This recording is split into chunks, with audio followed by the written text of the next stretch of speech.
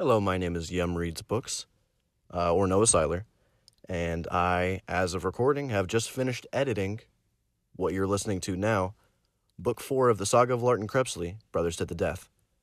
By the way, because I always yap at the beginning of these, I've cut myself down to a minute 55, so if you want to just go ahead and start, go to a minute 55. This has been a hell of a ride to finish recording, and the series in itself, it's been an honor to, first of all, be the member in the community I've become thanks to this, but it's been an honor voicing Larten, and it's still unofficial, of course. The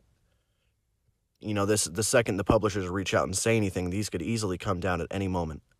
But being the unofficial voice so far, it's been amazing. I've got you guys reach out all the time thanking me for making the audiobooks, because at the end of the day, while it is a passion project of mine and something I make because I prefer listening to these, even though I love reading, but it's also an accessibility tool. I get emails from you guys all the time talking about, how reasons you can't read or why Anyway, this is something I'm going to talk about later on after the book's over, so I'm going to go ahead and cut it short.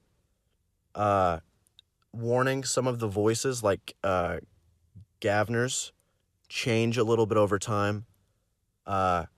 It's more so just to do with how long the project takes and stuff like that. Anyway, please enjoy the final book in the Saga of Larten Crepsley, Brothers to the Death. Enjoy that jingle, by the way, it's coming to an end.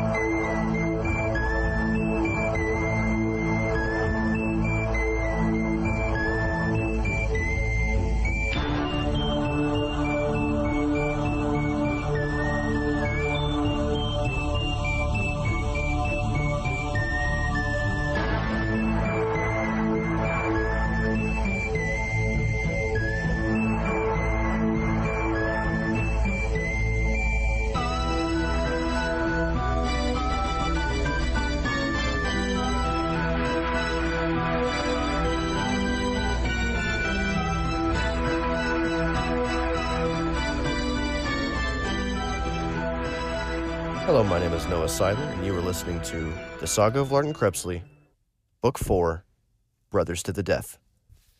Chapter 1. On a grassy bank in a park on the outskirts of Paris, a young man lay beside a middle-aged woman, holding her hand. They were talking softly, shielded from the setting sun by a large umbrella. Those passing by thought they were perhaps a mother and a son. None suspected that the orange-haired gentleman in the blood-red suit was more than twice the age of the woman. "What do you think people would say if I kissed you?" Larten murmured. Alicia giggled. That would be a scandal. Much about her had changed over the years, but her giggle was the same as ever. "I relish a juicy scandal," Larten said, leaning closer towards her. "Don't," Alicia laughed, pushing him away. "You know I don't like it when you tease me." "But what if I was not teasing?" Larten asked with a smile. But the smile was for Alicia's benefit. He was serious. He did want to kiss her. "That's sweet of you," Alicia said. "But I'm an old woman. You can't have any real interest in me after all these decades. I'm a wrinkly hag." "Hardly," Larten snorted. Alicia looked much older than him now, but in his eyes she was as beautiful as when they'd first met almost 30 years earlier. Alicia rolled away from him, into the sunlight, where she stretched and lazily studied the clouds. Larten's smile never faltered, but inside he felt sad. It had been a decade and a half since his reunion with Alicia. They had met often over the course of those years. Each time he hoped she'd kiss him, declare her love for him, and accept him as her husband. He wanted things to be like they were in 1906, when they were engaged and still madly in love. But Alicia felt that she was too old to marry again, and if she ever did give her hand to another man, she wanted to give it to a man her own age. It didn't matter that Larten had been born almost 80 years before her. He looked like he was in his 20s, and that's how she thought of him. To Alicia, he could never be more than a friend. Larten had accepted that. He had no choice, but he couldn't help wishing he was more. "The children are having fun," Alicia noted, nodding at a boy and a girl playing by the edge of a small pond. The girl was almost 18, a young woman who would probably marry soon and have children of her own, but Larten still thought of her as little Silva. She was a tall, slim, pretty maid, but to him she would always be a cute, chubby baby. The boy was in his 30s, but he didn't look much older than Silva. He was a vampire like Larten, aging only 1 year for every 10 that passed. He was of medium height, but broad, built like a wrestler.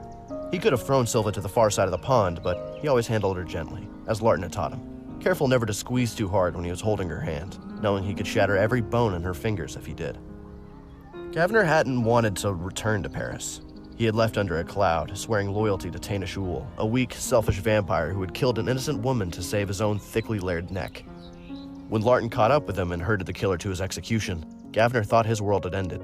He hated the man who he'd known since childhood as Ver Horsten and yearned to strike him dead.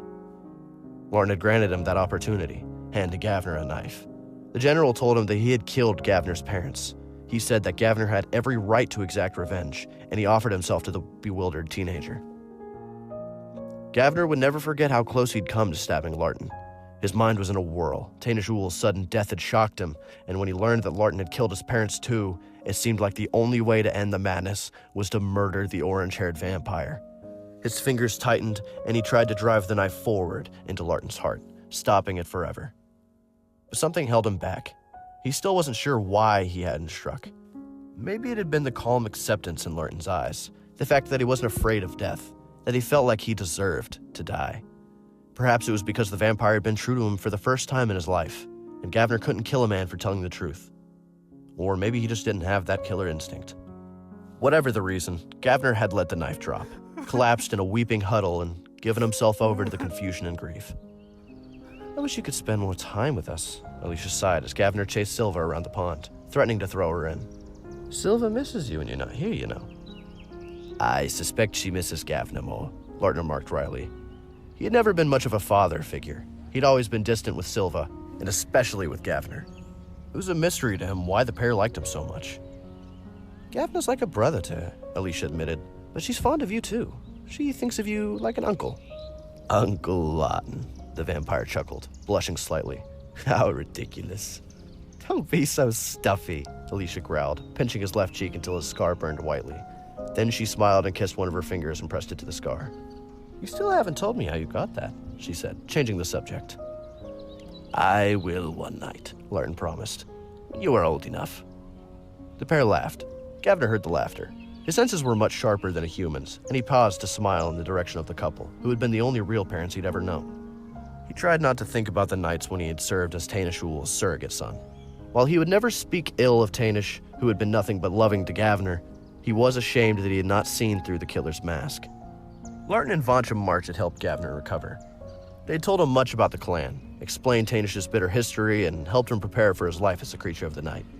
When they left Petrograd, Larten urged Gavner to travel with Voncha. He said that the prince could teach Gavner more than he ever could. But Gavner asked to learn from Larten instead. He had always wanted to get closer to the aloof, tall man with a scar, and he saw this as a chance to gain a father. There were no more lies between them. He hoped to build a strong relationship with Larten Crepsley and to earn his respect and love. Larten did respect Gavner and loved him in his own strange way, but he never made any open display of affection. He was shy with most people, slow to reveal anything personal, but it went beyond shyness with Gavner. He had orphaned the boy and would never allow himself to forget that. He had told Gavner the whole sad story, how he'd been suffering with a fever, how his young assistant had been killed, the way he'd lost his mind and slaughtered a ship full of humans. Gavner had forgiven him. He had come close to killing when he lost Taina Shul, so he could empathize with the older vampire. But Larten still blamed himself, and every time he looked at Gavner, he was reminded of that dark day, of the stain on his soul. Though he had spent most of the last 15 years with the youth, teaching him ways of the clan, he'd always kept his assistant at arm's length, insisting Gavner treat him as nothing more than a tutor. "I will never be a father to you," he'd declared several years ago after Gavner had absent-mindedly referred to Larten as his father. "I do not deserve such love, and I will cast you aside if you ever speak of me that way again. I will accept your friendship if you feel I am entitled to it, but no more than that." Gavner knew that Larten thought of him as more than a mere assistant, just as he thought of Larten as more than a mentor, but he accepted the older vampire's rules and never again spoke of his true feelings. If this was what Larten needed in order to feel comfortable around his student and would-be son, so be it. He would do anything to please the man who had reluctantly reared him. While Gavner studied Larten and Alicia, smiling sadly as he thought of the past, Silva snuck up on him and pushed him hard. Gavner yelped, arms flailing, then fell into the water. He came up splittering and roaring. He looked for Silva to drag her in, but she'd already fled. She knew how swiftly a vampire could react. Hide me! Silva squealed, seeking shelter behind her mother and Larten. If you were my daughter, I would spank you, Larten growled as Gavner hauled himself out of the pond. You know that sunlight is bad for him. I will have to help him fish his hat out of the pond before his hair catches fire. Silva's smile faded as she stared at the glowering vampire. But then Larten winked and she knew that everything was fine.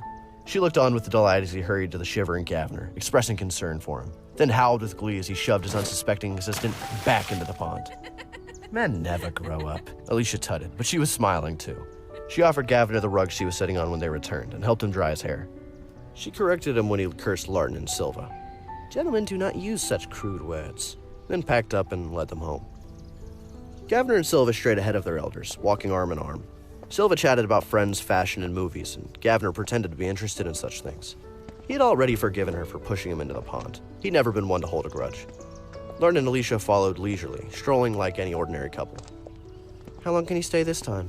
Alicia asked, already knowing the answer. Larten and Gavner had arrived a week earlier, and though nothing had been said, she'd gathered within a few hours that it would be a short visit. Larten always tried to cram in a lot if he wasn't staying long. When she heard him making plans for all the things that he wanted to do, she knew the pair would be moving on in a matter of days, not weeks or months. From his expression this afternoon, she realized the time had come for them to leave, so she asked the question at last, the same way she always did. It was a long-established routine of theirs. We go tonight, Larten said. We have a meeting that we must attend. It is not far from here as vampires measure things, but it will take us most of the night to get there. Will you return soon? She asked, again already knowing the answer. Larten sighed.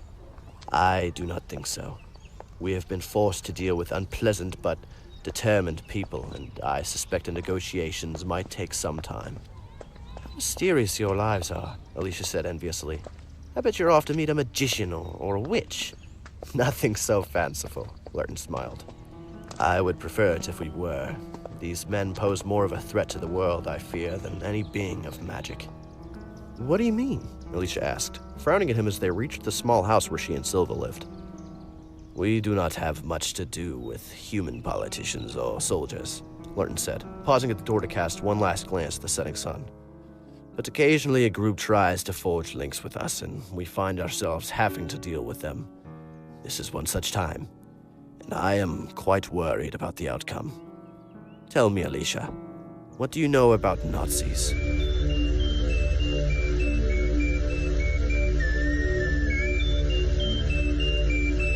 Chapter 2. We are so alike, Franz said with a smile. Vampires and National Socialists are creatures of similar beliefs and habits. We have common goals and hopes. If we unite, it will benefit both our clans. The officer's smile widened. Larten had never met people who smiled as freely as the Nazis, but he found no warmth or human in their grins, merely menace, deceit, and threats. The Nazis had been courting the Nightwalkers for several years. Their leader was a man who believed in the supernatural. He had set his followers the task of finding out whether or not vampires were real.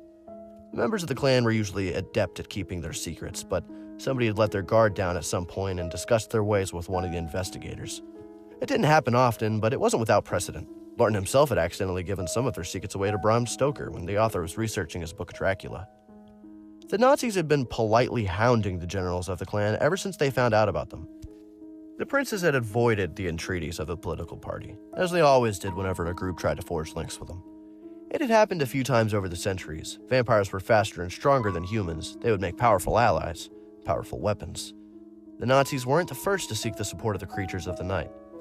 But no other group had pressed as hard as the smiling soldiers in the sharp suits. No army or party had claimed to share so many common ideals. Nobody had promised as much as the representatives of the short man with the silly-looking mustache. Many generals were in favor of union with the Nazis. They saw shades of themselves in the Germans. Like vampires, National Socialists believed in honor, order, and unity. They had stabilized a country in chaos. They lived by strict laws and preached obedience and decency. They had little time or sympathy for the weak or old. They focused on the strong, the pure, and those who could handle themselves in a fight. They were more interested in control and power than vampires were, but Apart from that, they were as close to the clan in spirit as any humans had ever appeared to be. Some highly ranked generals had met with members of the party in recent years, and now a prince had been sent to parley. Mika Verleth was chosen to head the debate, mostly because he was young and open to new ideas, though Larten thought the fact that he dressed in black and looked like a Nazi also played a part in the decision. This was the first time a prince had negotiated with a human delegation, and it was a momentous event in the history of the clan. Mika had to choose a general to be his second, someone he could discuss the complex issues with. Most thought he would opt for an elderly vampire with a proven record, but to everyone's surprise, not least of all Larten's, he had asked for Seba Niles' ex-student. The pair had been engaged in talks with the Nazis for several weeks. Franz was only the latest in a line of party members that they had dealt with. They had been treated to a tour of Germany to meet a variety of the National Socialists in the flesh. Mika had read many documents about the party, their beliefs and aims. They had dined well, slept in fine hotels, and been treated like honored dignitaries. Yet Larten hadn't felt at ease since linking up with Mika. He couldn't put his finger on the exact reason for his discomfort. He just didn't trust these people. They reminded him in some way of Tainish Uhl, only far more dangerous than the cynical, self-serving Tainish had ever been. Larten listened with a polite expression but a heavy heart as Franz outlined a list of reasons why vampires should support the growing Nazi movement. He promised to provide the clan with an army of new German recruits. They would be equals, sharing all that came their way. He said the Nazis wished to learn from the wise vampires and emulate their great deeds, to turn the world away from the petty vices of the day and towards the noble pursuits of the night. Governor Pearl and Ara Sales sat several feet behind Mika and Larten. Ara was a respected general now, but she still considered Mika to be her mentor. When he had need of her, she acted as his assistant, the way Gavner assisted Larten. She hadn't hesitated when he'd asked her to come with him. There was no dishonor in serving the wishes of a prince, no matter how experienced a general you might be. Larten hadn't spoken much with Ara. Their nights were packed with meetings and fact-finding outings, and by day they slept. Besides, he wasn't sure what to say. He had made his admiration of her clear in the past, but that was before he'd renewed his relationship with Alicia. His French amour might only be a close friend now, but he still hoped that she would one night ask to be more. Any romantic entanglement with Ara would have felt like a betrayal. It was easier to keep out of her way and avoid a potentially complicated situation. "The world is changing," Franz said. He was still smiling, but not as widely as before. Larten had sensed a change in the atmosphere over the last few nights. The Nazis had grown impatient, and Franz was having a hard time hiding his mounting frustration. "The world is forever changing," Mika said. "True," Franz nodded. "But now more than ever. Faster than ever. A storm is coming. We will need all friends if we are to survive. You will find us friends of the highest caliber. Strong, loyal, and dependable." "What do you like as enemies?" Mika asked casually. And although he said it with a chuckle, Larten saw Franz's face darken. "Why speak of us that way?" Franz growled. "We have no wish to be anything but your allies." "You misunderstand me," Mika said. "If we become your friends, your enemies will be our enemies. If you go to war, it will be our war. I want to know how you plan to deal with those who don't share your vision for the future." "I see." Franz was beaming again. "First, it is important to recognize that we do not seek war. We hope to expand and redraw the boundaries of our once great nation, to again be a force of true power in the world. Ideally, we will exert our influence peacefully. If others resist and threaten us, we will of course fight and win. But war isn't something we wish to actively pursue." "Yet there are some you long to destroy," Mika pressed. "People of certain nations and religions." "Destroy is the wrong word," Franz purred. "We believe this world would be better without certain types of people. We have always been upfront about that. But vampires share those beliefs. You cut loose the old and infirm, those of low character, base creatures who would drag you down. We seek to do the same. Surely that cannot be an issue for proud, pure warriors such as yourselves." Mika nodded slowly, considering Franz's words. This was the heart of their debate, even though they had largely skirted the issue so far. Vampires came from all corners of the earth, regardless of color, race, or creed. If you were strong, determined, and honest, you could join the clan and be entitled to respect. The Nazis weren't so eager to include people of specific backgrounds. "What do you think?" Mika asked suddenly, turning to Larten. The orange-haired vampire blinked and stared at the prince. Larten still wasn't sure why Mika had invited him to be a second. The raven-like prince had said little to the general. He hadn't asked for Larten's views or discussed matters with him in detail, until now. As Larten struggled to form a polite, diplomatic response, Mika shook his head. "Don't tell me what you think I want to hear, and don't worry about our hosts. I want your true opinion, Larten. Share your thoughts with me, openly and honestly. That is the vampire way." He murmured to Franz and the officers who flanked him. "I hope you won't be offended." "Of course not," Franz said, but he was squinting at Larten suspiciously. "On which particular points do you wish me to comment, sire?" Larten asked. "All of them," Mika said. "I want your general reaction. Tell me what you think of the National Socialists and their desire to merge with us." "I dislike and distrust them," Larten said bluntly. Some of the officers gasped, but Franz silenced them with a sharp gesture. He was glaring at Larten, but he said nothing, waiting to hear the rest. "They are cruel," Larten went on. He didn't enjoy airing his feelings this way, but Mika had asked him to be open, and Larten would never disobey the demands of a prince. "Vampires are hard, yes. We ask much of ourselves and those who would be part of the clan. We execute the mad, the weak, the injured, and the old, or urge them to make an end of their own. In that respect, we are like these humans. But those we treat harshly have chosen the path of the night. They left their human ways behind when they joined the clan. They understand why we treat them so pitilessly. They acknowledge our rule, live by our laws, and accept death when they are no longer fit to fight. The enemies, no. The victims of the Nazis have no such choice. These people hate without reason. They pass judgment on innocence. In that way, we differ. Vampires are harsh. Nazis are vicious. We are merciless. They are monstrous." One of the officers cursed and leapt to his feet. He drew a pistol and leveled it at Larten. Before he could fire, Franz barked a command, and the officer angrily holstered his weapon and sat. When he had control of the room again, Franz faced Larten and sneered. "You understand nothing of us, or the problems we face." "Perhaps," Larten said calmly, "but I was asked for my opinion, and I gave it." "Do you share his view?" Franz snapped at Mika. The prince smiled thinly. "In any group you'll find differing beliefs and standards. I'm sorry if my assistant's criticism upset you. I simply wanted to know where he stood on this issue." "It's now you know," Franz said. "But where do you stand?" "I'll have to think about that before I give my answer." Mika rose and offered his hand. Franz hesitated, then shook the prince's hand. "We have been patient," the officer said softly, "but we cannot wait forever. I must know if you are with us or against us, and I need to know soon." "You shall," Mika promised. "I'm close to making a decision. There are just a few matters I need to think over. You will have your answer shortly." Franz didn't look happy, but he nodded curtly and took a seat, watching with narrowed, hostile eyes as the prince and his followers slipped out of the room and returned to the fabulous hotel suite where they had been quartered.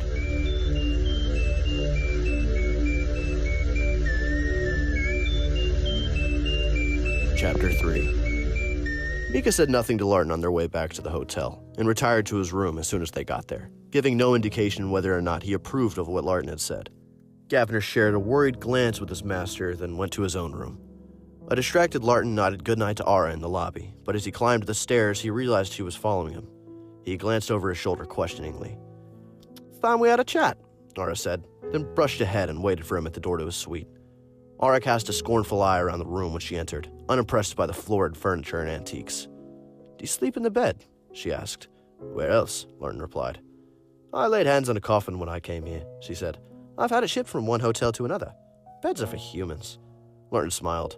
"You sound like Vansha March." "A most noble vampire." Ara nodded, then sat on the least comfortable-looking chair and studied Larten seriously. She hadn't changed much since he had first met her. By no means beautiful, but pretty in her own way. She'd picked up scars in battle since she'd become a vampire and was leaner than when she'd served as Ivana's apprentice. But she wore the same brown clothes, and in the dim light she could have passed for a teenager. "You spoke passionately tonight," Ara noted. "I said what was in my heart." "The Nazis did not like being called monsters." Larten shrugged. "Perhaps that was uncalled for, but Their smug smiles sicken me. I wish to wipe the grins from their faces. You certainly did that.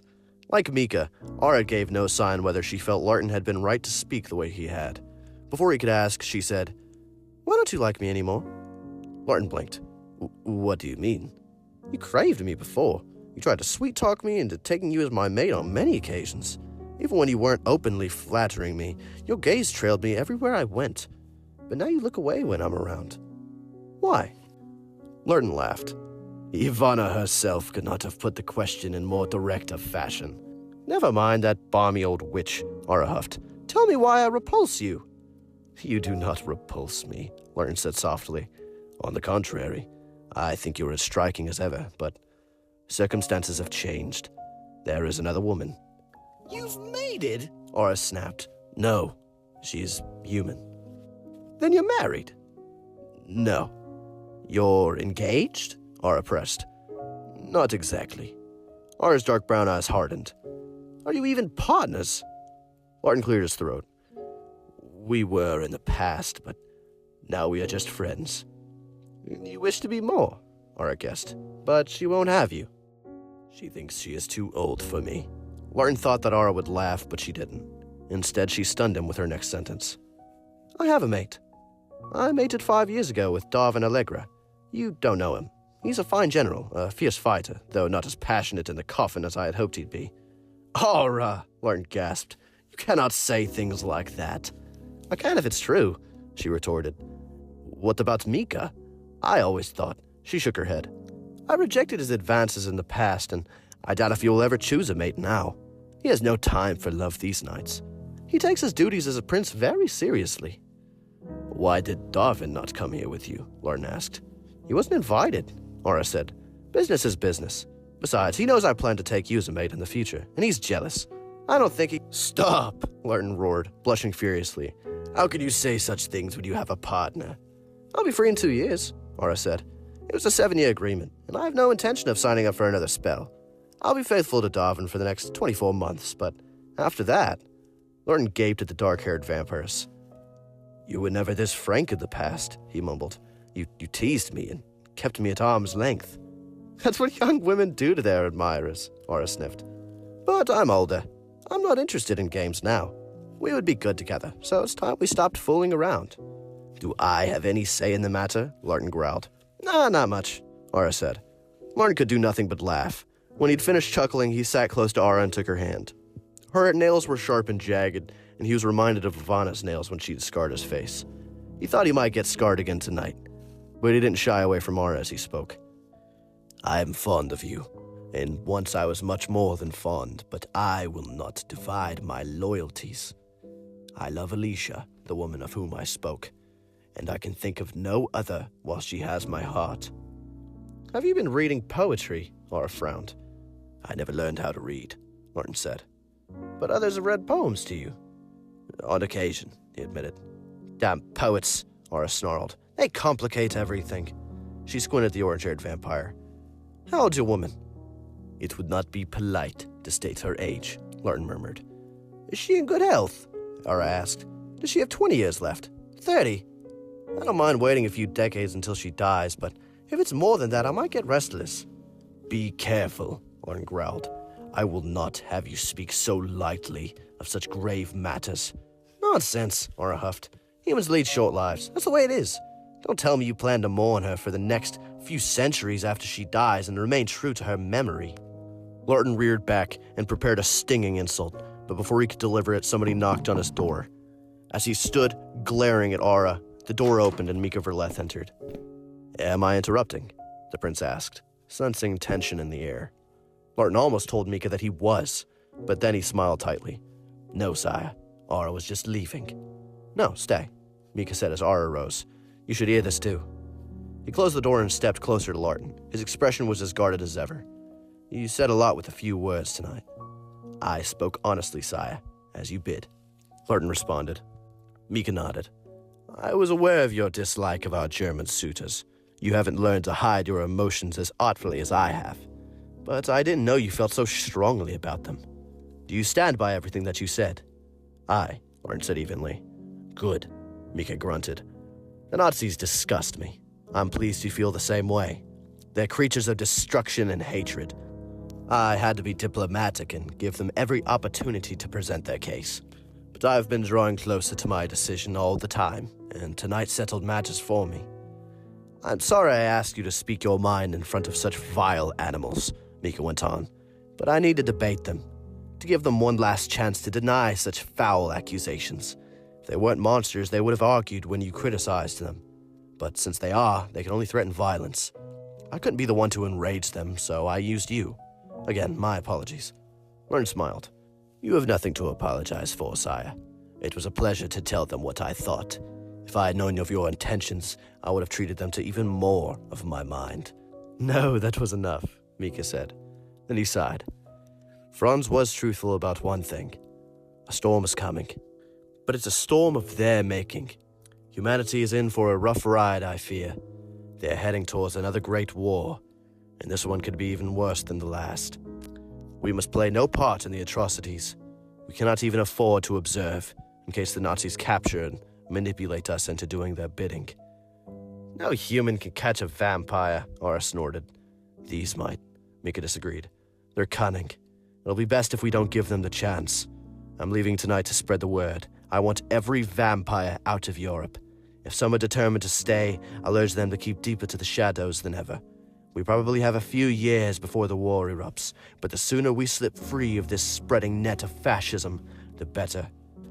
I need you and Gavner to distract them, he said to Larten.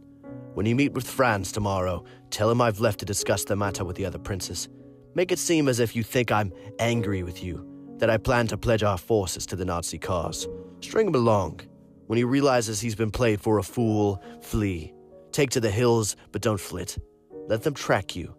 I think the Nazis will trail you in the hope that you will lead them to Vampire Mountain. Keep that hope alive for as long as you can. Stretch it out for months, years if possible. The longer they focus their attention on you and Gavner, the more time the rest of us will have to evacuate. We will lead them on the mother of all wild goose chases, Larten promised, eyes alight. He would drag them through the harshest, most uncomfortable corners of the world. He doubted that Franz would smile so much then. Mika clasped Larten's shoulder and squeezed. Stay alert, he warned. These men are dangerous. They may try to trap you if they suspect they're being led astray. If that happens and they block all avenues of escape, you'll better serve the clan dead than alive. You understand?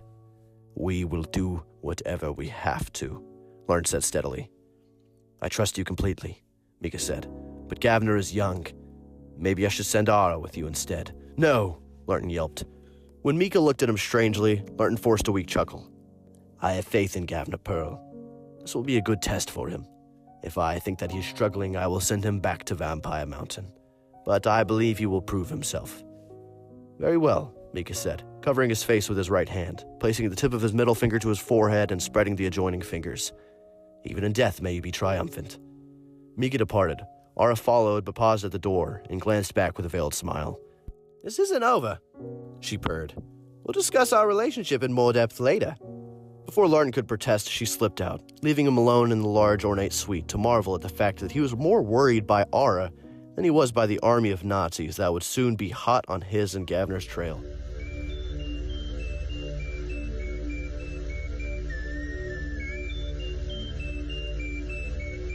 Chapter 4. Larten was ready to strangle Gavner. He had endured more than 3 months of his assistant's snoring, and it was driving him mad. He tried herbal medicines, pegs on Gavner's nose, even a gag, but nothing worked. He rarely got more than a couple of hours sleep most days. He was tired and irritated, and he blamed it all on Gavner Pearl. What's wrong with you? Gavner yawned, sitting up and stretching. They had spent another day in a coffin in a crypt. Gavner had enjoyed a perfect day's sleep, but Larten had been up for the past hour and looked as sour as a pinched baby. 3 guesses, Larten snapped, shooting Gavner a dark look. Gavner laughed. Don't tell me I was snoring again. I think you do it just to annoy me, Larten growled. You should move to another coffin if it's that bad. Larten's expression darkened, and he muttered foul curses beneath his breath. It had been his idea to share a coffin. They holed up in graveyards most days, although sometimes they slept in barns or old ruins. They could easily have slept apart, but Larten thought it would be safer if they stayed together. He was worried that the Nazis might divide and capture one of them otherwise. The Germans had been pursuing them for the past 3 months, ever since Franz realized Mika wasn't returning. Negotiations had broken down, and the officer was replaced by one who never smiled and who demanded Larten agree to his terms immediately, or else. Sensing that he had pushed them as far as he could, Larten stole away that night, and he and Gavner had been on the run since. Larten was enjoying the game of cat and mouse. He and Gavner kept one step ahead of the Nazis, moving swiftly every night, but never so fast that they couldn't be tracked. The Nazis had almost trapped them a few times, surrounded graveyards where they were sleeping, and moved in for the kill. If Larten had been human, he and Gavner would have been caught, but a sharp sense of hearing had alerted him to the threat each time, and they had managed to break free. On one occasion, the Nazis outsmarted them and sent their forces ahead of the vampires to stake out a number of graveyards in advance. That had almost been the end. They'd faced a desperate dash at dawn to find somewhere safe to rest, ending up beneath the roots of an ancient tree. Ants and other insects had made it a long, uncomfortable day. Since then, Larten had varied their route, following no set pattern, deciding each day at dusk which direction they'd take. Larten wasn't sure how long the Nazis would dog their trail. Mika thought they would hound him for years, though Larten doubted they were patient enough to follow him for that long. But so far, they'd shown no sign of quitting. They had doubled their numbers, then doubled them again, even following the pair when they crossed the border into lands where Germans were far from welcome. Larten could have revealed the Nazis' presence to the local authorities, but his task was to lead them on, not have them locked up. The only real downside was Gavner's snoring. It truly was as bad as Larten claimed. Some days he made more noise than one of the polar bears that Larten had wrestled with years earlier, during their trek across the plains of Greenfield. "Perhaps if I cut off your nose," Larten muttered, only half joking. "You go anywhere near my nose and I'll slice off your ears," Gavner retorted. "You know you were not this bad when you were a child." "How do you know? You never checked on me while I was asleep." "Yes, I did," Larten protested. "Don't lie," Gavner tutted. "Alicia always tucked me in and looked after me if I stirred in the night. She told me I was a terrible snorer from the start." "Then you admit it," Larten pounced. "Maybe I snore a little," Gavner grinned. The younger vampire moved to the mouth of the crypt and stared at the rows of headstones and crosses. It was almost dusk, but the light still hurt his eyes, and he had to shield them with a hand. "How come you don't mind the sun so much?" he asked Larten. "Your eyes adjust after 50 or 60 years, Larten told him. Gavner grimaced. "I hate the way you make the decades sound so casual. 50 years is a long time." "I thought so too, once," Larten said, although honestly he couldn't remember when 50 years had seemed like an age. Like most vampires who had been around for more than a century, he had the impression that he'd always been offhand about the passage of time. He had forgotten the impatience of his youth, the way the years had dragged. He no longer regarded the future with unease, wondering how he'd fill so many long nights. As a general of good standing, he had more things to worry about than killing time. "You must get bored," Gavner said. "There must be nights when you feel like you've been alive forever, and the thought of enduring more drives you insane." Larten cocked an eyebrow at Gavner. "You sound like a cub. Perhaps you need to spend some time with vampires your own age." "A lot of losers," Gavner snorted. "No chance." They had run into a pack of cubs several years earlier. There weren't as many as there had been in Larten's youth. Vampires only rarely blooded children now, and new recruits were given more time to adjust to the ways of the clan before being asked to commit themselves. As a result, few felt as restless as Larten once had. Most were not inclined to break away from the clan for a decade or two. But some young vampires still gathered in different parts of the globe every so often, to mix with humans and lead a free and easy life before giving themselves over completely to the vampire cause. When Gavner had been introduced to a pack, he reacted with scorn.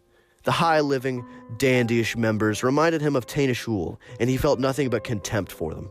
His response delighted Larten, although he did feel a pang of shame when he considered how low an opinion Gavner would have had of him if they had met back when he went by the name of Quicksilver.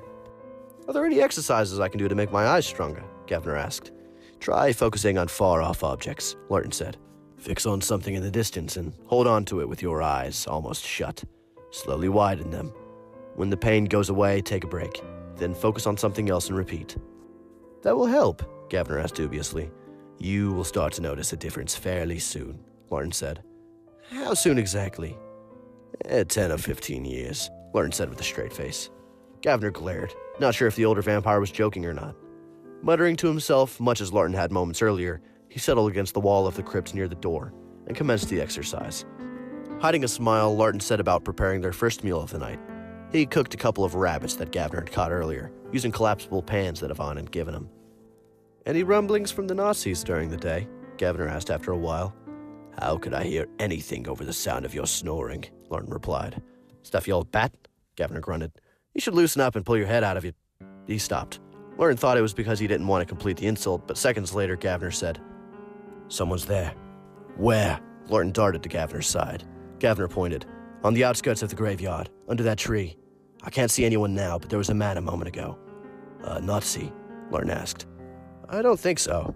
He was small. He had white hair and he was dressed in yellow. With green boots, Larten said quickly. Yeah, you know him? Aye. Larten's face was dark. Is he a vampire? Larten shook his head. If your eyes were sharper, you would have seen a heart-shaped watch sticking out of his breast pocket.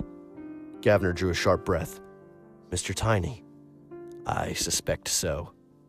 Larten had told Gavner much about the mysterious meddler, the man of ancient years who claimed to be an agent of destiny.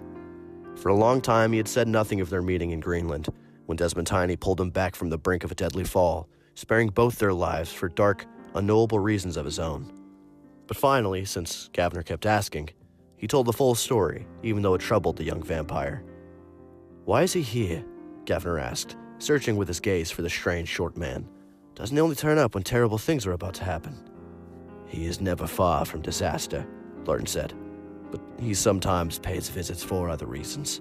He hesitated, then decided this was as good as an occasion to any to tell Gavner another of his secrets. This is not the first time he has trailed us. Gavner looked around, his eyes narrowing, but not from the sunlight. I have caught glimpses of him several times over the decades, Larten said. He circles us occasionally, keeping his distance and watching. Why? Gavner snapped. Larten shrugged. Maybe we should go after him, Gavner suggested. Face up to him. Make him explain why he follows us. There is no point, Larten sighed. He never comes close enough to catch.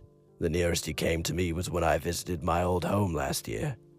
Larten had been back to the city of his birth a few times with Gavner. He liked to keep an eye on the place. Relatives of his still lived there, and although he had not tracked down any of them, he felt connected. Whenever he was within easy traveling distance, he made time to swing by and make sure all was well with the people who had been his before he was accepted into the clan. I was on the roof of the house where my parents used to live, Larten went on. You were asleep, snoring, it goes without saying. Mr. Tiny appeared on the roof next to mine. I thought he was going to say something. He stood there for ages, looking at me directly.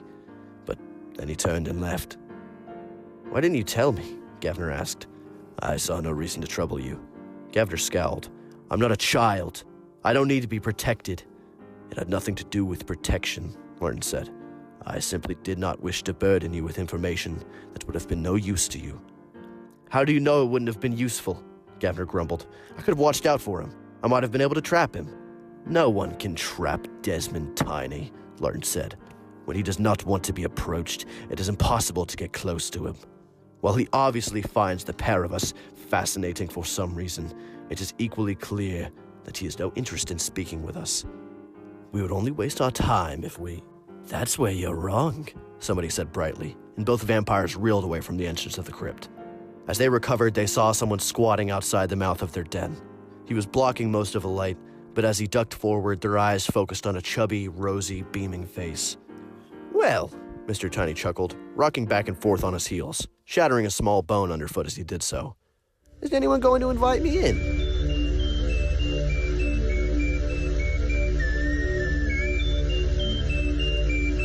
Chapter 5. Larten offered Mr. Tiny one of the rabbits, but he turned it down.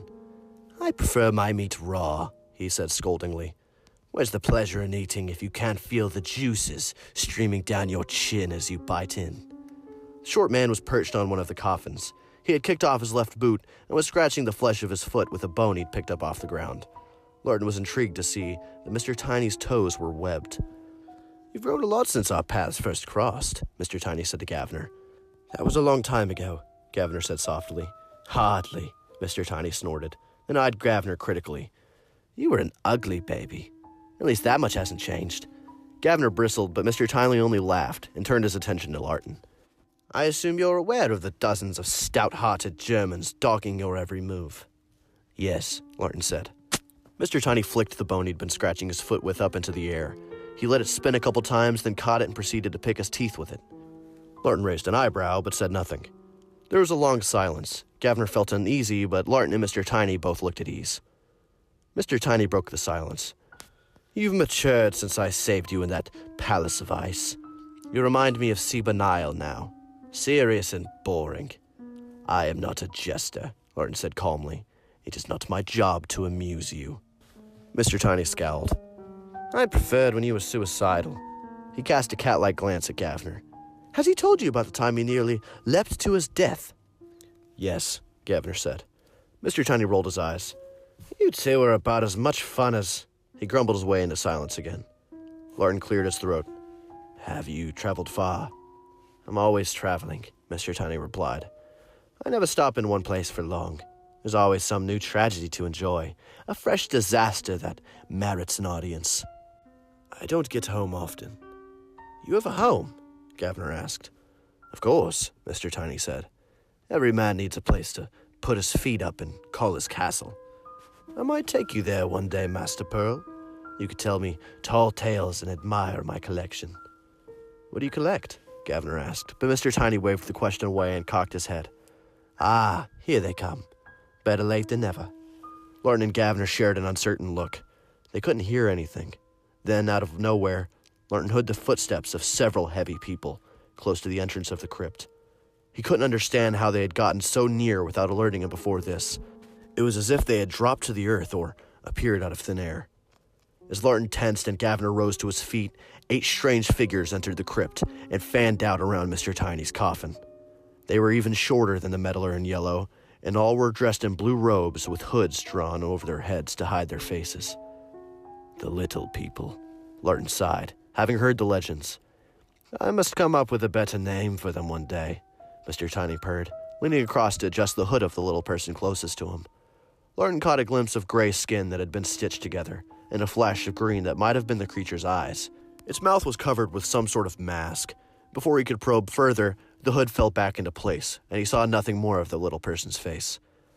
"I'm taking them to the Cirque du Freak," Mr. Tiny said, and Larten's eyes lit up. "The cirque is nearby," he gasped, surprising Gavner with his enthusiasm.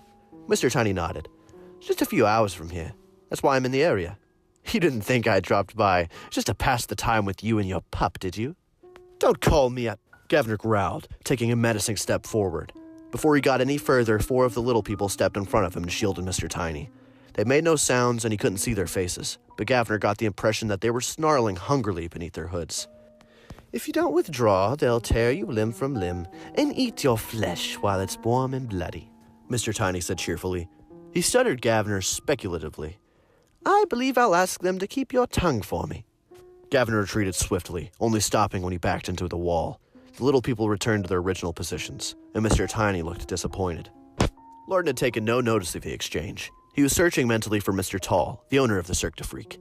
The pair had bonded years before, and Larten could track him down the same way he could track Seba and Wester.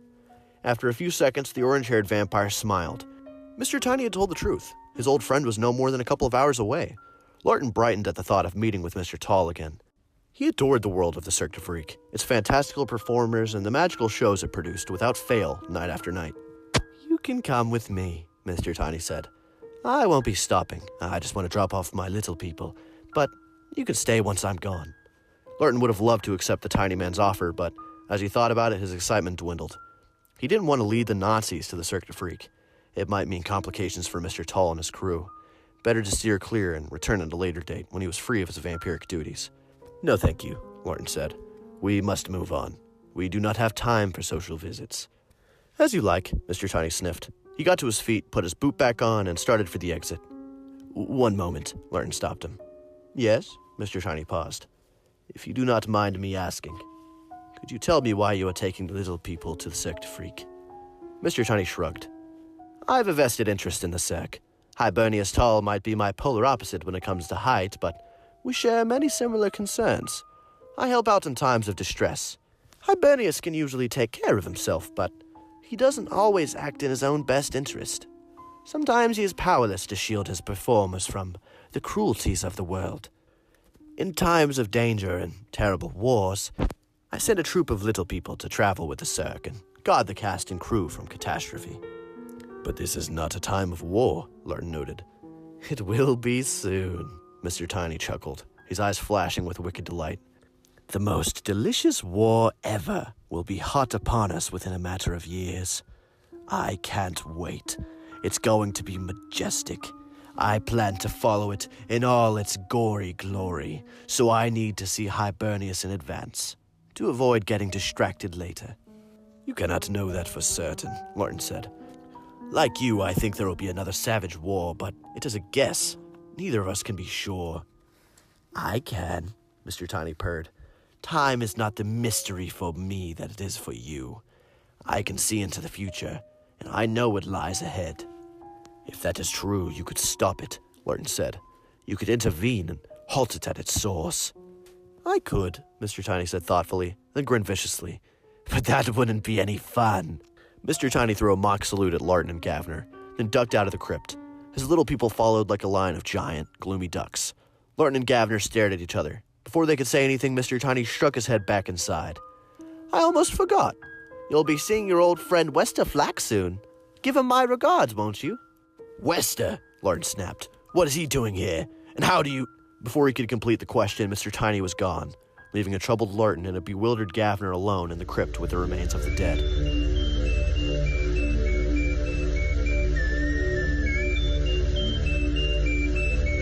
Chapter 6.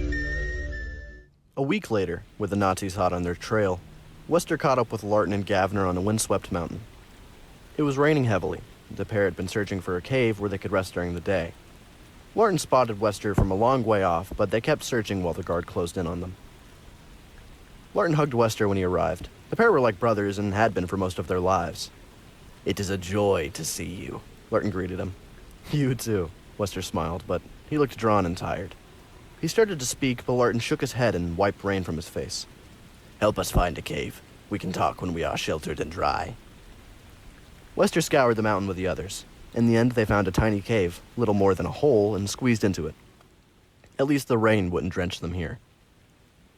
There was no room to light a fire, but they generated enough body heat to warm the cramped space. As they wrung the worst of the rain out of their clothes, Larten asked casually, Why have you been consulting with Desmond Tiny? Wester stared at Larten, astonished. How do you know that? He paid us a visit recently. Wester looked worried. What did he say about me? Only that you would be joining us soon. He asked me to give you his regards. Wester scowled. Damn his regards. He shocked the life out of me a couple of years ago. I was scouting around the base of Vampire Mountain. Seba had asked me to bring him some berries, and Mr. Tiny hailed me from a tree. Desmond Tiny has returned to Vampire Mountain, Larten snapped. No. He didn't enter. He said that he just happened to be passing by, but I think he specifically came to see me. Larten frowned. Did he say why? Wester sighed. There were dark rims around his eyes, and the flesh of his cheeks was tight. He looked like he hadn't slept much or eaten properly in a long time. I'm losing support, he said softly.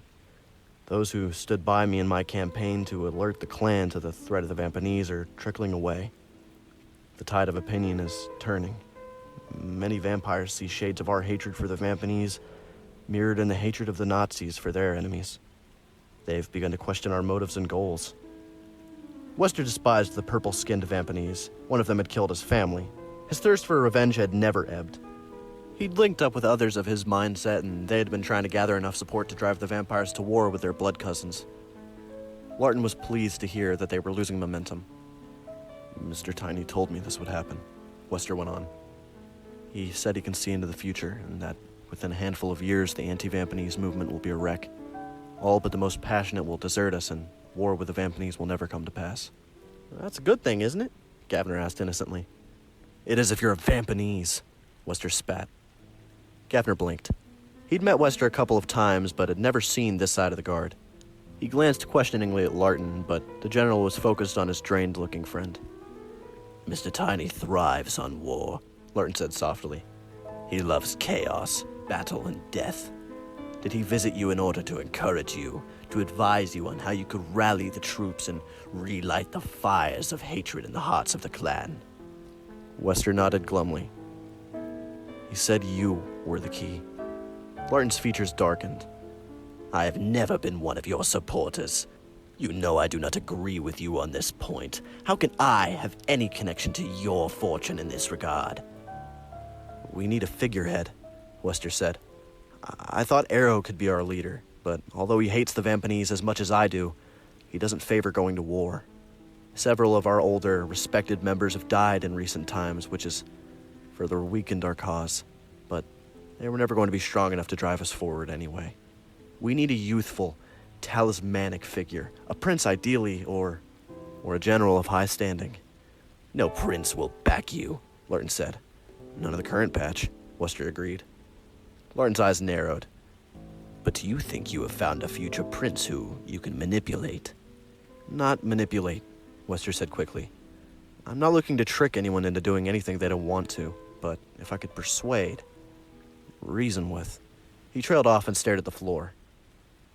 Mr. Tiny said that you would become a prince.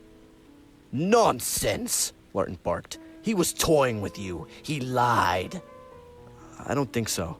Wester looked up again. You're widely respected.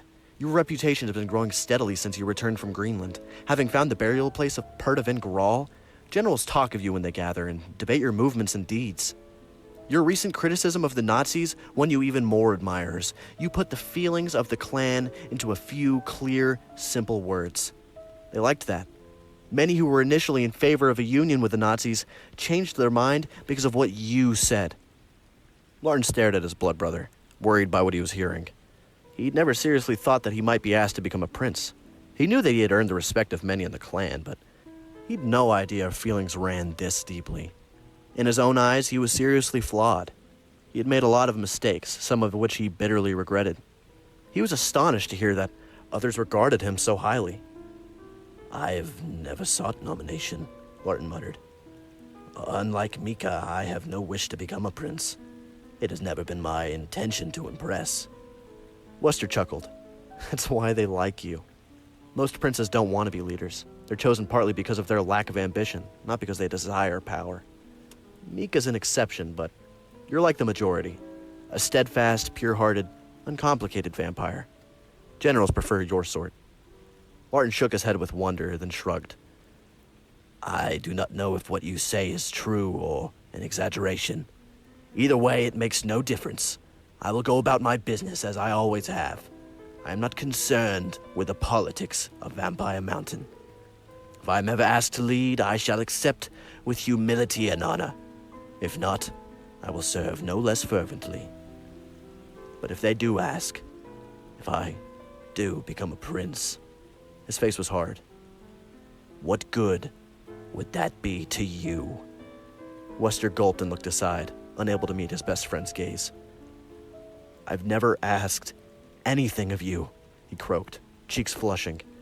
In the matter of the Vampanese, I left you to your conscience. I would have cherished your support, but I never sought it. I asked for no favors. And I respect you for that, Larten said, hoping that Wester would stop there, but the Slender Guard couldn't. I need you to back me now. Larten could see how much Wester hated having to beg, but he was desperate. That desperation struck Larten hard, and he said nothing as Wester continued. Without you, I'm lost. All the years I've devoted to this, the arguments, the winning of influential friends, the sacrifices, it will have been for nothing.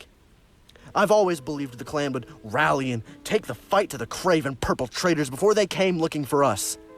That belief keeps me going. It defines who I am. Without it, I'm nobody. I'm a nothing. Wester's eyes were brimming with tears, and he had to pause. Larten wanted to say something, but he could think of nothing that would be of any help. Finding it hard to sustain that belief, Wester sobbed. Friends and allies are discerning the movement. Generals scowl when I speak ill of the Vampanese. I've been told to guard my tongue, that this isn't the time for such sentiments. We were so close, closer than you can imagine, to winning over the clan.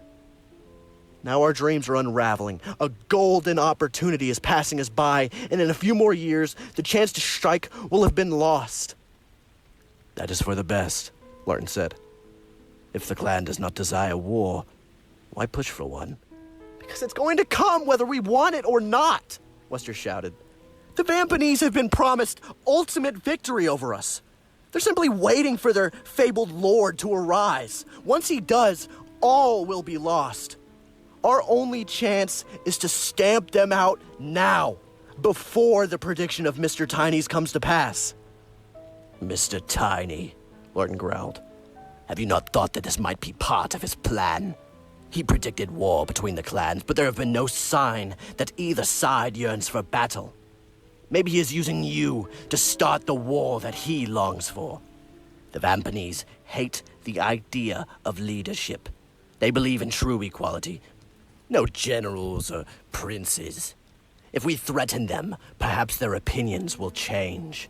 And maybe that will lead to the emergence of the Lord of the Vampanese, whom you so fear. Even if it does, he'll only be a lord of corpses, Wester sneered. If we act swiftly and brutally, we can kill them all. It'll be an ugly war. Our losses will be severe. But if we can secure the future of the clan, won't it be worthwhile? Larten sighed. I can never agree with you on this, Wester. We view the issue from opposing sides.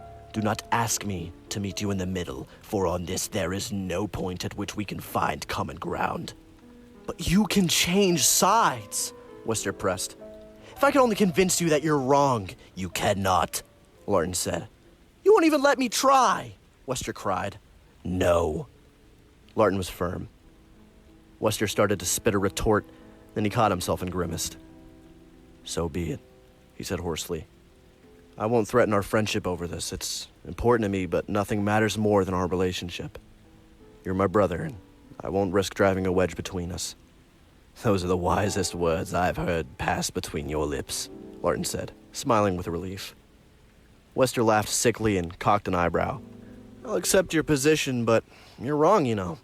We should go to war with the Vampanese. Time will prove me right. Perhaps it will, Larten said. But for now, let us have no more talk of dark matters. Rustle us up some food, Gavner. The finest game you can find. On a mountain like this, Gavner groaned. In such foul weather.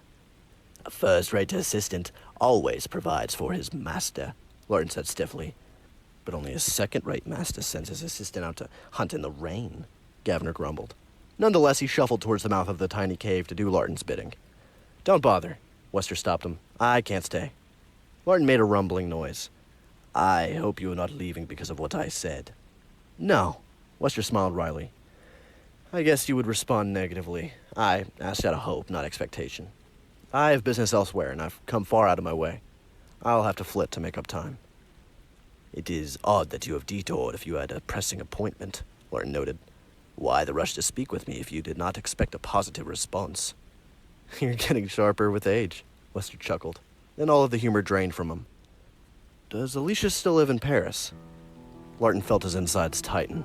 He had a good nose for danger, having had so much experience of it over the centuries, and he caught a strong whiff of it now. Yes, Gavner answered when Larten was silent. The same place as when I last visited the city with you, Wester pressed. No, Larten said softly. She has moved a couple times since then. Good, Wester sniffed. This might have nothing at all to do with her. I hope that it hasn't. But I heard a rumor and felt it was vital that I inform you. That's why I came, even though time was against me. He looked around and dropped his voice as if afraid of being overheard. Randall Chain has been making inquiries about you. I've heard that name before, Gavner said, trying to remember where. He is the Vampanese who tormented Tainish Ul, Larten said. The one who killed people who were close to Tainish. Gavner's breath caught in his throat. Why is he asking about you? Larten shook his head uncertainly. I have had no dealings with Randall since that night in Paris when Tainish blamed his murders on me. I have not even thought about him. The two of us have had no quarrel with one another. It was Tainish he hated, not me. From what I hear, Randall Chain hates all vampires, Wester said morosely. But he had a special spot in his heart for Tainish, and if the rumor is true, he might have transferred his attention to you. Tainish did not have any close friends in Paris until I came along, Larten said, thinking aloud. That is why Randall focused on business associates of his. But maybe he has decided to hurt me in order to punish Tainish. No one outside of our small circle knows that Tainish is dead, Rendell would find it hard to pinpoint my location, but if he knows about Alicia... How could he? Gavner snapped. It is no great secret, Larten said. We were open friends with Tainish when I lived in Paris. If Rendell Chain has been making inquiries about me, he will surely have heard of Alicia. If he also learns that I have been making trips to the city in recent years, he might correctly assume that I have been visiting Alicia and target her in the hopes of discovering my whereabouts. I'd have gone to warn her if I could, Wester said, but I didn't know where she was living. Even if I knew, she's never met me, so she would have no reason to trust me. I thought it was better to bring the matter to you. You did right, Larten said. We will return to Paris as soon as we can. Ideally, I would like to flit, but that is not possible. We must... What are you talking about? Gavin interrupted. Of course you'll flit. Her life might be in danger. Silva's too. I can't flit yet, so you'll have to get ahead of me. Larten shook his head. We must continue to lead the Nazis astray. To hell with the Nazis! Gavner shouted. I'll take care of them. You have to warn Alicia and Silva. I cannot, Larten snarled.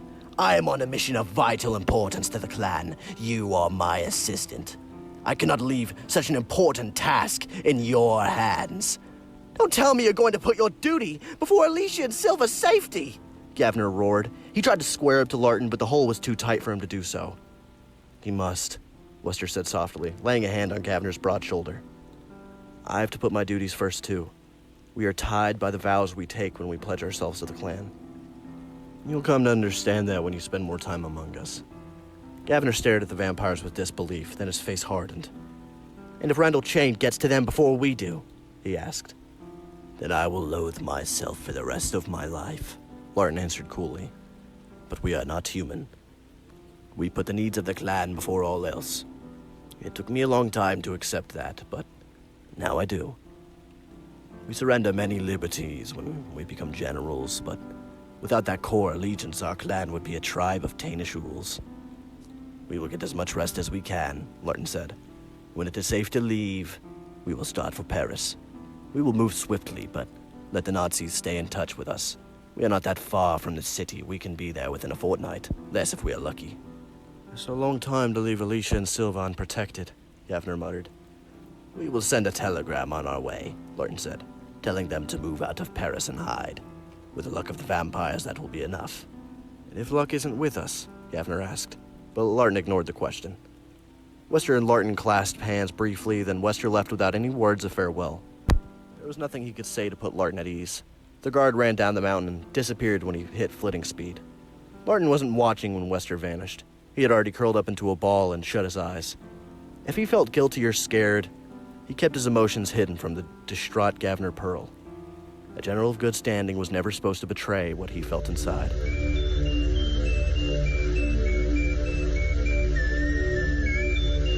Chapter 7. The pair of vampires crossed Europe quickly, pushing the pace as much as they dared.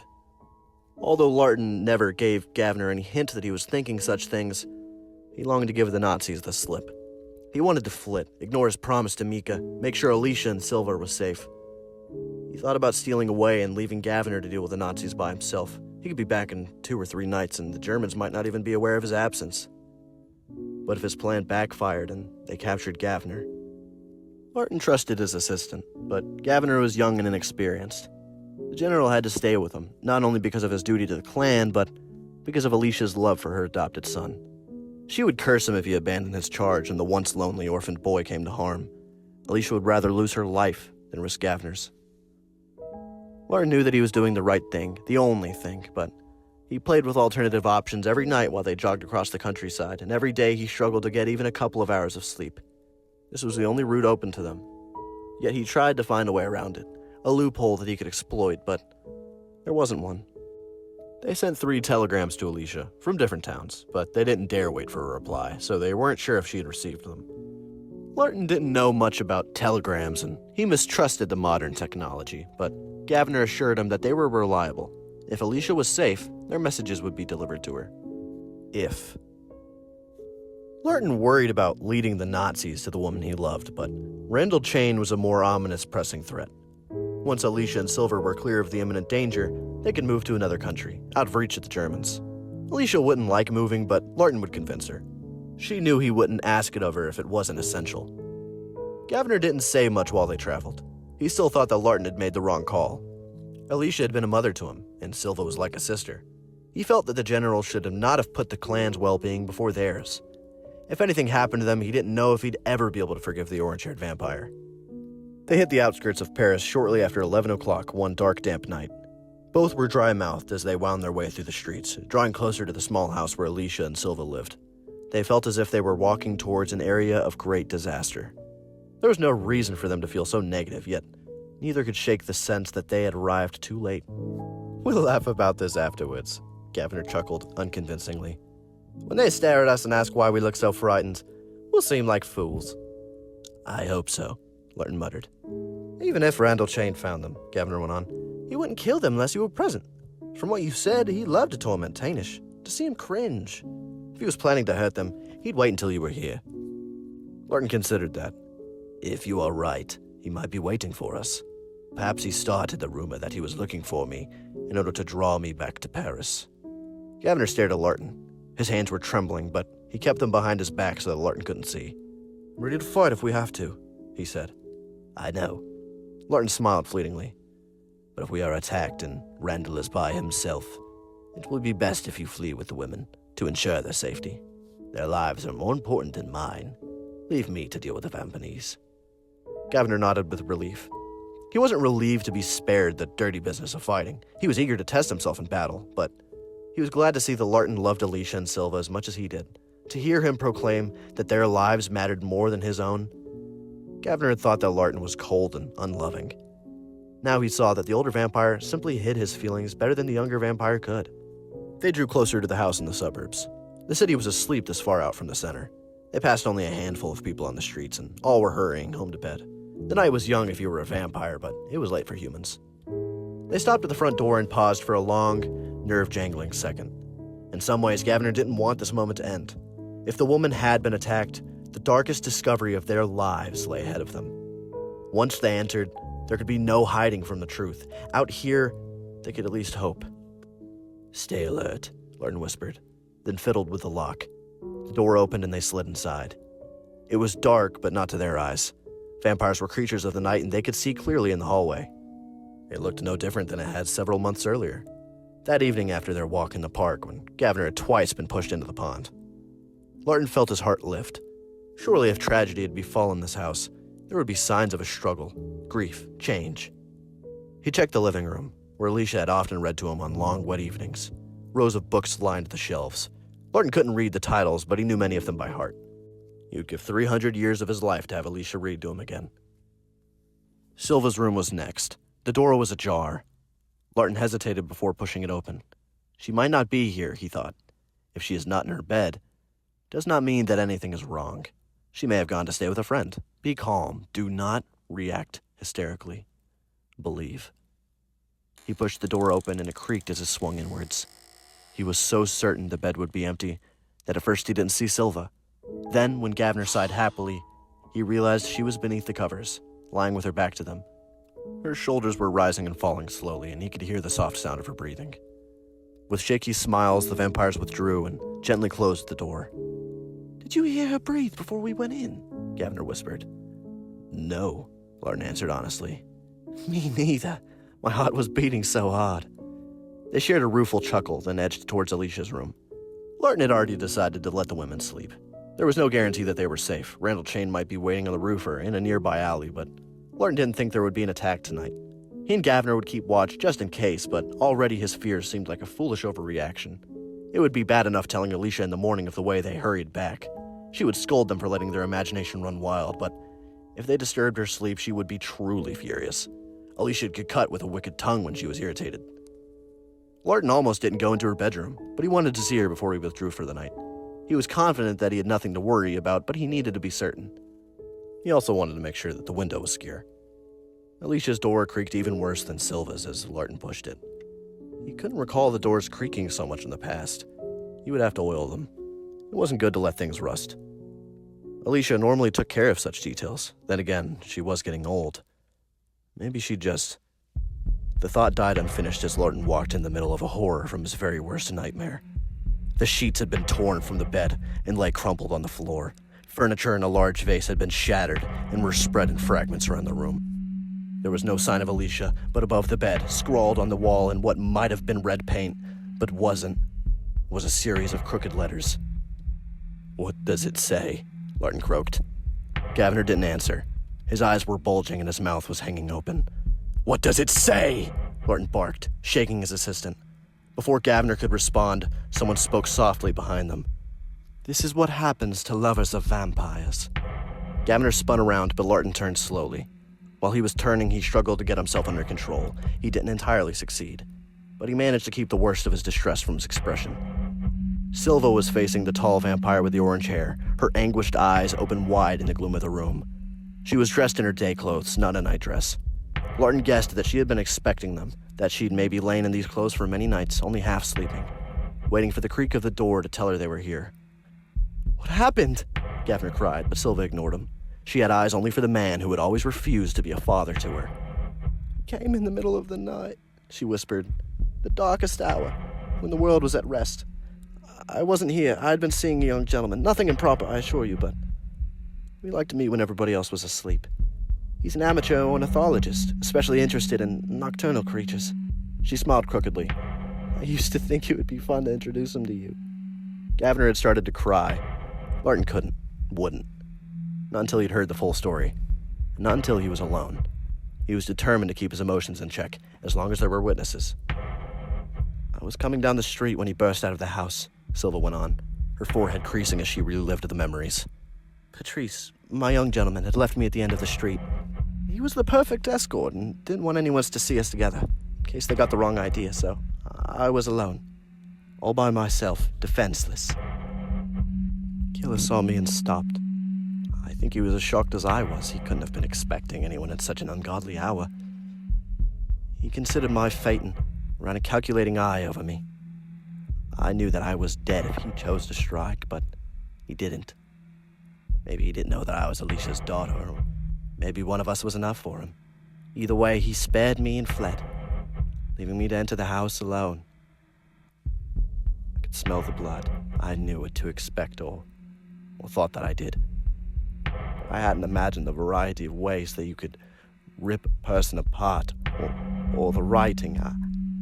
I never. She stopped and read the words again, silently this time. Gavner reeled aside and retched against the wall. He used a sheet to wipe his chin and cover the mess. He was sobbing uncontrollably. "What did he look like?" he groaned, but both the elder vampire and the young woman ignored the question. They knew this wasn't the work of a stranger. "Mama told me you were a vampire when I was 10 years old," Silva said. "She thought that I was old enough to deal with the truth. I was fascinated. I wanted to learn more about you and maybe join your clan. Mama pushed such ideas from my head. She told me how dangerous your world was. She loved you, but she's never trusted your kind. She said that you were creatures of battle, of blood."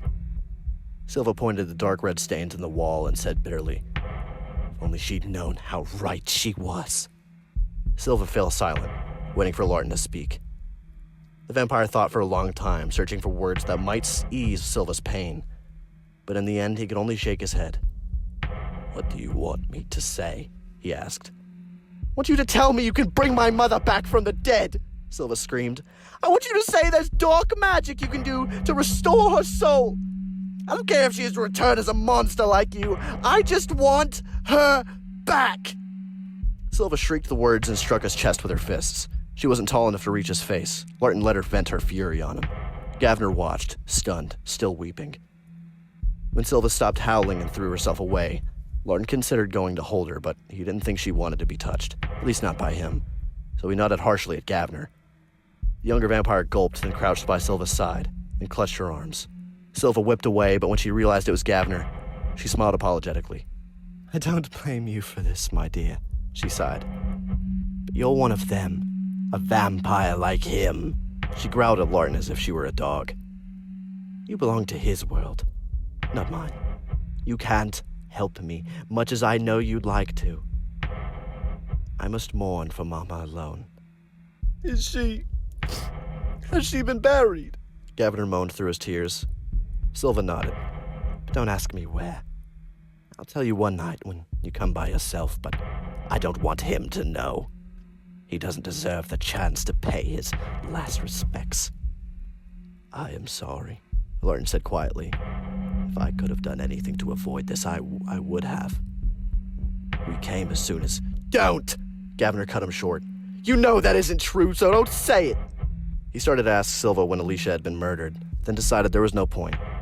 What difference did it make?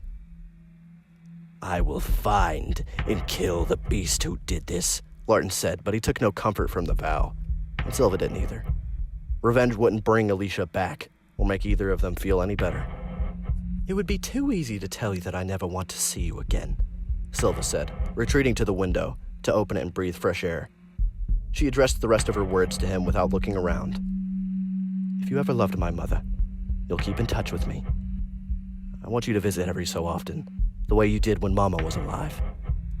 I want to hate you for the rest of my life and be able to direct my hatred at you in person. If you're any sort of a man, you'll grant me that opportunity. As you wish, Larten said stiffly, then strode to the door. He paused and spoke over his shoulder. You should move to another house. The killer might return. Perhaps another city would be. I've already thought of that, Silva snapped. I'm leaving with Patrice soon. We would have gone earlier, but I was sure you'd return. Send Gavner to me before you go, with instructions on how we're to keep in touch. Larten was struck by a sense of deja vu, but it took him a few seconds to realize why. Then he remembered how Alicia had spoken to him the day she cast him out of her life. Silva sounded like her mother had then, only Alicia had never despised him so violently. Come, Larten said to Gavner, extending a hand to help him to his feet. Maybe I should... Gavner looked towards Silva uncertainly. No, Larten said softly. You can come back later. For now we must leave her to herself. It is perhaps not what she needs, but it is what she desires. We have no right to deny her the solitude she seeks. Gavner gulped, then shot Larten a look that was almost as spiteful as Silva's. If you'd have flitted. Larten had meant to hide his tears until he was alone, but he wasn't able to stop them from trickling down his cheeks when Gavner cast the accusation at him. The younger vampire saw the tears and stopped, astonished and dismayed. Before he could apologize, Larten scowled and spun away. Hurry, he snapped as he marched down the hallway. We must ensure that Randall Chain is not lying in wait. You can berate me later. For now, we have Silva to defend. He smiled bitterly. We must not neglect our duty. Then he was gone, never to return to that room of blood and soul-destroying loss.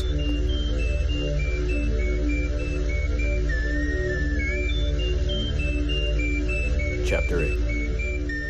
Larten Crepsley sat by himself in the hall of Oscavelm, staring at a long list of names on a large black stone.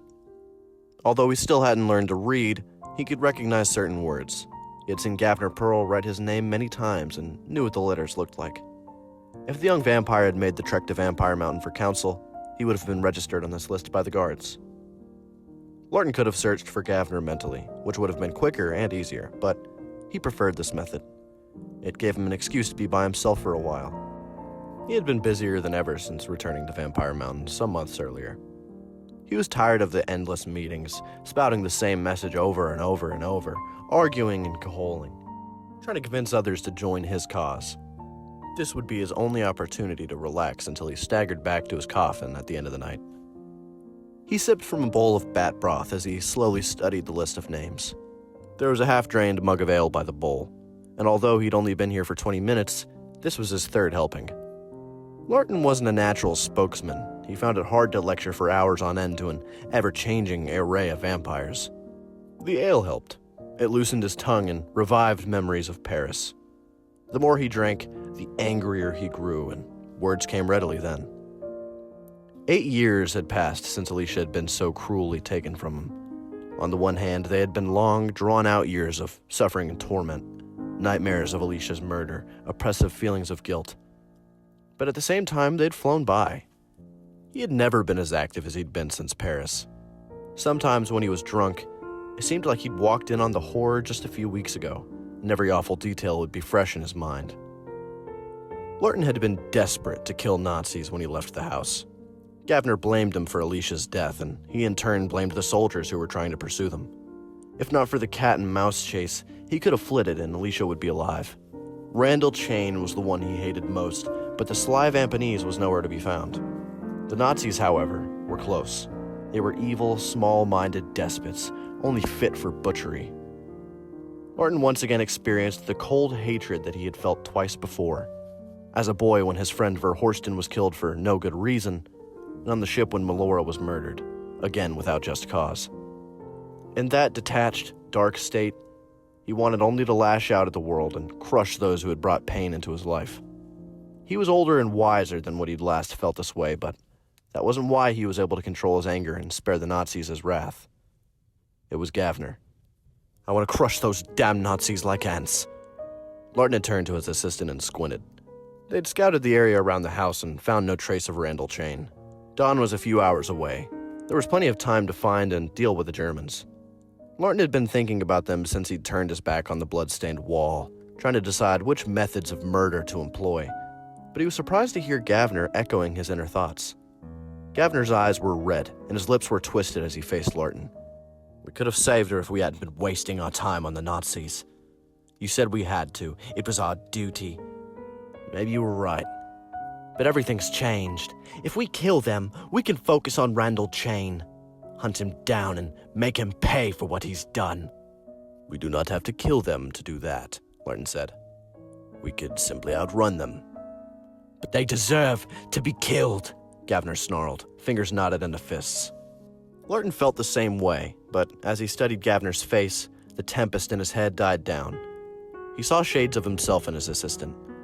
The younger vampire was about to make the same mistakes that Larten had made in the past. If he did, he would have to endure the guilt and shame that had tormented Larten for so many decades. It will not take the pain away, Larten said softly. Killing them will not bring Alicia back. It will only lower us to Randall Chain's level. The Nazis are without honor, but they have not harmed us. Some have wives, children, loved ones of their own. If we slaughter them, others will feel what we are feeling now. Good, Gavner snapped. Larten held his gaze. If we kill them, women will weep. Boys and girls will ask when their father is coming home, and nobody will be able to answer.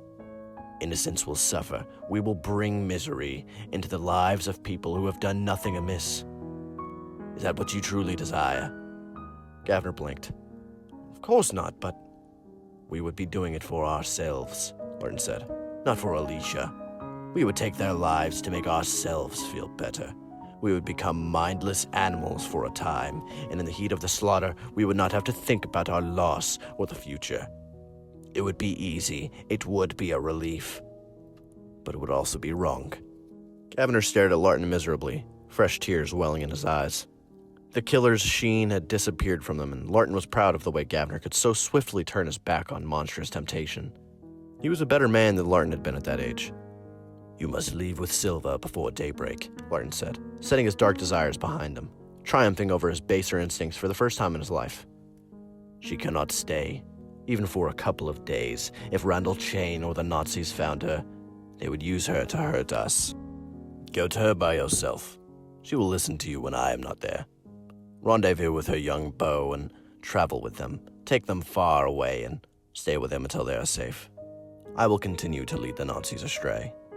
And when Silva's safe, I'll link up with you again and we'll go after Randall Chain. Gavner nodded fiercely. No, Larten said. I must string out the game with the Nazis for as long as I can.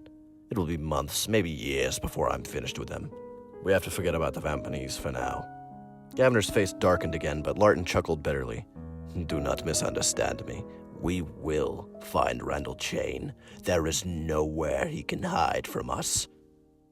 When time is our ally, we will track him down, and we will kill him. Aye, he growled. We might have a little sport with him before we tear his head from his neck. I never had much of a taste for torture, but there is a time and place for everything. But not now, he said firmly. Our obligation to the clan comes first. We will not be reckless in this matter. We are better than Randall Chain. We will honor those who have placed their faith in us. Then, when we have our freedom, we will find the bloodthirsty cur and exact the most terrible and fitting revenge. Do not return to me when you part company with Silva, Larten said, gripping Gavner's arms. Find another master, learn new ways to kill, push yourself hard, become the finest vampire you can. When it is time, I will summon you and we will take the battle to Randall Chain and any Vampanese who sides with him. We will kill 100 to get to him if that is what it takes. You won't try to find him without me? Gavner asked slowly. On Alicia's blood, I swear I will not. And on that bleak, savage note, they had parted. Larten drained the mug of ale and called for another. He hadn't drunk so much since his nights as a cub. Back then he had enjoyed alcohol. Now he drank solely to numb his nerves and ready himself for what was to come. A guard added a new name to the list. Larten studied the letters, but they didn't spell Gavner Pearl. He returned in the middle of the list, he was less than halfway through, and let his eyes scroll down again. He'd gone through all of these names the night before, but he planned to recheck the whole list in case he'd missed Gavner's the first time around. Of course he hadn't. Gavner would have sought him out if he'd arrived, but he played along with the game. Anything to delay the moment when he must face a wave of generals and address them like a prophet. As he scanned the names, his thoughts wandered once more. He hadn't seen Gavner for 3 years after Paris. He'd spent most of that time leading the Nazis on a merry dance. Then he'd been asked to rescue a few vampires who had been caught by them. Not all the vampires in Europe had heard or heeded Mika's warning to evacuate, and the Germans had managed to ensnare some strays. The clashes with the Nazis might have continued if not for Vancha March. The prince kept his nose out of the messy business for a long time. Like everyone else, he figured the likes of Mika Verleth and Paris Skyle were best suited to this delicate business. He thought he'd only stir things up if he got involved. But eventually the scraggly prince lost his temper. It was clear that the Nazis were going to carry on trapping unsuspecting vampires. They hoped to use the blood of the clan to build a regiment of super-powered soldiers. Vancha decided that the time for diplomacy had passed. Without discussing it with anyone, he took matters into his own hands. Vancha flitted to Berlin and found the base of the Nazi leader. In the dead of night, he slipped through the arrogant Führer's defenses and cornered him in his bedroom. With his nails pressed to the flesh of the trembling man's throat, Vancha told him that if even one more vampire was targeted, he would return and finish the job. A vampire prince would always put the needs of the clan before his own life. If self-sacrifice was required, no prince would hesitate to offer his life for a cause he believed in. But Vancha thought the pompous Hitler was fonder of his neck than a prince would have been, and that proved to be the case. Having been threatened, he called off his troops, and no vampire had been bothered since. Mika seethed when he heard of Vancha's heavy-handed approach.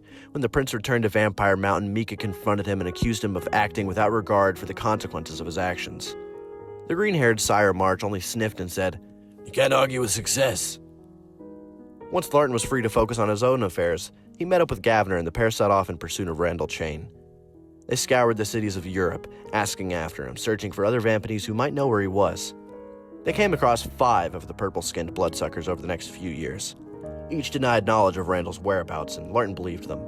When they were blooded, every Vampanese swore an oath never to lie. They would be driven out in disgrace by their colleagues if they broke that vow, even if it was to a vampire. He knew it was irrational, but Larten hated every Vampanese now.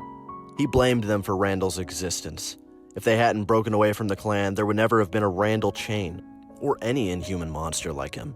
Alicia would be alive. Wester's family wouldn't have been killed. Tainishul might never have cut himself off from the clan. Larten came to believe that maybe Wester had been right all along. The world would be better off without the purple scum. And Larten hoped to rid the planet of more than just a few of them. But Randall was the one Larten hated most. If he fought with every Vampanese he met, he would be killed sooner rather than later. You couldn't cheat the odds indefinitely. Since he didn't want to die without avenging Alicia's murder, he held his tongue when in the presence of those he despised. He treated them with respect and asked politely about Randall Chain. He said that he wished to challenge Randall because he had heard noble things about him. He gave no hint of his real reason for wanting to face the killer. 4 of the Vampanese responded with cool respect to his inquiries and let him go about his business without interfering. Only one objected and told him he had no right to answers. That Vampanese had been young and headstrong. He was eager to kill a vampire and thought Larten was the perfect place to start. He misjudged horribly. Their duel was a one-sided contest, and Larten killed that Vampanese, barely having to stretch himself. He didn't celebrate the killing, but he did sleep with a sneering smile for the next few nights afterwards. As the years turned, Larten realized he might as well be a blind man, casting stones into the sea in hope of hitting a fish. If Randall Chain didn't want to be found, there was no way of finding him. Like those of the clan, the Vampanese could dwell in the darkest shadows of the night for centuries on end, hidden from the eyes of even the most keenly sighted. He had hoped that other Vampanese would lead him to Randall, but the vagabonds had no spiritual homeland. They didn't gather for council, and there were no leaders keeping track of their movements. It was possible for one of them to go decades without bumping into another of his kind. "We have to draw him out," Larten said to Gavner one dark and frosty night as they huddled over a fragile fire in a graveyard. They'd been discussing the matter in depth, both having reached the conclusion that they were on a fool's errand. "How?" Gavner asked. "War," Larten said heavily, and when their eyes met, Gavner saw that Larten hated more strongly than he ever could. In that moment, he knew he didn't want to follow where Larten intended to lead. He also understood that Larten didn't want to go in that direction either, but he would, because unlike Gavner, he was willing to let himself become one of the truly damned. That was what it took. Larten set off in search of Wester that night. Gavner didn't travel with him. There'd been no argument. He told Larten that he'd team up with him again if either of them get a sniff of Randall Chain, but he didn't want to be a part of the General's new, tyrannical quest. Larten had accepted his assistant's decision with a curt nod. He might even have been relieved, though he gave no indication either way. With a short handshake, he turned his back on the man who had once longed to call him a father, and set off through the snowy recesses of the night alone. "So often alone," Larten muttered, staring into the dregs of his mug. He was surprised to see that he'd drained it while reminiscing. He gazed at the remains of the ale, recalling the many lonely years, wondering if solitude and unhappiness were always to be his lot. Then, conscious that Wester would be waiting for him, he downed the last drop, cast his eye over the most recent additions to the list to make sure Gavner's name hadn't been added, then stood and staggered from the Hall of Oskavelm, readying himself for the ignoble business of warmongering.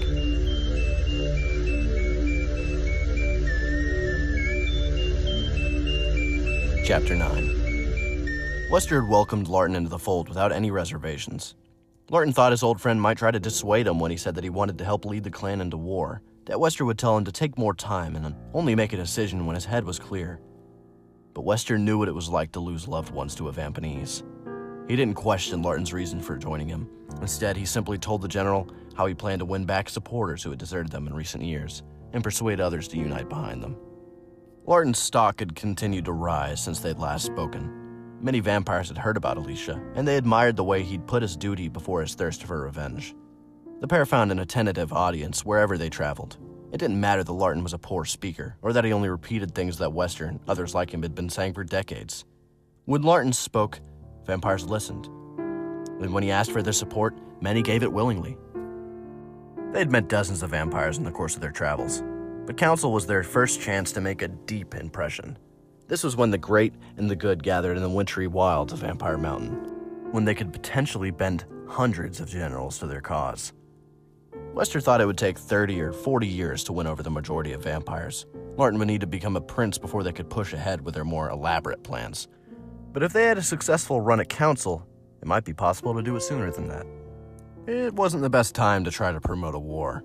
The Nazis had driven the world to global chaos. Millions of humans were locked in battle, and it looked as if it would produce the highest body count ever.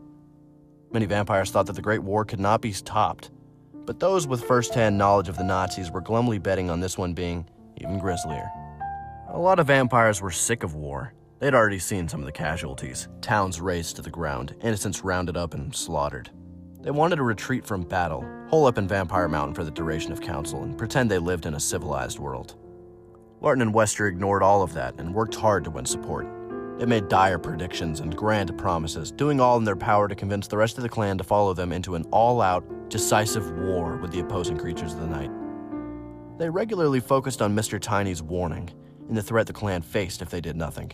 Wester even asked Larten to use the specter of the New World War to drum up anti-Vampanese sentiments. If the other countries of Europe had acted earlier, the threat of the Nazis would have been nipped in the bud, Larten argued a dozen times at night. The words were Wester's. He would never have used such an expression, but he delivered them from the heart. They have taken the world to war, but only because they were allowed to.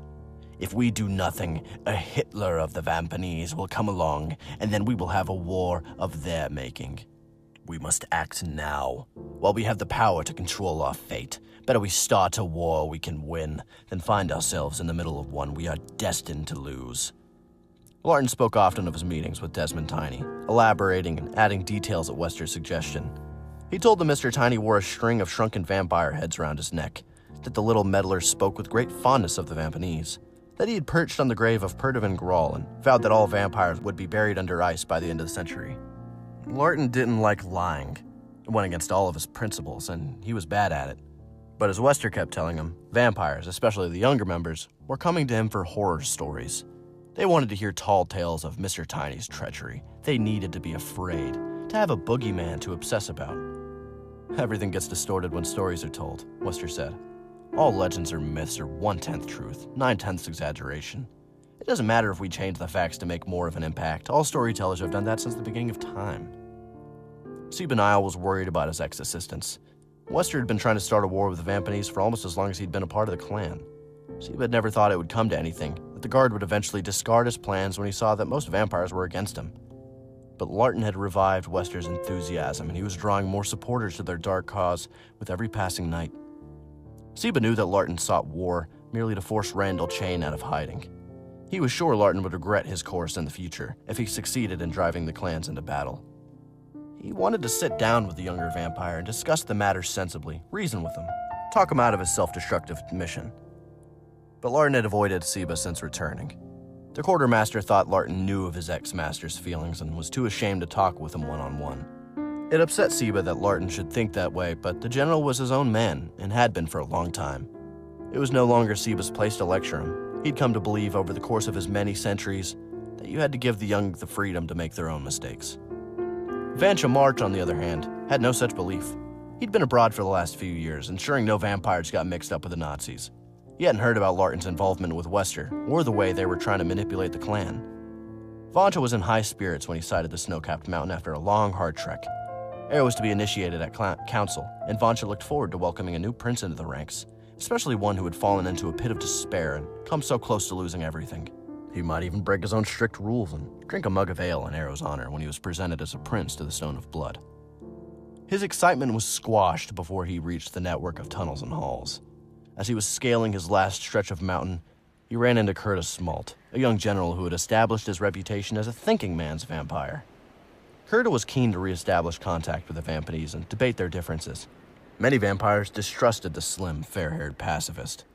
Some felt he would have been better off becoming a Vampanese if he liked them so much. But Vancha had met Curta a few times, and he had been impressed. He didn't see eye to eye with Curta on everything, but he thought the general was honest and intelligent, a credit to the clan. Curta had checked in with the guards of Vampire Mountain a few weeks before, and had only ducked outside now to draw fresh air. He was in a gloomy mood when Vancha found him, and the prince soon learned why. He was surprised to hear that Larten had sided with Wester, then angered when Curta explained about Randall Chain and told him some of the more wilder claims that Larten had been making about Desmond Tiny. I don't mind a serious discussion, Curta sighed, but they're using lurid scare tactics to stir things up. Vancha was supposed to announce himself to his fellow princes as soon as he arrived, but he was so agitated by what he'd heard that he tracked down Larten and Wester first, trailed by a fascinated but nervous Curtis Smalt. The general had never seen Vancha this worked up and wasn't sure what the prince planned to do when he found the pair of conspirators. Vancha located them in the Hall of Sport dedicated to Okeen Perd. Larten had been sparring. He always drew a crowd when he sparred. Everyone had heard the rumors that he was edging ever nearer to becoming a prince, so they wanted to catch him in action. Wester had been using that interest in Larten to promote their cause. Once Larten's bouts came to a conclusion, the orange-haired general would move among the excited crowd, share a barrel of ale with him, and repeat his anti-Vampanese messages in an attempt to win them over. Vancha kept to the rear for a time, listening to Larten speak of Mr. Tiny, the threat of the Vampanese, and the need to organize against them. The prince's ears reddened as he listened. When he'd heard enough, he thrust through the vampires clustered around Larten and Wester. "Crepsley!" he shouted. "Sire March," Larten beamed, delighted to see his old friend again. He hadn't noted Vancha's angry expression, so he bowed low with a welcoming smile. "I was not sure which of the princes was going to be absent this council. I'm glad it is not you. We have much—" "What's this rubbish about going to war with the Vampanese?" Vancha snorted, and Larten's smile disappeared. "Sire?" Larten muttered. The other vampires sensed trouble and drew back. Only Wester stayed close to Larten, ready to defend him if required. Could have told me you were one of Wester's puppets, but I had to see it myself to believe it, Vancha jeered. Larten stiffened. I am no one's puppet, he growled. You must be, Vancha insisted. I've known you for a long time, Larten, and I've never heard you criticize the Vampires before. Everything you're saying has come straight from the lips of Wester Flack. It doesn't matter where the truth originates, Wester said heatedly. I help Larten with his speeches, so what? Many a prince has relied on help from his advisors. Most of our leaders aren't natural orators. Sometimes they need guidance when it comes to wording what they feel in their heart. No, Vancha said. We need help wording laws and decrees. But no vampire of good standing ever needed another to tell him what was in his heart. If Larten believed what he was saying, I'd have no quarrel with him. You have your view of the world, Wester, and you're entitled to it, as every vampire is. But Larten's passing off your opinion as his own, and that stinks. I won't stand for it, even if these idiots will. He spun and glared at the Vampires around them. Most dropped their gaze and coughed with embarrassment. You do not know what I feel, or why I say these things, Larten snarled. Course I do, Vancha retorted. Your mistress was killed by a Vampanese. She was not my mistress, Larten thundered, squaring up to the prince. She was a gentle, loving woman, deserving of respect. I will not have you say anything derogatory about her. Well, I'm not sure what that word means, but I can guess, Vancha sniffed. I mean, no offense. I'm sure she was a fine person, but no individual is worth going to war over. Find the cur who killed her and tear him apart. But don't pledge yourself to a cause you don't believe in. Don't let Wester use you as his mouthpiece. You're better than that, Larten. I speak the truth as I see it, Larten hissed. The Vampanese are scum, and it is time we dealt with them. If you believe otherwise, so be it, but do not try to stop me from speaking my mind or treat me like a fool. But you are a fool, Vancha said, and many of the vampires around them gasped. Larten's face paled. Take that back, he whispered. I won't, Vancha huffed. You want to guide the clan to disaster because of a private feud. You seek to stir up war with the Vampires simply because you haven't been able to find the one who hurt you. Kill them all to destroy just one. Only a fool seeks war over a petty, personal cause, and I have no time for fools. Larten was quivering with rage. If you were not a prince, don't let that stop you, Vancha said with a vicious grin. For a moment, Larten held back. Then, with a roar that had been building inside him since Alicia was killed, he threw himself at Vancha and lashed out. Larten's fist connected with Vancha's chin, and the prince went sprawling. He crashed through a group of vampires, and they tumbled around him like skittles, yelping with surprise. Larten was on Vancha before the prince could rise, punching, kicking, keen to cause maximum damage. He was normally a refined fighter and would never strike an opponent who had been knocked down, but he had lost all self-control. It wasn't the same as when he'd killed the foreman, Traz, or the people on the ship. On those occasions, he had become an ice-cold killing machine. This time, he simply exploded and lashed out like a child throwing a fit. Vancha protected his face from the worst of Larten's blows while his head was spinning. The damage to his stomach and chest didn't bother him, but he couldn't let Larten strike his chin cleanly again, as another direct shot might put him out of action. He could have crawled away, but retreat wasn't in his nature, so he lay still, let Larten tear into him, and waited for his ears to stop ringing and his vision to be clear. As Larten threw one wild punch after another, Vancha's senses returned. He shook his head to steady himself, then lashed out of Larten's stomach with one of his filthy bare feet. He connected and drove the general back several steps. Vancha was up in an instant. He spat blood, wiped the back of his hand across his lips, and smiled. He made a "come on" gesture with his bloodied fingers, and Larten swallowed the bait. Bellowing angrily, he ducked his head and charged, forgetting his decades of training. Vancha let Larten tackle him, but before the general could wrestle the prince to the floor, he drove a knee up into Larten's stomach. As Larten spasmed, Vancha crashed an elbow down over the back of his head. Larten slumped and rolled away, groaning. The vampires around them cheered, even Kurta, who normally frowned upon savage battles like this. Only Wester darted towards Larten, concerned for his friend. Before he got near, someone caught his arm and dragged him back.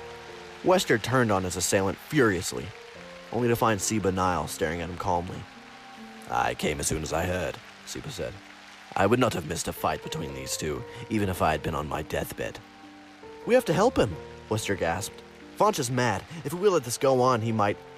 If you interfere, Larten will hold it against you forever, Siba interrupted. I almost wish I could let you make such a mistake to drive him out from under your influence.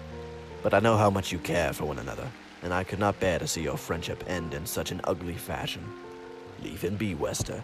He chose this fight, and he must bear the punishment if he loses. Wester groaned with frustration, but his old master was right.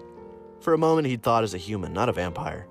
He felt responsible for placing Larten in this position, but ultimately it was Larten's choice to fight. He wouldn't thank Wester for trying to protect him from himself. Vancha waited patiently as Larten staggered to his feet. The prince could have finished off his opponent while he was vulnerable, but that wasn't his style. When the Scar General finally looked up and focused, albeit with a pair of blurry eyes, Vancha again made the come on gesture. Larten didn't rush this time. The blow to his head had knocked some sense back into him. Taking deep breaths, he circled closer cautiously. When he came within range, Vancha struck at Larten with his right foot, testing the dazed general's reflexes. Larten slapped the foot away and responded with a kick of his own. He hit the side of Vancha's head, but it was only a grazing blow. While Larten's leg was in the air, Vancha slipped in close and threw short, snappy punches at Larten's chest. He struck 7 or 8 times. Both vampires heard bones snap, but neither knew how serious the damage might be. Neither cared. Each would go on until he could fight no longer, regardless of his injuries. Not worrying about the possibility that a shattered bone might pierce his heart or lungs, Larten kicked at Vancha again. It was similar to his last attack, and once again Vancha darted in to pound the general's chest, but Larten had tricked the prince this time. As his opponent came forward, Larten's other leg swung up from the floor and smashed into Vancha's side. The prince felt his left arm break, along with 1 or 2 of his ribs. With a cry of pain, he tumbled aside. As he rose, Larten smirked and made a cynical come-on gesture of his own. Vancha grimaced, then laughed. He deserved that rebuke. He ignored the pain and hurled himself at Larten, throwing a series of punches and chops, a deadly force even one-handed. Larten met the prince's assault head-on, blocking as many of the blows as he could, countering with some of his own. Both vampires stood toe-to-toe, punching, chopping, kicking, their hands and feet a blur, too fast for most of the cheering crowd to follow. Even by the standards of the clan, this was a fierce and furious fight. Larten's face was ripped open in a number of places, and he felt bones snap at his hands and feet. He was inflicting similar damage on Vancha, but the prince had the advantage. Even without the use of his left arm, as quick as Larten was, Vancha had always fought without a weapon. He'd never resorted to a knife or sword, so he knew more hand-to-hand tricks than the general ever would. He wasn't faster or stronger, but smarter and more experienced, and that soon began to tell. One of Larten's eyes swelled shut. A couple of his teeth tore loose and struck in the back of his throat. It was almost impossible to breathe, and he could feel his right leg about to give beneath him. Another few blows, and he would be done for. In desperation, Larten threw everything into one last kick, creating a sliver of space for himself. He sprung into the air and launched his left foot at Vancha's head. Vancha almost didn't spot the incoming leg in time, but even a fraction of a second was enough for a vampire of his caliber to react. And he managed to drive an elbow into the leg and misdirect it. A bone snapped loudly, and Larten fell to the floor in agony. Vancha started after his opponent, then realized Larten was finished.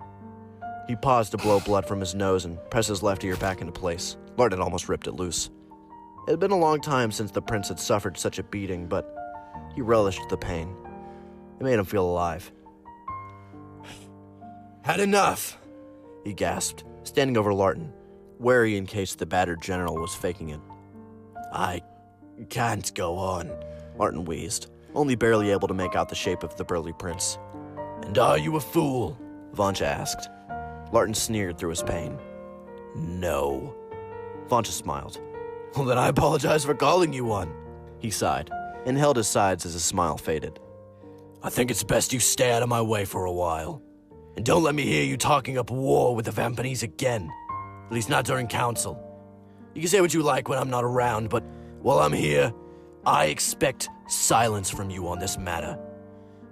I will always obey the wishes of a prince, Larten groaned. Vancha nodded, then hobbled out of the hall. Vampires crowded around him to offer their congratulations, but he waved them away with a snap of his hand. He wasn't proud of himself. He should have handled this discreetly. He had lost his temper and forced a duel where a carefully phrased warning might have sufficed. Paris would give him a stern dressing down for this, and the ancient prince would be right to chastise him. In the hall of Okeen purred, Wester hurried to his wounded friend and asked if he needed help. Larten shook his head. He just wanted to lie there and mull over Vancha's aggressive motives. But he didn't feel any shame in losing to a vampire like Vancha March. But as he lay on the floor, breathing shallowly, a mess of broken bones, cuts, and bruises, he was troubled that Vancha had felt the need to pick a fight with him in the first place. He must have done something truly unpardonable to enrage the prince, whom he had always counted as one of his closest friends. As Larten's blood seeped into the cracks between the stones, and his pain drove him to the point of unconsciousness, he forced himself to stay awake and strained to judge his actions over the past few years, in an effort to understand what he'd done that could be considered so terribly wrong.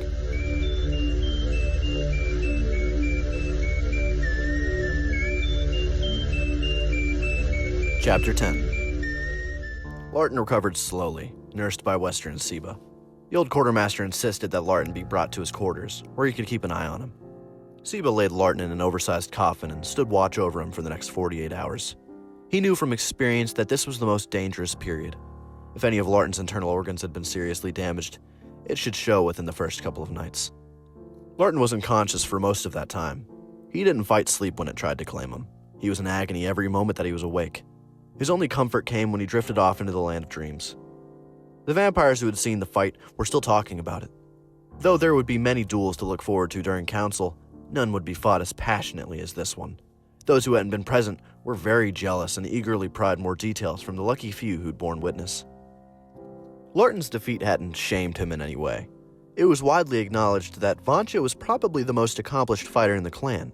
The generals who had seen them duel were impressed by how close Larten had come to victory, how he'd absorbed so many blows without flinching, how he'd almost been able to match the prince. His star continued to rise even in defeat, and for that Wester was grateful. As the nights passed, Larten improved, and Seba and Wester left him to his own devices. Both were manically busy in the run-up to the Festival of the Undead. Larten spent his solitary time thinking about Vancha's reasons for challenging him, and how he should respond. He had rarely devoted much time to considering the future. He usually just reacted to whatever destiny placed in his path. Now that he was incapacitated, he analyzed his recent behavior, trying to see himself as Vancha had seen him. He began to understand what he should do, the cause to which he needed to dedicate himself. He didn't discuss the issue with Seba or Wester. He wasn't sure either would agree with his assessment or approve of his plans, and he didn't wish to engage in a heated debate with them. But he needed to discuss it with someone. Gavner Pearl would have been his first choice, but the young vampire hadn't shown up for council, and Larten now doubted that his assistant would come. He had the feeling that Gavner was avoiding him. But finally a visitor arrived who was just as good a sounding board as Gavner, and in certain ways even better. "I wish I'd been there to see you get pulped," Arasales chuckled harshly. Larten propped himself on an elbow and smiled at the dark-haired vampiress. She was leaning against the wall inside the entrance to Seba's cave, dressed in the white shirt and beige pants that she had favored for as long as he'd known her. She looked even tougher than when he'd last seen her. Ara had built a proud name for herself. It was doubtful that she would ever be nominated for the highest position. There had never been a vampire princess. And though many accepted that a woman would probably lead the clan one night, it was not yet time for such an upheaval. But Ara was well on her way to becoming a general of high standing, one who would be listened to carefully by the princes. "I did not know you were so eager to see me fail," Larten said. "After you scorned me in Germany," she pouted. "I only wish Vancha had broken that damn neck of yours, so I could use your head as a punching bag." It took Larten a few seconds to realize she was joking. As he smiled, she came forward and asked how he was feeling. "Better," he said. "I have made a solid recovery. My bones are mending cleanly, and I should be on my feet in time for the Festival of the Undead." "I thought you might have planned to sit it out," Ara remarked. "Never," Larten said. "If Vancha had broken both of my legs, I would have crawled. If he had snapped my fingers, I would have used my teeth to drag myself along. I will be there, and I will face anyone who wishes to challenge me." "There will be a long line," Ara warned him. "Everyone wants a piece of the general who almost beat Vancha March." "It was not that close a contest," Larten said. "I gave a good account of myself, but he took control early in the bout and was never in real danger of losing." "That's not how the spectators tell it. According to them, you only lost by a whisker." "Then they are fools," Larten grunted. "That's what I told them." Ara perched on the edge of his coffin and studied his bruises, still purple and tender. "Can you tell me what it was about?" "There are all sorts of rumors. Some claim that the pair of you were fighting over me." Larten frowned. "Why should we be fighting over you?" Ara punched his arm and he yelped. I'm not that unattractive, Aura growled. I never meant to give the impression that you were, Larten said swiftly, turning on his old Quicksilver charm. I was smitten from the first time I saw you. Dreaming of your beauty brings joy and warmth to my long, dark nights. Stop before I get sick, Aura jeered. Larten stroked Aura's cheek and smiled fondly. Then he sighed and told her why Vancha had goaded him into battle. He was open with her and explained how he'd been trying to provoke vampires, talking up war with the Vampanese and lying at Wester's prompting. Vancha will tolerate many indiscretions, but never a lie, Larten said soberly.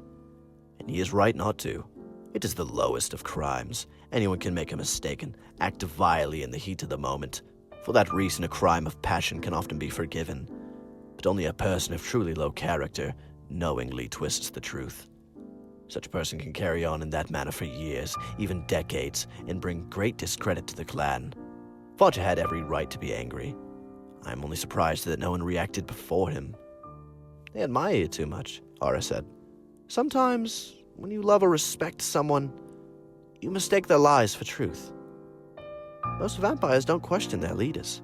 If Vancha Periscyle said that the sun was no longer harmful, many generals would walk by daylight to their death, simply because they accept anything that a prince says.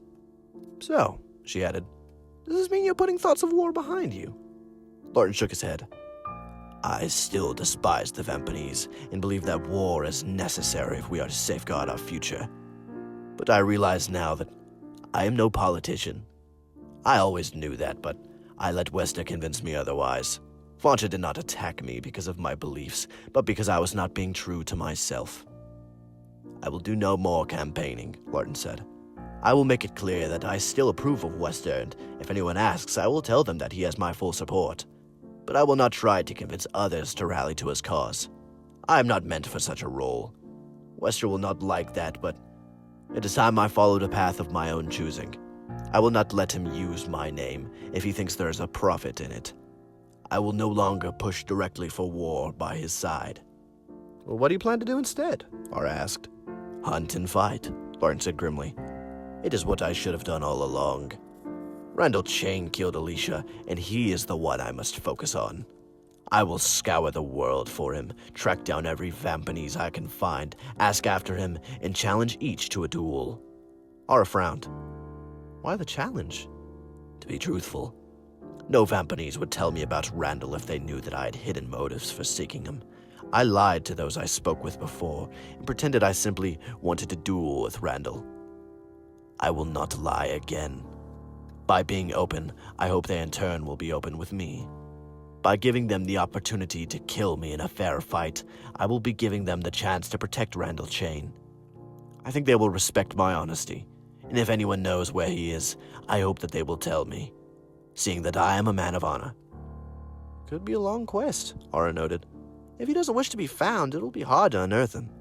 You might have to fight a string of Vampanese. Aye, Larten sighed, but it is the right thing to do. A vampire should never turn his back on a path simply because it is difficult. A general of good standing does not look for shortcuts. What if you die in one of your challenges? Aura asked. Then that will have been my destiny. Aura stroked Larten's cheek as he stroked hers. You speak like a prince. He shook his head. I do not think I am cut from such noble cloth.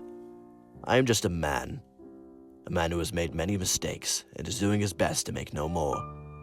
Aura sighed. I might be about to make a mistake of my own, but if so, so be it. She trained her gaze on Larten and said, It is time for us to mate. Larten grinned. He thought that she was joking, but when her gaze didn't waver, his grin crumbled. You cannot be serious. I said that I would take you for a mate one night, she reminded him. But why now? He spluttered. There might not be a chance later. If Randall Chain continues to evade detection, and you fight as you mean to, one Vampanese after another, you will be defeated in a matter of years. Even the greatest warrior will fall if he engages in an endless series of battles. If we do not mate now, we might never have the opportunity. It is too soon, Larten said. I think about Alicia all the time still. I'm not asking you to forget her, Aura snapped. I don't care if you don't love me. Most vampires don't love me in the way that humans do. We live too long for such follies of the heart. All I'm asking for is a 7-year contract. Be my partner. Let me hunt and fight with you and be your second in duels. Let me cleanse your wounds when you are injured and dispose of your remains in a fitting manner if you're killed. We complement each other, she continued. We see the world in a similar way. I can learn from you and you can draw comfort and support from me. In 7 years, if we're both alive and had enough of one another, we can go our separate ways. Better that than we never mate and wonder for the rest of our lives what it might have been like if we'd tried. Larten blinked. Well, you would never make a great romantic, he noted wryly. And I don't want to be, Ara said. I'm a vampire, a warrior, a creature of the night, and if you think highly of me, I will be your mate. I do think highly of you, Larten said softly, and I would be proud to pledge myself to you. So, if you are certain that Mika will not object. I wouldn't care if he did, Ara smirked. And then leaning into the coffin, she wrapped her arms around Larten and kissed him, locking her lips on his, pledging herself to him with all of her spirit. Some of his wounds reopened as she hugged him, and he tasted blood in his mouth, but he didn't care. The pain of love was no real pain at all.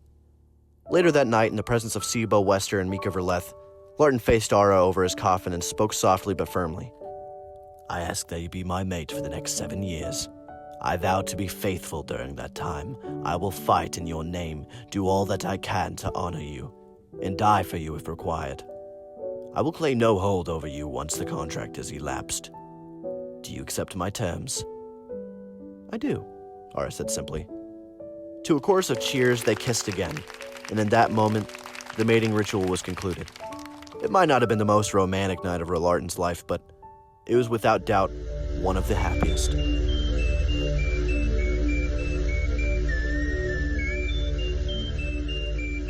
Chapter 11. When Larten left Vampire Mountain, shortly after the end of Council, he knew he wouldn't return in the near future, as he didn't want to get mixed up in Wester's political games. But he had no idea that it would be almost half a century before he'd gaze upon the peak of the Great Mountain again. If he had known, he might have paused to glance back and savor the sight. But probably not. He was a vampire, and the Children of the Night had little patience for sentimental nonsense. The next few years were a bloody time, both for Larten and for the world. He and Ara crossed an endless array of grisly battlefields that had scarred the soil of so many countries. Even the war-weary Larten had never seen such mounds of corpses before, or watched humans fight so savagely, destructively, and inhumanely. They encountered almost no vampires in their travels. The members of the clan wanted nothing to do with the atrocities. This was not war as they knew it. It was plain bloody butchery. Larten sometimes wished that Vancha hadn't just threatened the Nazi leader, but killed him when he had the chance. Maybe this could have been avoided if the vampires had been harsher. Nobody had predicted a war on such a scale, but they'd guessed that the Germans would drag the world into battle. Perhaps they should have done more to prevent this from coming to pass. Ara argued against that when he told her of his thoughts. We can't intervene in the affairs of humans, she said. We put their ways behind us when we were blooded. Humans and vampires were not meant to mix. If we involved ourselves in their problems, more would learn of our existence, and that would lead to trouble. Millions would want to be blooded, to enjoy long lives and extra strength. But they wouldn't care about honor or our laws. They'd only want power. If we refused their advances, they'd seek to destroy us, so that we couldn't enjoy what had been denied to them. It was the old argument for why vampires didn't meddle, and it was as valid now as it always had been. But Larten still sometimes studied the ruined landscape and wasted lives, and wondered. One thing he never wondered about was his quest. Randall Chain had crossed all lines of decency, and he deserved to be punished. It didn't matter to Larten that so many others were committing even worse crimes than Randall's. He couldn't solve all of the problems of the world, and he wasn't fool enough to try. But he could do all in his power to make sure that the rogue Vampanese paid for what he had done. Larten made no headway for a long time. The Vampanese, like the vampires, were keeping their heads down during the calamitous war, harder to locate than ever. Larten only found 2 in the first couple of years. Both accepted his challenge and died at his hand, but neither knew anything of Randall Chain. With the third, he finally got his first sniff of a break, though in many ways he'd wished that he had never met this particular Vampanese at all. Her name was Holly Jane Galanek, and she was a few decades older than Larten. She was the only female of her breed that he had ever encountered. The Vampanese were even stricter with new recruits than vampires were, and almost never admitted a woman into their ranks. Holly Jane must have been a warrior of high standing for them to have accepted her as an equal. But Holly Jane's nights as a warrior were far behind her. She was holed up in an under-fire city when Larten tracked her down. Her left leg had been blown off at the knee. She was waiting for the battle to end, planning to drag herself out of the rubble to seek an honorable death. She was delighted when Larten confronted her. She had assumed that she would have to perish in a fight with a pack of vile Nazis. The chance to die at the hands of a vampire filled her with glee. It must be fate! Holly Jane kept whooping as they drank from a bottle of wine that she had been holding back for a special occasion. She was living beneath the streets, where bombs couldn't strike, and had only left her den in recent months to feed. I drank from the dead, she explained. It would have been wrong to kill one of the living when there are so many corpses lying around. It's not our way to feed without killing, but in this crazy time, it would have felt unjust to add to the woes of these poor people. Larten could see that Holly Jane must have been a good-looking woman once, pretty in a tough way, like Ara. But now she was filthy and wild-eyed. Disease had eaten into the stump of her leg, and she'd had to cut it shorter on 4 different occasions. Or was it 5? She mused aloud, studying what was left of her thigh. I had to get drunk. The pain would have been too much to bear otherwise. I think I may have operated twice one time. I get carried away when I'm excited. Although they were not overly sympathetic by nature, Larten and Ara felt sorry for the fallen Vampanese. She had a cheerful manner, which was uncommon for one of her kind. They didn't want to like the one-legged wreck, but instinctively found themselves warming to her. It took Larten a few hours to tell Holly Jane of his mission. When they first discovered her in her putrid hole beneath the earth, Holly Jane wept with joy and insisted that they dine with her and share her wine. Larten tried to explain about his quest, but Holly Jane waved his explanation away and said it could wait. It's not like I'm going anywhere soon, she quipped. Not wanting to refuse her hospitality, they chewed on the stale bread and scraps of rancid meat that she had saved up, and pretended to savor the disgusting wine. When Larten finally broached the subject of Randall Chain, Holly Jane stunned him by saying, Randall? Of course I know him. He's one of my best friends. Why are you interested in that old bear? For a long moment, Larten couldn't respond. He and Ara shared an astonished, skeptical look. Holly Jane saw that they didn't believe her. She laughed and described Randall Chain in detail. By the time she'd finished, Larten doubted no longer. I want to challenge him, Larten said. He killed someone close to me and I seek revenge. I will face him cleanly, openly. It will be a fair fight. If you wish to protect him from me, I understand, and I will not press you for it. No, Holly Jane said quickly. Randall loves a good fight. I'm sure he'd want me to tell you all that I know. But I fear you're too late. I was due to meet with him several years ago in Venice. Have you been there? It's my favorite city. If only I could have been trapped there instead of this cesspit. Anyway, Randall set a date and place. I got there early. He was always punctual, and I didn't want to annoy him by arriving late. But although I waited for a month, there was no sign of him, and nobody's seen him since. I hate to admit it, but I think Randall might be beyond your reach. Larten gaped at the invalid. He had imagined many scenarios over the years since Alicia had been taken from him, but never this. He should have considered it. The Vampanese led harsh, testing lives, and many were cut down in their prime.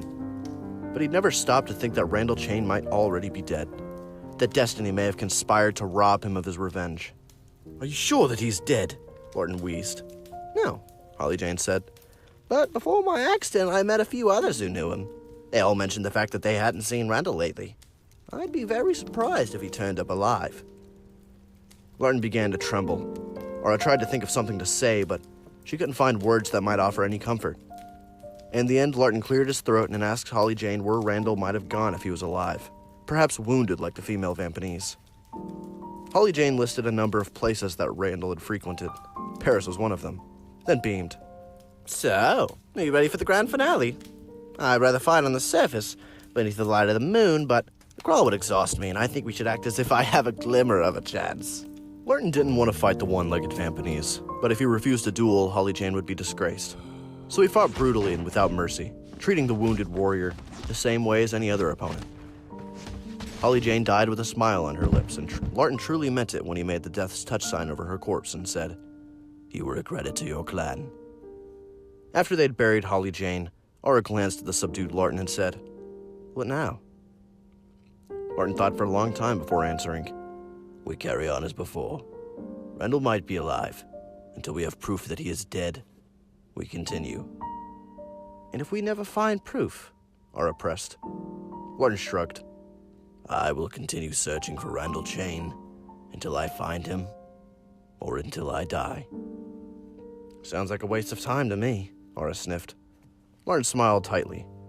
"Many would have said that Holly Jane was wasting her time by clinging to life down here and suffering such indignities. But she died nobly in the end.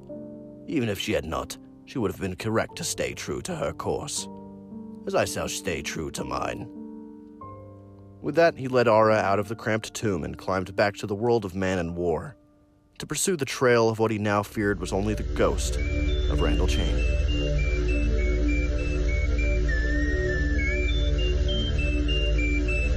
Chapter 12. Larten searched doggedly for the next couple of years. He tried to act as if nothing had changed, but Aura knew that he was troubled. She hadn't managed to get as close to him in their time together as she'd wished, and she was sure that they would part at the end of their term as mates. But she had come to understand him and could see when he was torn. He'd sworn himself to this path and was determined to see it through to the end. But at the same time, he had the feeling that it was pointless. Nobody could be truly comfortable if they had to live with the possibility that they might be forced to chase shadows for hundreds of years. Aura tried on many occasions to reason with Larten, to convince him to abandon his mission. "You don't have to give up entirely," she argued. "You can still keep an ear and an eye open.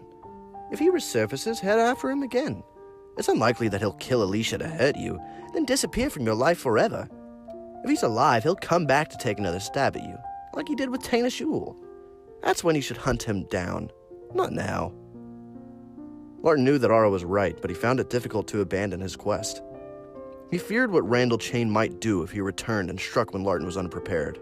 He might target Aura, Wester, Gavner, or Seba. The general didn't want to lose another loved one to this murderous Vampanese. But he also wanted to carry on because he wasn't sure what he would do if he stopped.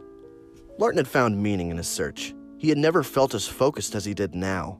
He had come to a simple, defining point of his life. He existed to find and kill Randall Chain. He liked having no gray areas to worry about. If he gave up, he feared to return to the times when he thought that his life lacked direction. Larten fought another 2 Vampanese, one of whom knew Randall Chain but hadn't seen him in over a dozen years.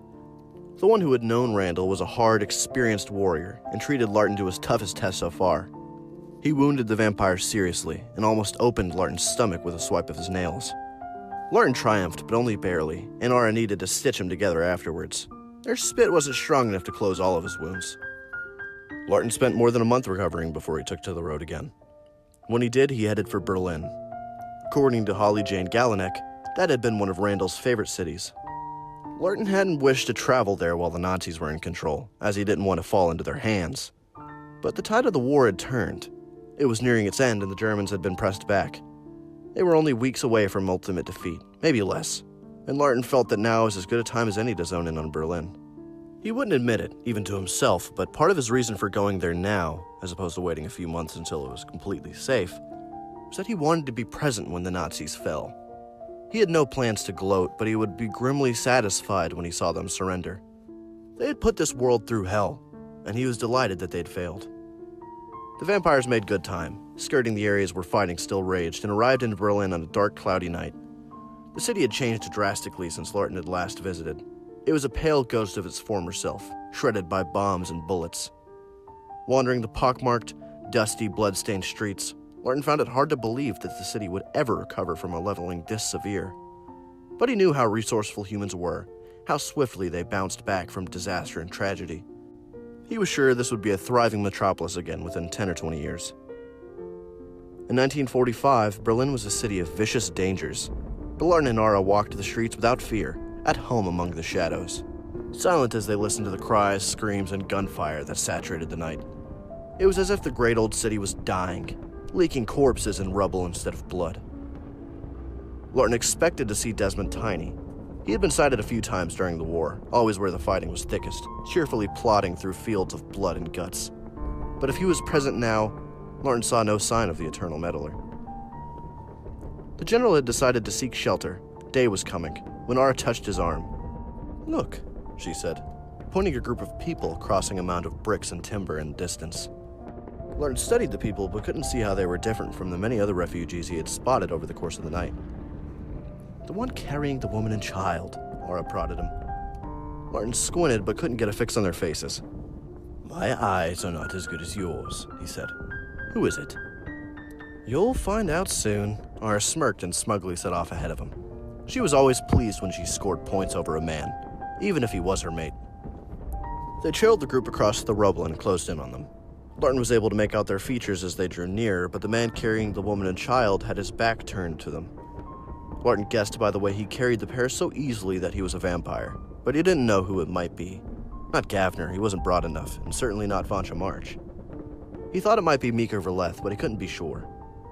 They caught up to the humans as they entered a ruined hospital that was still in operation, albeit only just.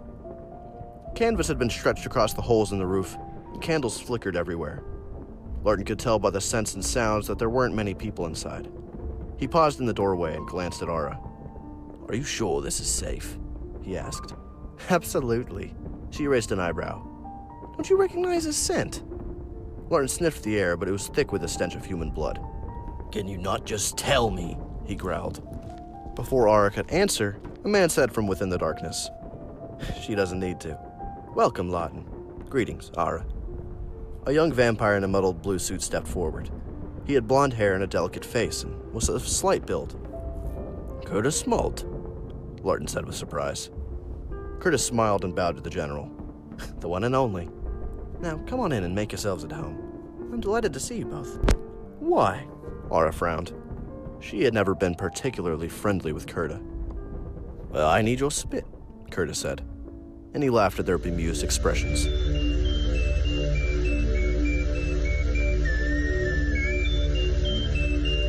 Chapter 13. Curta led the group on a short tour of the makeshift hospital. There were 14 patients, 3 nurses, and some volunteers. Conditions were squalid, with almost no medicine, hardly any bandages, and a few clean sheets.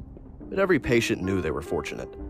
Berlin was full of the wounded and dying, people who couldn't find any form of aid, even a ward as rough as this one. "It's chaotic at the moment," Curtis said, rubbing spit into the wound of an unconscious woman. Most of her right arm was open and festering. His spit would work only limited good on an injury this serious, but he persevered. "Everyone knows the war is lost. Surrender is the only sensible option, but the Nazis won't go easily. Thousands more will perish needlessly before the beast roars its last and is buried forever." "How long have you been here?" Larten asked, studying the people in the beds and cots. "A few weeks," Curtis said. "I came when I realized the end was nigh. Their leaders are wicked, warped creatures, but these are good, honest people deserving of help." "Why do you care?" Ara frowned. "Aren't there human doctors who can look after them?" "There will be soon," Curta nodded. "But as I said, it's chaos now. The medics will arrive too late to save most of these patients." "Are you from this city?" Ara asked. "No," Curta said. "From Germany?" "No." "Then I'll ask again. Why do you care?" Curta shrugged. "I like to help." "I thought you'd have been too busy trying to make peace with the Vampanese to waste time on humans," Ara sniffed. "Things have been quiet between the two clans during the war," Curtis said. "Both have withdrawn, waiting for the conflict to end, eager not to get involved. There wasn't much for me to do, so I thought I'd try to do some good here. I've been working wherever I could help. I spent a lot of time smuggling people out of Nazi-controlled territories, but in more recent times I've been focusing on casualties like these." "And who did you smuggle?" Larten asked. "Soldiers? Politicians?" Curtis shook his head and stopped by a bed where a man in a doctor's gown was wiping a child's fevered brow. The man was pale and unhealthy looking, very thin, and his short hair looked as if it had been shaved to the bone in the near past. As he wiped sweat from the child's eyes, Larten noticed a tattoo on the man's arm, a series of letters and numbers. "How's she doing, James?" Curta whispered. "Not good." The man glanced around. "She's fighting hard, but I think..." He sighed. "This is James Ovo," Curta introduced them. "He's been with me for the past couple of months. He's a good friend and more than a passable doctor." James snorted. "I wouldn't say that." This is not your profession of choice, Larten asked. No, James said. I was an undertaker, like my father and grandfather. I hoped my sons would follow in our footsteps, but... His face darkened and Curtis squeezed his shoulder. Have you heard of the death camps? Kurt asked softly as they stepped away from the bed. Rumors, Larten nodded. I ignored them. One hears wild tales every time there is a war. This time the tales are true, Curtis said, and I doubt if the rumors you heard came anywhere close to the truth. He started to tell them about the camps, what happened to people like James Ovo and his doomed sons. Then he stopped. This wasn't the time or place to talk of such horrors. Anyway, Curtis said, I hope you'll help now that you're here. I've been doing as much as I can, but my throat feels like sandpaper. If you wouldn't mind lending a mouthful or two of spit. Why should we? R asked. This isn't our war, and these aren't our people. What concern are they of ours? Curtis grimaced but didn't argue. Ara wasn't being insensitive. This was the way most vampires thought. They expected no help from humans in their times of trouble, and believed that humanity should therefore expect no help from the clan and theirs. Larten, however, remembered the First World War and a night when he'd led a group of soldiers through the hell of no man's land back to their trench. He looked back on that as the start of his recovery. After killing so many innocents on the ship en route to Greenland, he had believed for a long time that he could never make amends. He still wasn't sure that he could, but when he'd helped those soldiers, he'd felt for the first time as if there might be some small glimmer of hope for his soul. He hadn't dedicated himself to good deeds from that night on. He wasn't that sort of person. But now that an opportunity to help had presented itself, he seized it. Tell me what you want me to do, Larten said quietly. As Ara stared at him, he shrugged. Friends of another vampire or friends of mine? Ara scowled, then sighed and worked a ball of phlegm up her throat. Come on then, fool, she barked at Curta. Show us where to go. They toiled until midday, sheltered from the sun inside the gloominess of the building. James Ovo and a few of the volunteers went out early in the morning and returned with another handful of injured stragglers. A couple of the patients from the night before died, while one was deemed fit enough to be dismissed. And so the work continued. They finally rested on rough beds in a room in the basement. Curta apologized for not being able to provide coffins, but he wasn't fond of them and hardly ever slept in one. Huh, why doesn't that surprise me? Ara huffed, biting into a loaf of bread that one of the volunteers had given to her. When she saw that Larten wasn't eating, she paused. Not hungry. We can thrive on blood, of which there is plenty, he said. The humans need food to survive, and of that there is little. Ara rolled her eyes.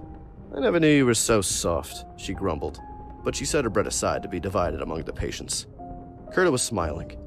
It's good to see you. I thought after Vampire Mountain that you wouldn't want to speak with me again. Why? Larten frowned. I told Vanja about your speeches, so I figured you might... Curtis stopped and cleared his throat. You knew that, right? No, Larten rumbled, glaring at the vampire, who'd suddenly turned a paler shade of white. But Larten couldn't maintain the pretense, and after a few seconds he laughed. You need not worry. I deserved my thrashing. I was all the fool that Vanja said I was, and maybe more. You did me a favor by telling him, and if you had not, someone else would have. That's a relief, Curta chuckled. His smile faded and he leaned forward. Does that mean that you no longer support Wester Flack in his drive for war? Larten pursed his lips. I think that the Vampanese are a menace, and we should deal with them before they rise against us. But whipping vampires up into a fury is not for me. If war comes, I will fight gladly. If I am asked for my opinion, I will speak out in favor of Wester and those who campaign with him. But I am through with speeches. I will leave those to the professionals. Surely you can't crave war, Curta groaned. After everything you must have seen these past few years.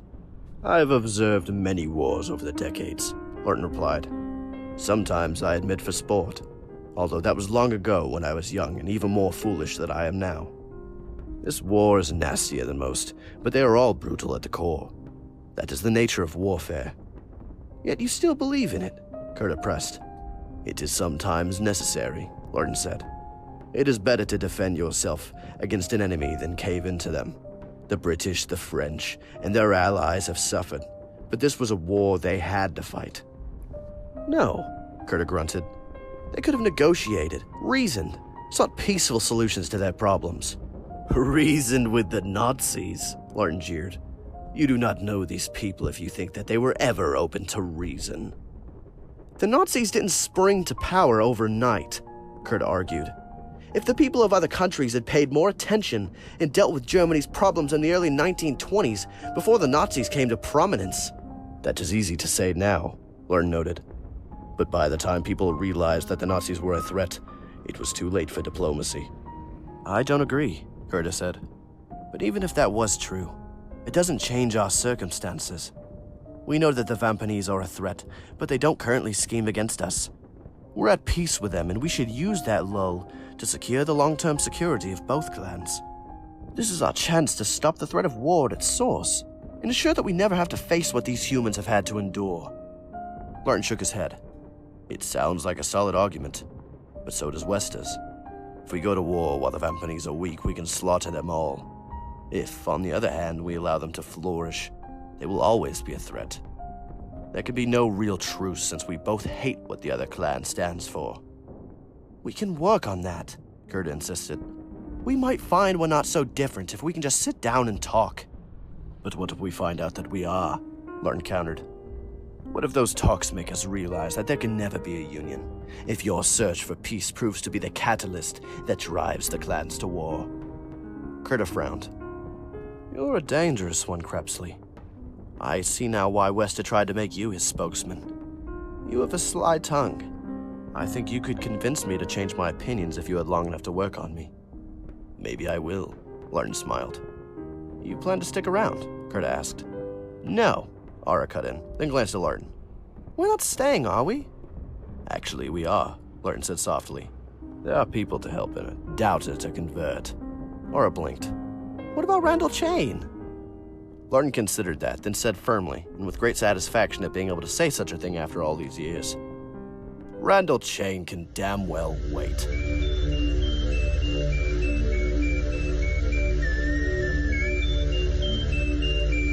Chapter 14. Larten and Ara stayed with Gerda for the remainder of the war in Europe. Then, for several months afterwards, while humans were celebrating the end of the hostilities and looking forward to a more hopeful future, the vampires were busy crisscrossing the continent, helping wherever they could. They went to places where human medics were slow to visit, areas where anarchy was rife and bullets still flew. When they heard of the terrible bombs that had dropped on 2 cities in Japan, they flitted east. There, in the ashen ruins of Hiroshima, Larten discovered a new breed of horror. His many decades had never prepared him for such total destruction. He and the others worked feverishly, as if caught in a nightmare. They couldn't do much to ease the pain of those who had been burned and warped by the lethal bomb, but they did what good they could. Larten hardly slept while in Japan. Every time he tried, his head filled with the cries of the suffering, and he was unable to block out the awful things that he'd seen.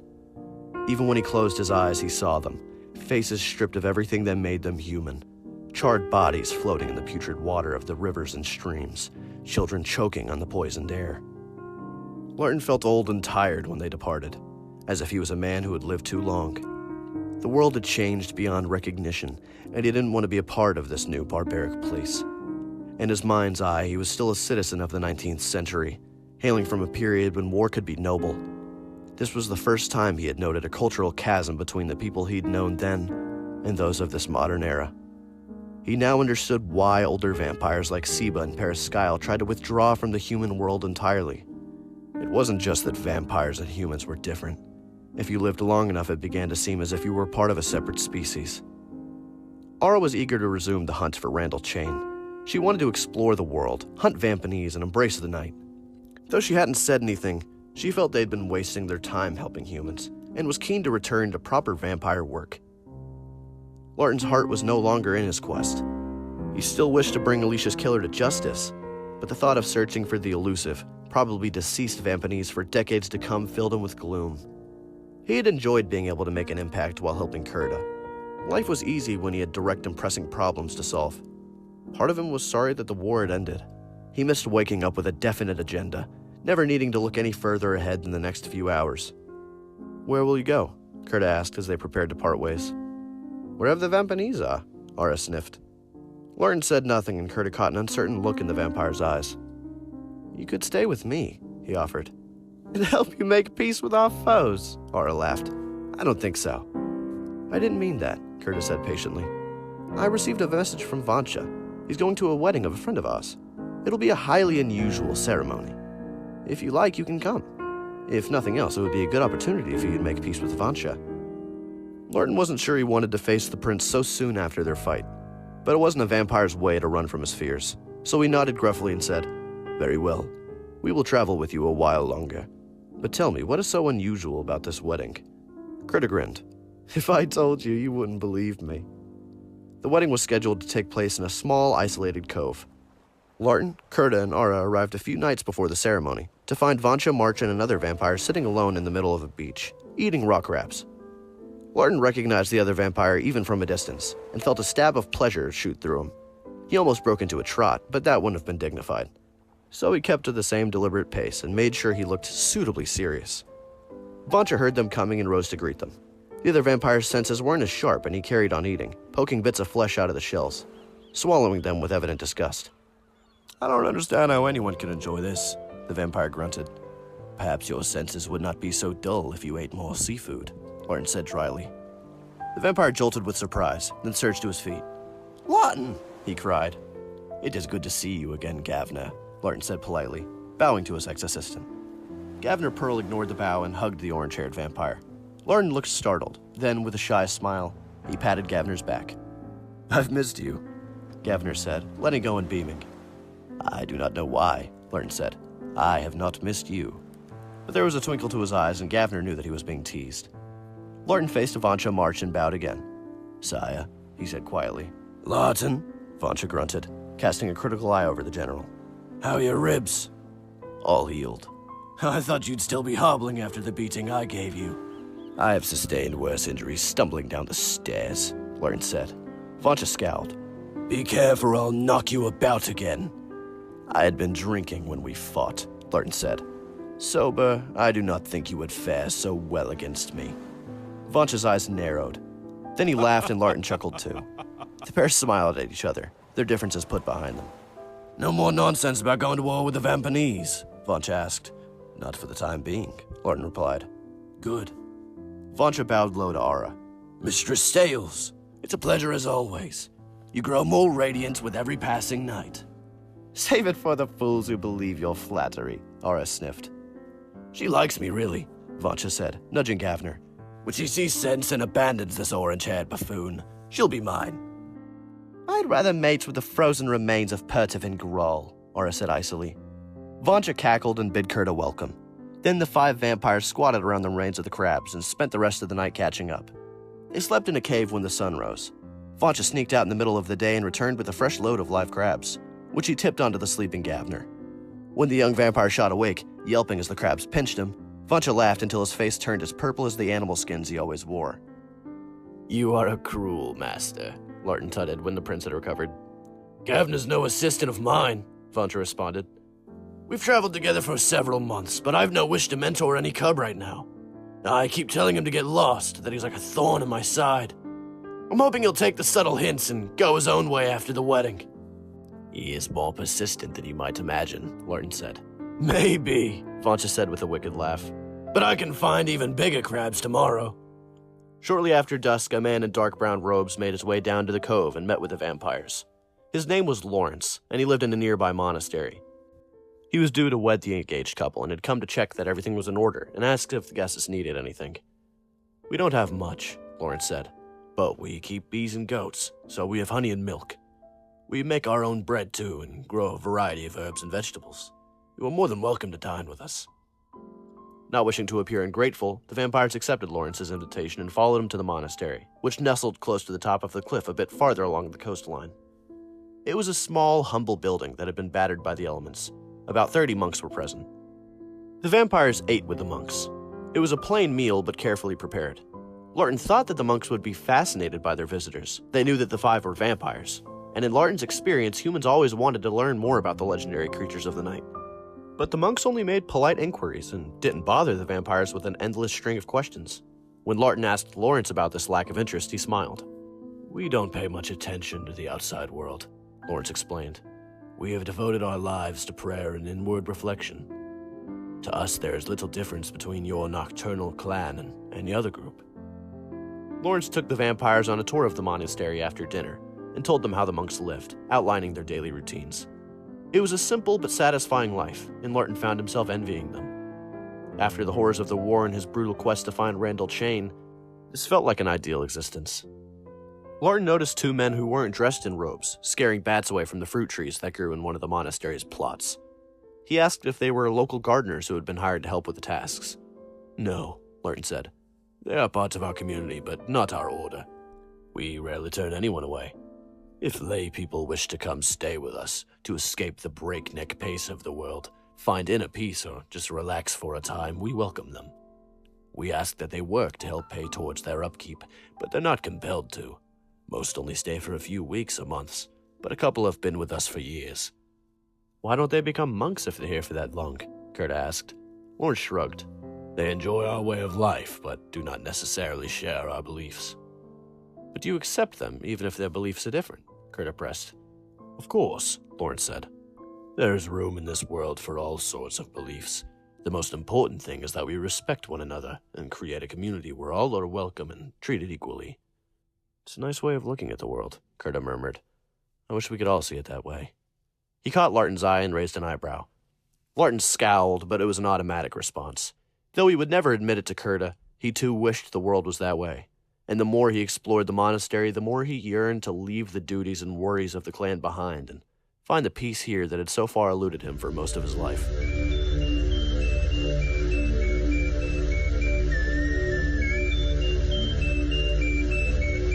Chapter 15. Lawrence asked the vampires to stay with them the following day.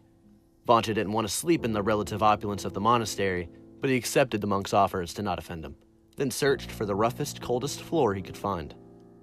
Ara and Larten shared a room next to Curta and Gavner on the upper floor of the building. Ara fell asleep and was soon snoring lightly. Larten dozed for a few hours, but he kept waking, thinking about the war, Randall Chain, and the monks. He had a lot on his mind, and eventually he walked out onto the balcony to squint at the sea. Can't sleep either, someone said from the balcony next to his. He turned to find Gavner sitting in a chair, covered by a blanket to protect him from the sun. I wish that I could, Larten sighed. I have not had a good day's sleep in a long time. You didn't say much last night about what you'd seen in Japan, Gavner noted.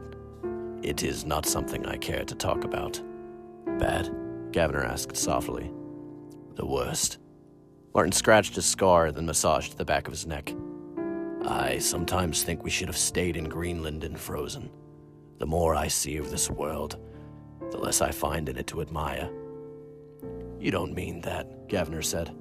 We had enjoyable times over the years. Paris before Taina Shul tore us apart, when I was your assistant. Paris again when we returned, until... He stopped. Randall Chain, Larten said bitterly, then glanced at Gavner and muttered. I think he is dead. Why? Gavner asked eagerly. What have you heard? Larten told the young vampire about Holly Jane Galanek. I don't know, Gavner hummed. It's hardly proof, is it? No, Larten said, and I will search until I am certain. But I sense that he is dead. I have an instinct for such things, and I am rarely wrong. I hope he's still alive, Gavner growled. I want to help kill him. I'll feel cheated if somebody else has beaten us to it. Larten was surprised. I thought you had changed your mind about that. You've avoided me in recent times. When you did not come to council, I assumed you wished to draw a line between us. Gavner shook his head. I just didn't like the way you were trying to drive the clan to war. I don't hate the Vampanese. They are what they are. But I loathe Randall Chain. If you find him, I definitely want to be there when you cut him down. Larten was glad to see that the thirst for revenge was still strong at Gavner, but on another level he was disappointed. He had hoped that his ex-assistant would have found the capacity for forgiveness that Larten had never known. Have you been in touch with Silva? He asked. Yes. I saw her before I linked up with Vansha. She's well. They settled in New York in the end. They have 3 children and a 4th on the way.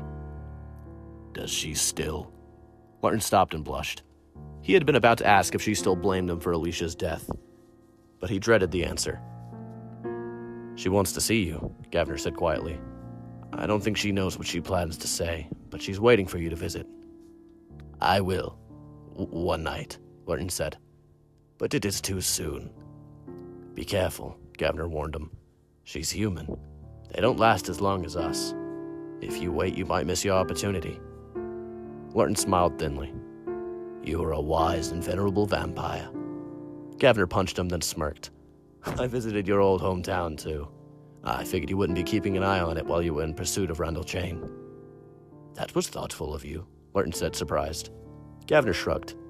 I know how close you feel to the people there. It wasn't far out of my way, so why not? In fact, he had gone very far out of his way.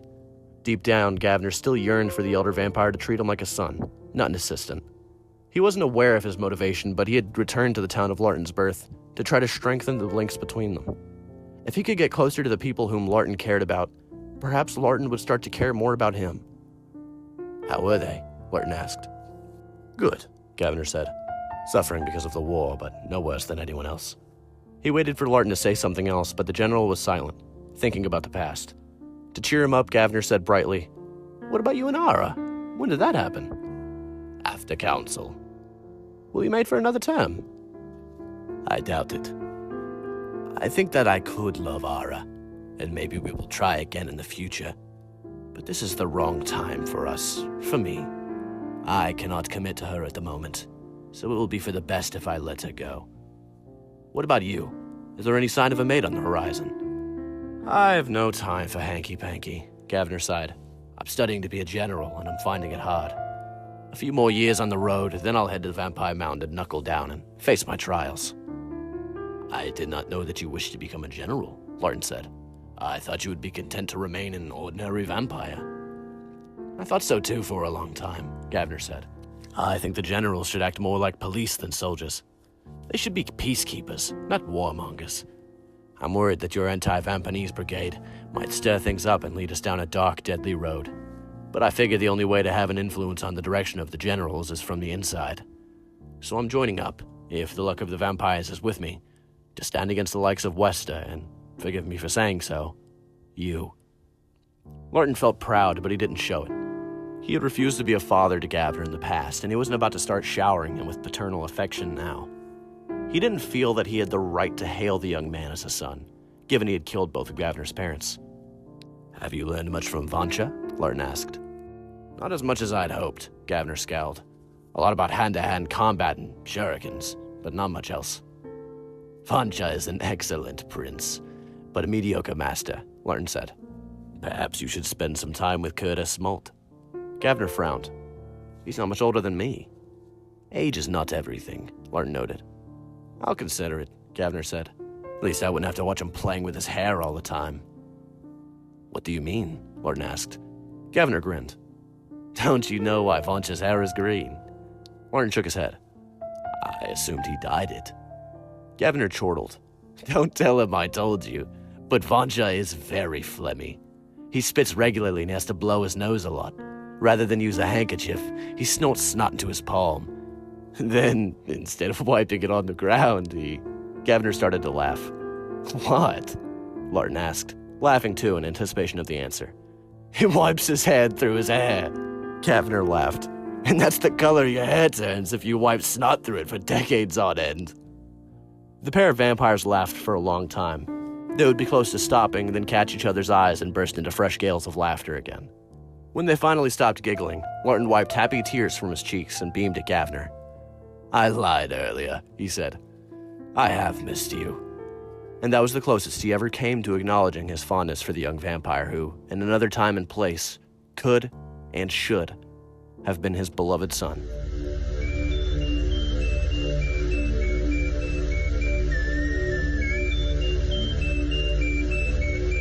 Chapter 16. The wedding took place the next night. Larten still didn't know who was getting married. He assumed it was a couple from one of the small villages scattered around the monastery. But nobody followed them as the vampires, Lawrence, and 3 other monks made their way to the cove. And nobody was waiting when they got there. It was a clear, bright night, the moon close to full. Larten had washed his clothes ahead of the ceremony and was looking his best in his blood-red trousers, shirt, and cape. Ara kept close to him, smiling when his back was turned, admiring the tall vampire and wishing they could spend longer together.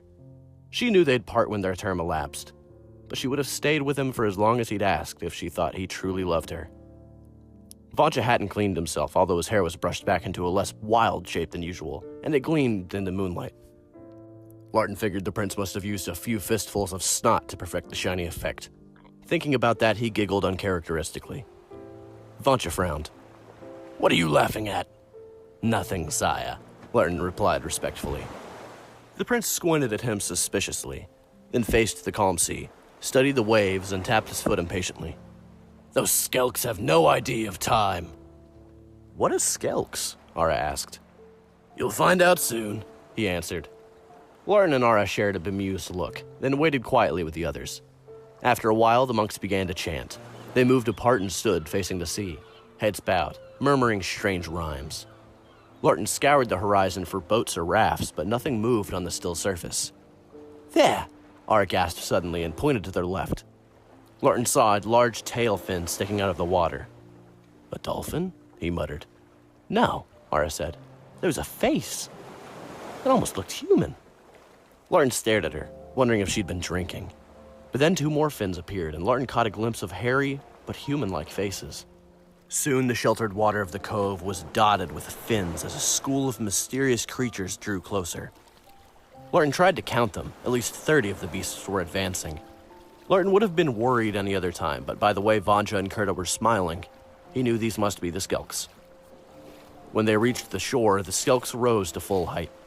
They were shaped like very hairy humans from the waist up, except long, thick strands of hair linked their arms to their sides and operated like fins.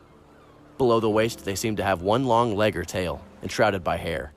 But as an astonished Larten watched with disbelief, the hairs retracted into their skin, and he saw that each of them had 2 ordinary legs beneath the covering.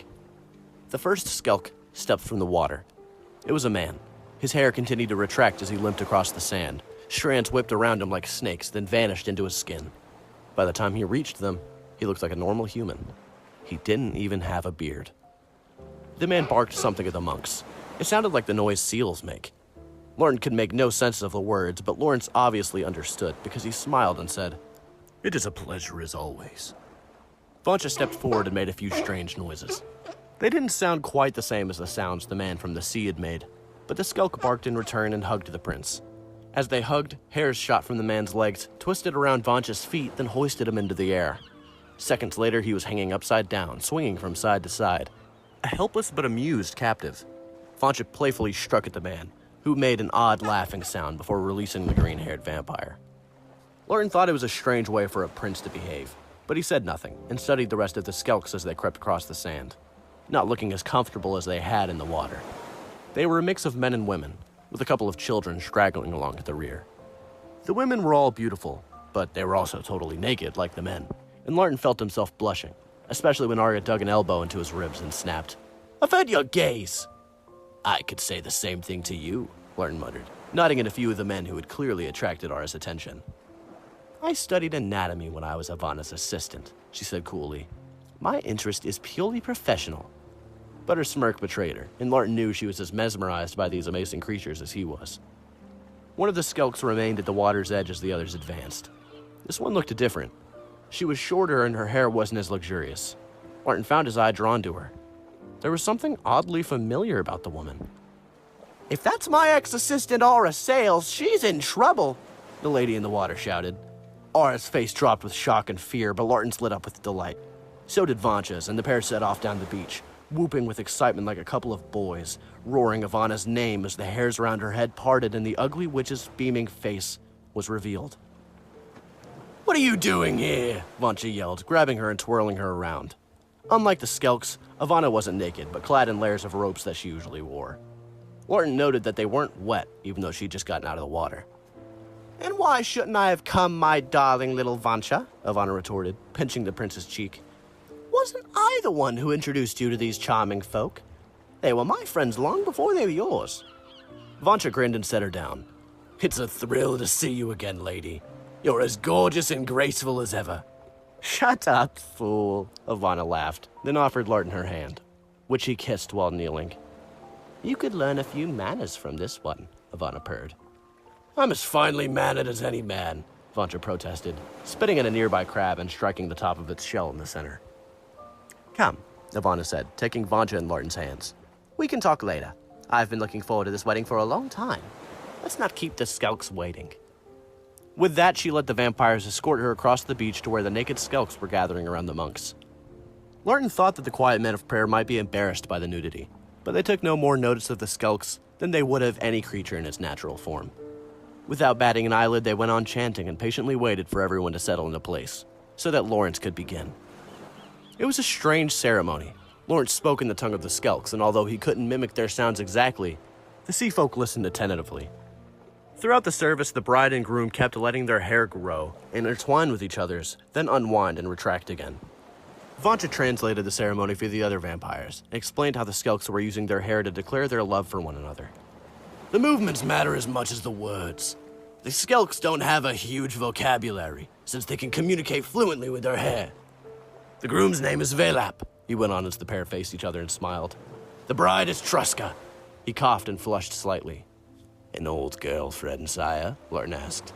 We spent some time together many years ago, Vancha grunted. I think my good looks put her off in the end. She knew she couldn't hold down a man so desirable to women. Perhaps you were too modest for her, Ivana remarked dryly. Maybe, Vancha said, nodding thoughtfully. How come I've never heard of the Skelks before? Gavner asked. They keep to themselves, Vancha said. They're an ancient race and they can live longer than us. Truska here is 400 years old, yet still a young woman by their standards. But there aren't many of them. Certain sailors think they're evil and hunt them. They've inspired the legends of mermaids, and the more clued-in Scottish know them as Skelkies. But for the most part, they mix with humans even less than we do. Vancha lowered his voice. I must ask you not to discuss this with anyone. They don't like it when we gossip about them. The vampires swore themselves to secrecy, then observed the rest of the charming ceremony. The Skelks applauded when Truska and Velap finished declaring their love. Several grew beards and wound their hair together into a bed. The married couple leapt onto the mattress of hair, then were carried back into the water, where they dived in and weren't seen again. And that's it, Lawrence said, waving after the other Skelks as they swam off. No goodbyes? Gavner asked. The Skelks don't even have a word for goodbye, Vancha said. They think friends always meet again. If not in this life, then in another incarnation. He looked around for Ivana. She had followed the sea creatures to the water, but had not leapt in after them. Are you staying or going, lady? He called. Staying, Ivana replied gloomily. Why so sad? Larten asked. Ivana sighed. I caught a glimpse of their future. They'll face hard times. The first few years will be blissful, but later. We all come unstuck later, Vancha huffed. I won't have dark talk tonight. Come and dance with me, Lady of the Wilds, and let the future deal with its own problems. Wise words, little Vancha, Ivana chuckled, turning away from the sea. But perhaps the monks will object. Not us, Lord smiled. We don't get to wear a pet of Skelks very often. That was only the third marriage this century. We don't drink or smoke, but most of us play instruments. Virtually all of us can sing, and every one of us can dance until the sun comes up. The last one to the monastery is a rotten egg, Gavner yelled, then grinned sheepishly as the others just stared at him. It's something I heard a human say. I think you've got rotten eggs instead of a brain, Vancha rumbled, then winked at the younger vampire, slapped his back, and raced ahead of him. Kurta and Nara set off after the pair, and even the monks tried to catch up with them, but Larten and Ivana held back.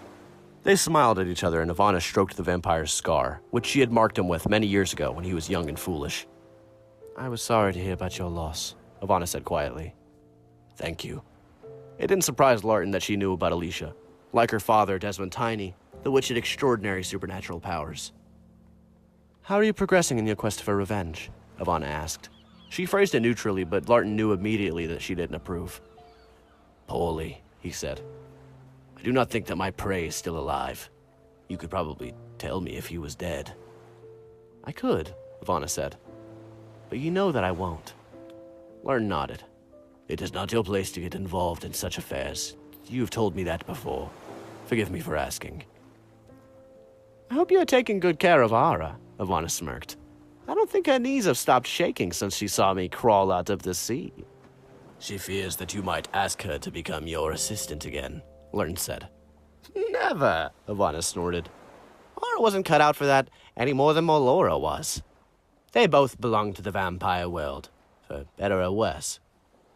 It is a good world to belong to, Larten said, then sighed. You're not suffering another crisis of confidence, are you? Ivana barked. I thought you'd come to terms with the vampire life. I have, Larten said. I'm content to be a general, but others think I can be more, that I will become a prince. I am not sure if I desire such power. I look at these monks and the simple lives they lead and wonder if such a quiet existence is what I secretly crave. Ivana blinked. You want to become a monk? No, but there are others who work for them. The pair set off towards the monastery. They walked in silence until Ivana stopped abruptly. I won't tell you what to do, she said, but you should be true to yourself. We must all face our destiny openly. Don't turn away from it just because you have doubts. Simply reject the offer if they make it. I cannot, Larten sighed. It would be an honor to lead. If I am asked, I will accept and do my best for the clan. But I am afraid of where I might lead them. You mean into war with the Vampanese? Ivana's expression was grave. I believe that the war is the only way to guarantee our security, Larten said. But at the same time, it would result in bitterness, suffering, and death. The thought of being responsible for so much upheaval and pain. You must do what your heart tells you, Ivana said softly. The only advice I can give you is to be certain of your beliefs. I detect shades of both Seba and Wester in your voice. Seba always felt he would abuse power if it was his, so he shunned it. Wester has always hated the Vampanese and plotted their downfall. I love and respect Seba, and I admire Wester in many ways too. But you can be a better vampire than either of them. If you are true to yourself and choose your own path, you can be a vampire of great standing. Ivana started to say more, then stopped.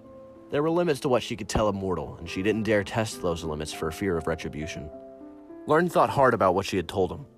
Finally, he scowled and said, Joining the monks would be foolishness.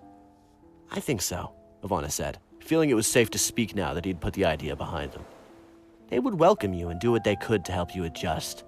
But this is too withdrawn a life for one of your potential. You need to play an active role in the affairs of the night. Then I will continue searching for Randall Chain, Larten said, and Ivana's heart sank. Larten saw her face drop and frowned. Is that a mistake, lady? Of course not, she said quickly. Don't mind me. I was thinking of something else. Come, take my hand, and let's see what you're like on the dance floor. She laughed, but her heart wasn't in it, because Ivana had seen into Larten's future. She tried to never look at what destiny held in store for those she was fond of, but sometimes she couldn't help herself. Larten's decision would lead him into a bleak, lonely place of heartbreak and loss. If he turned his back on revenge and war, he could have become a prince of wisdom, sympathy, and strength. He might even have saved the clan from the torments of her father, who was ruthlessly scheming against them. But now that Larten had ignored his chance to switch courses, he was destined to play into the hands of Desmond Tiny. As a result, his future would be darker and bloodier than any he had yet to imagine. Ivana wanted to weep for her friend and all the others who would suffer now. But instead she put on a brave face, pretended to know nothing of what lay in store for Larten and those close to him, and danced.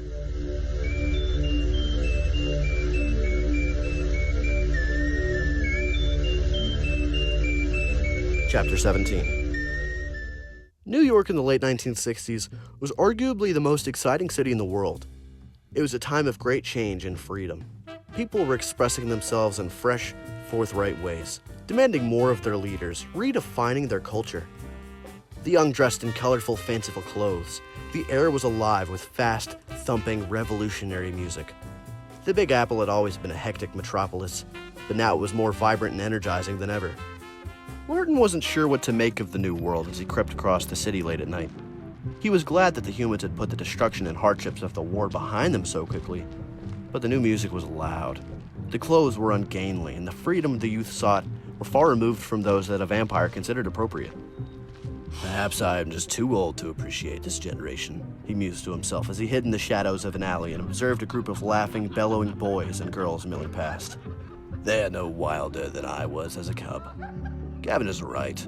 I am turning into a stuffy old bat, he chuckled to himself. But I like being stuffy. As the group spilled out of the alley, another jostled into it.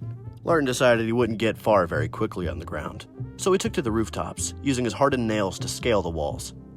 It wasn't as easy to dart across the roofs as it had once been.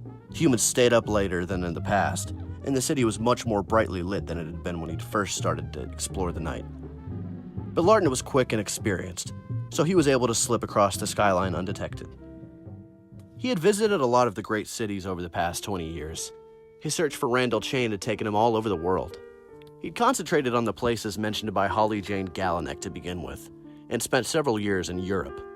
But with no sign of the Vampanese, he drifted farther afield, following trails that were sometimes decades old. He found a Vampanese in Budapest who had known Randall and heard a rumor that he'd been seen in Korea. Seoul revealed no trace of him, but Larten ran into a vampire called Huey, who said that several Vampanese had based themselves in Australia, and that the massive country was attracting more of them all the time. Huey grimaced. They like the taste of Australian blood. Personally, I think it's sour, but the Vampanese go crazy for it. You might find him there. Larten hit the major coastal cities and explored much of the rest of the country. Since some of the Vampanese preferred the less densely inhabited areas, he crossed paths with 6 Vampanese during his time down under, and challenged and killed them all. But although a couple had known Randall Chain, none had seen him recently. One swore, as he lay dying, that the killer was alive, and that he knew where Randall was. But Larten thought that the Vampanese was only taunting him. It was unusual for one of their clan to lie, but imminent death could warp the tongue of even the strongest-willed person. The general's reputation had grown tenfold by the time he left Australia. Word had spread among vampires and Vampanese all around the globe. The rumor was that a single vampire had driven the purple-skinned bloodsuckers from the continent, claimed it for himself, and vowed to kill any Vampanese who set foot there. The children of both families of the night were impressed by the thought of a lone man defending an entire country, and those who knew the vampire's identity spoke of him in glowing terms. By the time Wester heard the tales, Larten had allegedly killed 30 Vampanese and bathed in their blood for extra strength. Many Vampanese set sail for Australia to face the arrogant foe who had lain down a challenge to their whole clan. If Larten had known, he would have lingered and waited for his enemies to find him. But having decided that Randall wasn't present, he had already left en route to South America by the time the first of the Vampanese arrived. Larten found 3 Vampanese in Peru. They had formed a pack and were hunting together. He fought all 3 at the same time. It was a ferocious battle and he was seriously injured. But at the end of it, he was standing and the Vampanese lay dead at his feet. His reputation received another boost, but the victory brought him no nearer to finding the elusive Randall Chain. Larten was aware of what was being said about him. Wester stayed in touch and sent envoys to give him news of what was happening at Vampire Mountain. But he steered clear of their spiritual homeland and had little to do with the rest of the clan. He let Wester use his name to gather support for war with the Vampanese, but did nothing to promote his claims to becoming a prince. He even avoided council, not wishing to be distracted from his quest. He first made his way to New York, after an absence of many decades in the early 1960s. He had been working his way north and east, through the bustling cities of the United States, and it was an obvious place to target. But he went for another reason too. Silva. Larten had met with Gavner a couple of times since the monastery. The younger vampire kept urging him to visit New York and make his peace with Alicia's daughter. The guilt-stricken general had put it off as long as he could, but finally he decided to face her and let her say whatever she must. He asked Gavner to warn her that he was coming, then met her in a graveyard. The venue was her choice, late one wintry night. "You haven't changed much," Silva had noted bitterly as the wind whipped a scarf around her face. 30 years is not a long time for a vampire," Larten had replied quietly. "It's a lifetime for many humans," Silva had said, and hobbled forward. She had a lot of problems with the veins in her legs, to stand in front of him. "Do you still think about my mother?" "Almost every night," Larten had answered truthfully. "We don't discuss it much when he comes, but Gavner told me you're hunting the one who killed her." "Yes," Larten had said. "So you know who it was?" "Aye." "Then I don't need to give you a description." "No." "Good," she sighed. "I hate talking about it, so I won't. But I still see his face every time I fall asleep. If you find and kill him, will you inform me?" "Of course." They had wandered through the graveyard. After a while, Silva leaned on Larten for support, and they'd spoken of the old nights, the Paris they had known, Gavner and Alicia. Larten told her stories of life before Silva was born, the early airplane he had flown in, Alicia's love of art, the portrait they had posed for. "I've seen that," Silva had said. "It's in a book that Mama kept. You're lucky it was never a bestseller, or people everywhere would know what you look like." Silva told Larten about her life since fleeing Europe, her husband and her children, the job she had with the United Nations. Gavner had already told Larten most of it, but he pretended it was news to him. He liked listening to her speak. Eventually, she broached the topic that they had been avoiding all night. "I still hate you," she had said sadly. "I blame you for Mama's death, and I always will. You dragged her into your world of darkness, and if not for that, she might still be alive. But I'm about the same age now that she was when she died. I know she drove you away when she was younger, then forgave you later. I know you were honest with her when you came back, that you truly loved her. I know you didn't mean for her to be hurt, that you did what you could to save her. Patrice, my husband, saw many disturbing things when he returned to France and fought in the war. He saw men and women commit terrible crimes. He still sees some of those people when he travels to Europe on business. I asked him once how he can face them. He said that we can't afford to live in the past and be slaves to our memories. It's hard for him. He'll never forgive or forget. But he tries to live for the future." At that point, Silva had stopped and taken Larten's hands. "I want to live for the future, too. I want to stop hating you. You were an important part of my mother's life and mine. And I want to feel close to you again. I don't know if I can, but I want to try, if you'll let me." "That would please me more than anything else I can think of," Larten had said in a strangely choked voice, and he'd held Silva as she cried, remembering the losses of the past, hoping for a happier future. Larten had visited her twice since then. They always met at neutral venues. Silva refused to let him near Patrice or her children, for fear they might end up as her mother had. Larten didn't think that was likely, but he respected her wishes. The vampire normally let Silva choose their meeting point, but on this occasion he'd asked her to let him pick the location. Some old friends of his were going to be in the city, and he wanted to introduce Silva to them. Silva was waiting for him at the all-night diner where they had agreed to meet. She smiled as he entered and drew stares from the other customers, cutting an imposing figure in his red clothes and cape, with his orange hair and scar. She let him sit, then ordered for him. She was constantly trying to introduce him to new drinks. He sipped politely from the cup of coffee when it came, but to be honest, he preferred the taste of bat broth. They spoke briefly of what they had been up to since they had last met, but Silva couldn't contain her curiosity for long. "Where are we going?" she asked. "You were very mysterious on the phone." "I hate telephones," Larten grumbled. "I always feel like a fool when I have to speak into one. But they have become a necessary evil. Tell me, do you enjoy the theater?" "Very much," she said. "But if you're going to take me to a show, I should warn you that I've seen most of the plays on Broadway." "You will not have seen any like this," Larten assured her. When Silva was ready, Larten took her arm. She needed a cane to walk now, and led her to a deserted warehouse. The building was dark outside, and Silva was nervous.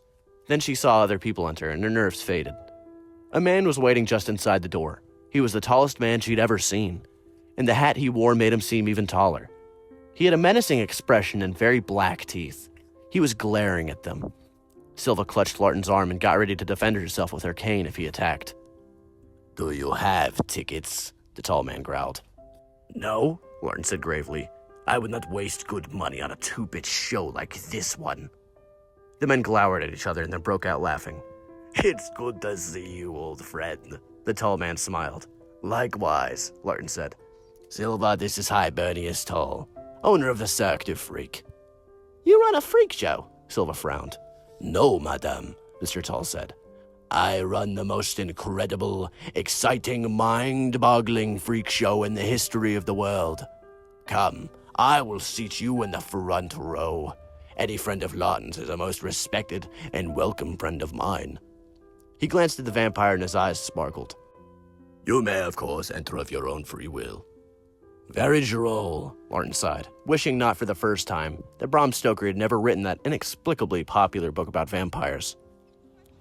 Silva wasn't sure what to expect as she took her seat in front of the stage, but soon realized that Mr. Tall had spoken truly. This was the most incredible show she'd ever seen. There was a man called Bradley Stretch who had rubbery bones. He could extend his arms and legs, tie his fingers into knots, and do a whole lot more. There was a woman who could set her eyes alight, a boy who could cut off pieces of his body and then grow them back again, and many, many more. Silva watched in a daze, along with the rest of the audience as one freak after another took to the stage, each more amazing than the last. Even Larten was surprised. The show was slicker and more wondrous than when he'd first seen it. The dancing ladies and stage magicians were relics of the past. It was now a display of pure, unique, unmatchable marvels. Only one thing disturbed Larten. In the interval, a number of small people in blue robes and hoods passed among the crowd, selling trinkets. These were the mysterious little people, servants of Desmond Tiny. Their master had sent them to protect the cast and crew of the Cirque du Freak during the war. Des Tiny had told Larten that he dispatched the little people to guard the circus whenever great threats loomed on the horizon. The fact that they were still with the Cirque troubled Larten and made him wonder what sort of dangers might be lying in store. Larten and Silva went backstage after the show for a small party to which only a few guests had been invited. Silva got to meet some of the stars and chat with them about their lives, how they had been discovered by Mr. Tall, and what it was like to have rubbery bones or regrowable limbs. I think she enjoyed our little show, Mr. Tall murmured to Larten, popping up behind him without warning. Everybody does. Larten smiled. My congratulations. I did not think you can improve on the old formula, but it is better than ever. We're constantly evolving, Mr. Tall said. Tastes are more refined than they used to be, so I can focus solely on the bizarre and freakish now. And with modern travel being what it is, I find it easier to track down fresh talent and bring new performers into the fold. I sometimes dream of taking the stage again, Larten said. But I do not think my old bag of tricks would find much favor with a modern audience. Don't be so sure, Mr. Tall said. We have a particularly strong lineup at the moment, but there is always room for a spot of light relief. Your sleight of hand and escape tricks are not unusual, but your speed and strength are. Nalisha, the lady who sets her eyeballs on fire, is taking a short holiday. We're playing New York for another 8 nights, and will be without her for the rest of our time here. We could make use of your talents. You're joking, Larten said skeptically. No, Mr. Tall said. I'm serious. Will you perform with us again? I do not think, Larten began, but Silva had been listening and she cut in. Please, Larten, say you'll do it. I'd love to watch you. If you agree to perform, I'll come every night and cheer for you until my voice breaks. Well, Larten chuckled, oddly nervous at the thought of stepping in front of an audience again after all these years. With support like that, how can I refuse? He snapped his cape and struck a pose. Show me to my trailer, Hibernius. The real star of the show has arrived.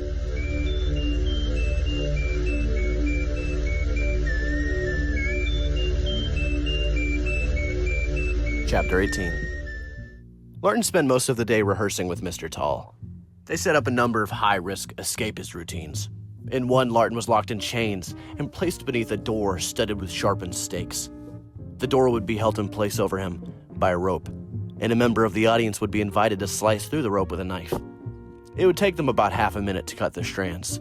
If Larten didn't wriggle free in time, he'd be skewered in a dozen places, and that would be the end of him. Getting out of the chains wasn't the hard bit. Any decent escapologist could have done that. But Mr. Tall wanted it to appear as if he'd failed, so that when the stakes dropped, the audience could see him still struggling.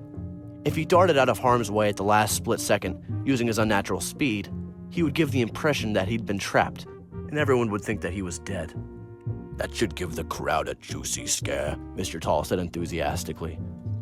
The difficulty was timing it so finely that those watching wouldn't know he had escaped until after the door was raised. Larten had to do it countless times until Mr. Tall was happy. It was only when one of the stakes caught the hem of his cape and nearly speared his foot that Mr. Tall expressed satisfaction. Perfect, he clapped. That's what I'm after. Now let's see if we can knock another tenth of a second off of it. Larten would also lift several heavy weights and juggle them. Each object had spikes or sharp edges, so if he made a mistake, he'd lose a few fingers. I do not recall you being this bloodthirsty in the past, he complained at one point.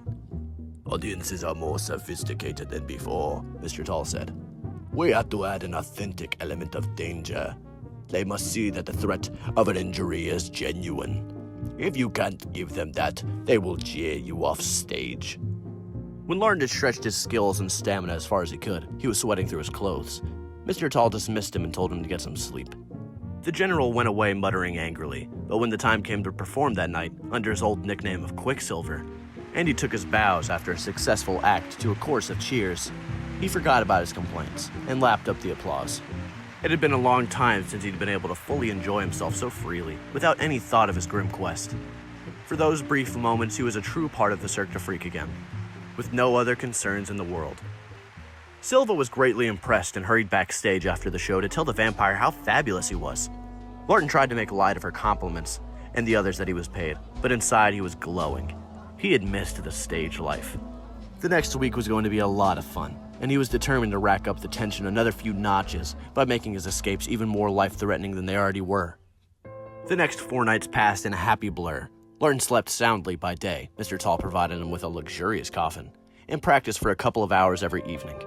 Then he relaxed and had a light meal with the other performers before taking to the stage and burning as brightly as he could during his time in the spotlight. Silva came to every performance, as she'd promised, and clapped and cheered louder than anyone else whenever he stepped forward to take a bow. She also came backstage after each show to congratulate him. It was the closest he had ever felt to her, certainly since she had been a tiny girl in Paris. The Cirque du Freak had brought them together in a way nothing else ever had. Later, looking back on those few delightful nights, he would curse himself for not realizing that it was too good to be true, for not anticipating the sorrow and pain that always struck whenever he was happy. But at the time, he genuinely had no notion that his involvement with the freakish circus would result in the deepest, cruelest cut of his long, dark, tragic life. On the night of the 6th performance, as he was about to launch into the first of his escapes, somebody in the crowd heckled him. "Hey, ugly! Get off the stage! The only freakish thing about you is your hideous face!" Larten flushed angrily and squinted against the glare of the spotlights, scanning the crowd to find the one who had insulted him. Anger quickly gave way to delight when he spotted a grinning Gavner Pearl sitting near the back. Beside him sat an even more welcome and unexpected sight, Wester Flack. Larten was thrilled to see his old friends, regardless of the fact that Gavner continued to heckle him, and he put on an extra fine, precisely timed show. Even Wester and Gavner had trouble keeping sight of him when he darted out of the way of the falling stakes and a massive rolling boulder. On a couple of occasions, they thought, along with the rest of the audience, that he had actually been squashed or speared. But the orange-haired general always reappeared to take his deserved applause. When Larten took his final bow at the end of the show, he signaled to the pair to meet him around the back. They were led through to an after-show party along with a handful of other select guests. While most of the VIPs made straight for the more remarkable stars of the show, the vampires hurried over to Larten. "What are you doing here?" the general beamed. He was particularly surprised to see Wester. "We're messengers of good fortune," Wester grinned. But before he could continue, a teenager stuck his head between the two vampires. "Is this him?" the boy gasped. "The one and only," Gavner said. The excited teen extended a hand. "It's an honor to meet you, sir. My father told me many tales about you." Larten shook the young man's hand, smiling uncertainly. "I am trying to place your face, but I do not know." "My name's Jimmy, sir. Jimmy Ovo." It clicked. "The Undertaker in Berlin," Larten exclaimed. "Your father was helping Curtis Smalta when I met him. He traveled with us for a while." "What in the name of the gods are you doing here with these two?" "I met James when I was with Curtis," Gavner explained. "They went back into undertaking after the war. I've kept in touch. It's handy knowing a man in his line. He and his contacts are able to provide us with bottled blood when we need it. I dropped by to see him on our way. He told me Jimmy was in New York on vacation, so I thought I might as well invite him to the Cirque du Freak while I was here." "I'm gonna follow my old man into the family business," Jimmy said. "I'll be happy to supply you with all the blood you require once I'm established. Anytime you need a top-up, just come on and ask." "I will do that," Larten smiled.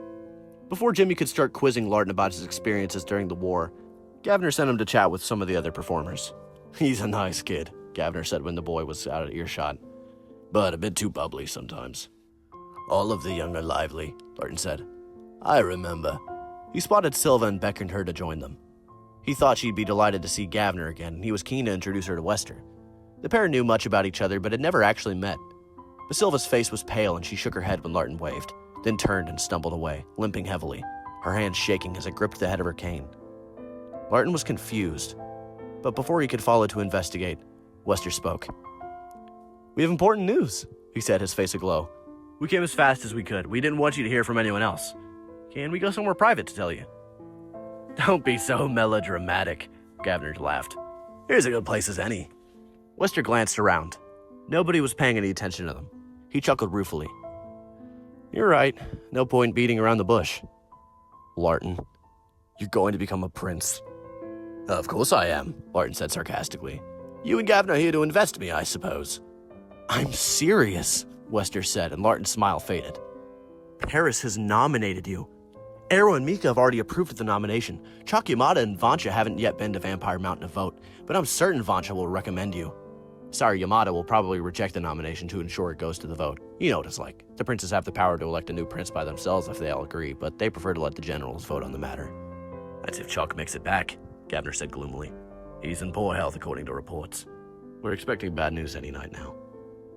"Even in death may he be triumphant," Larten murmured, making the death touch sign in honor of the aging prince. "It's happening," Wester said, barely able to contain his excitement. He gripped Larten's arms and squeezed. "Everything's finally falling into place." Larten smiled crookedly. The news was hard to absorb. The princes were the most revered of vampires.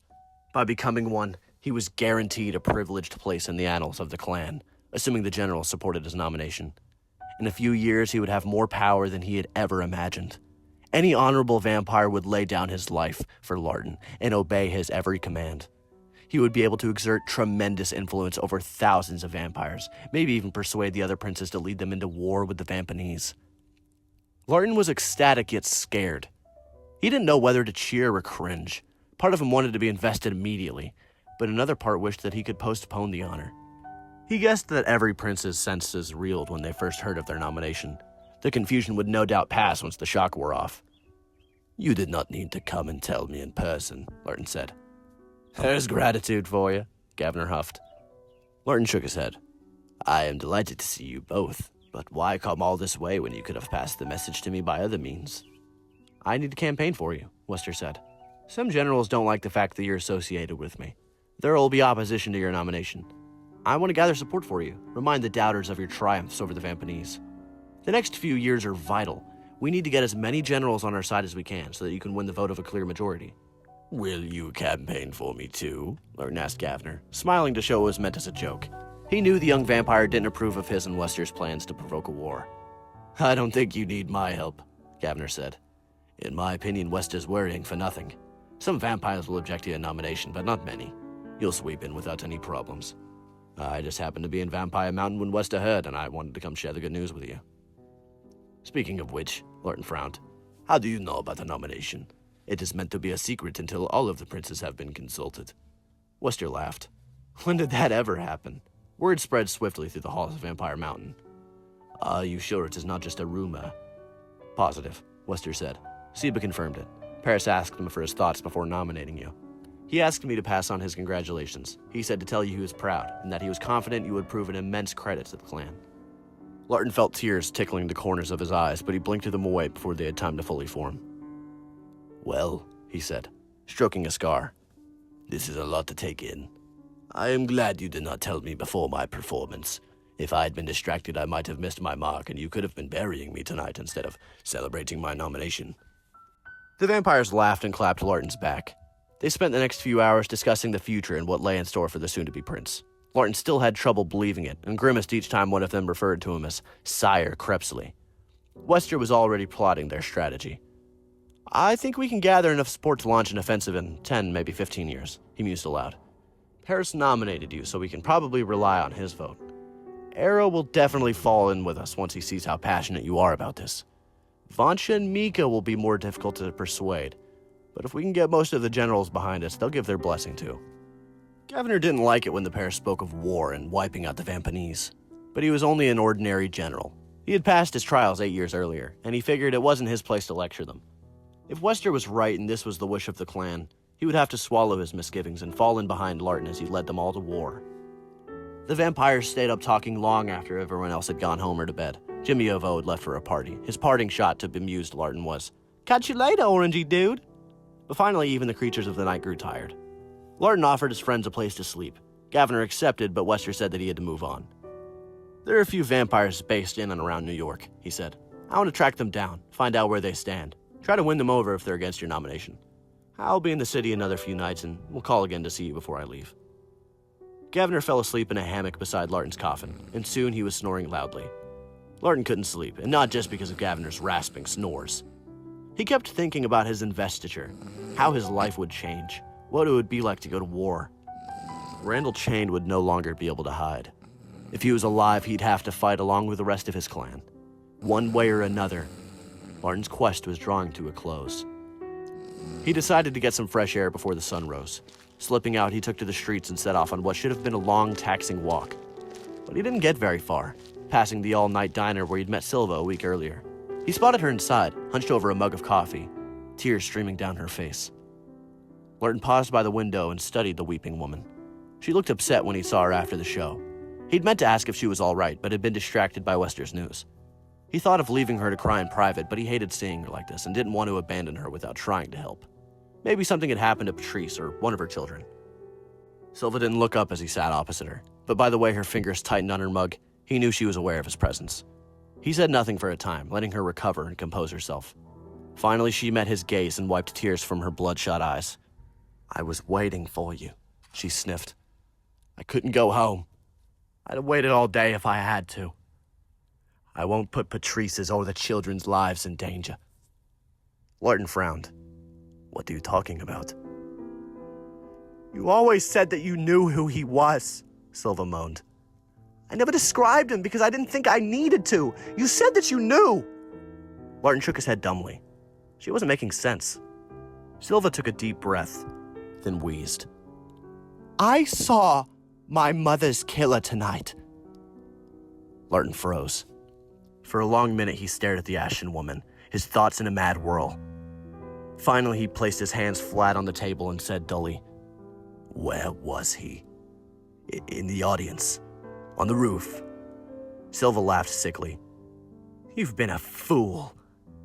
The only reason I can forgive you is that I know how much this will hurt. I even considered not telling you. It would have been easier to leave you to your fantasy. But she was my mother. It's been a long time, but I still want to see her assassin pay for what he did. I can't let him go free, even to spare your feelings." Larten frowned. "I do not understand. I hate Randall Chain. My heart will fill with joy when I kill him." "Such a fool," Silva sighed. Then she laid her soft hands over Larten's and spoke gently, knowing she would destroy his world with her words, but unable to withhold the truth from him. "The killer didn't hide. He didn't need to. He would have been more careful if he knew I was at the show, but thinking that he had nothing to fear, he acted without caution." "You have been betrayed," she whispered. "I do not know what his name is, but by the way you acted in his presence, he's clearly not the one you know as Randall Chain. For all these decades, you've been chasing the wrong man." And as she went on, Larten felt waves of madness surround and engulf him, claiming him for blood-drenched, heartbroken delirium once more.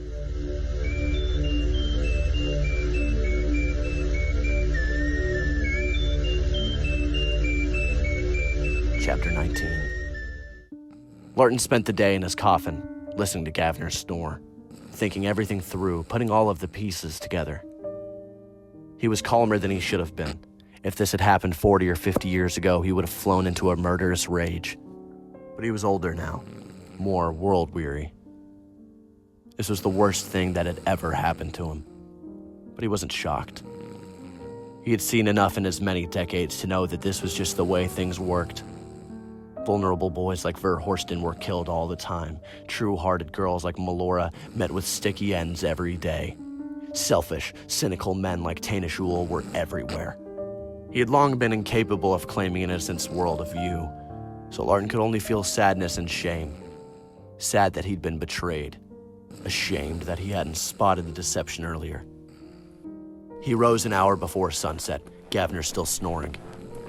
Larten considered leaving while his ex-assistant slept, but that would have been unfair. He couldn't take Gavner with him, regardless of the promise he had made to include him in the execution of Alicia's killer if they ever learned of his whereabouts. But it would be wrong to exit without serving any sort of notice. So he bent and gently woke the sleeping general. Gavner, wake up. Why'd you wake me so early? Gavner yawned. I have to leave, Larten said. I need you to deliver some messages for me.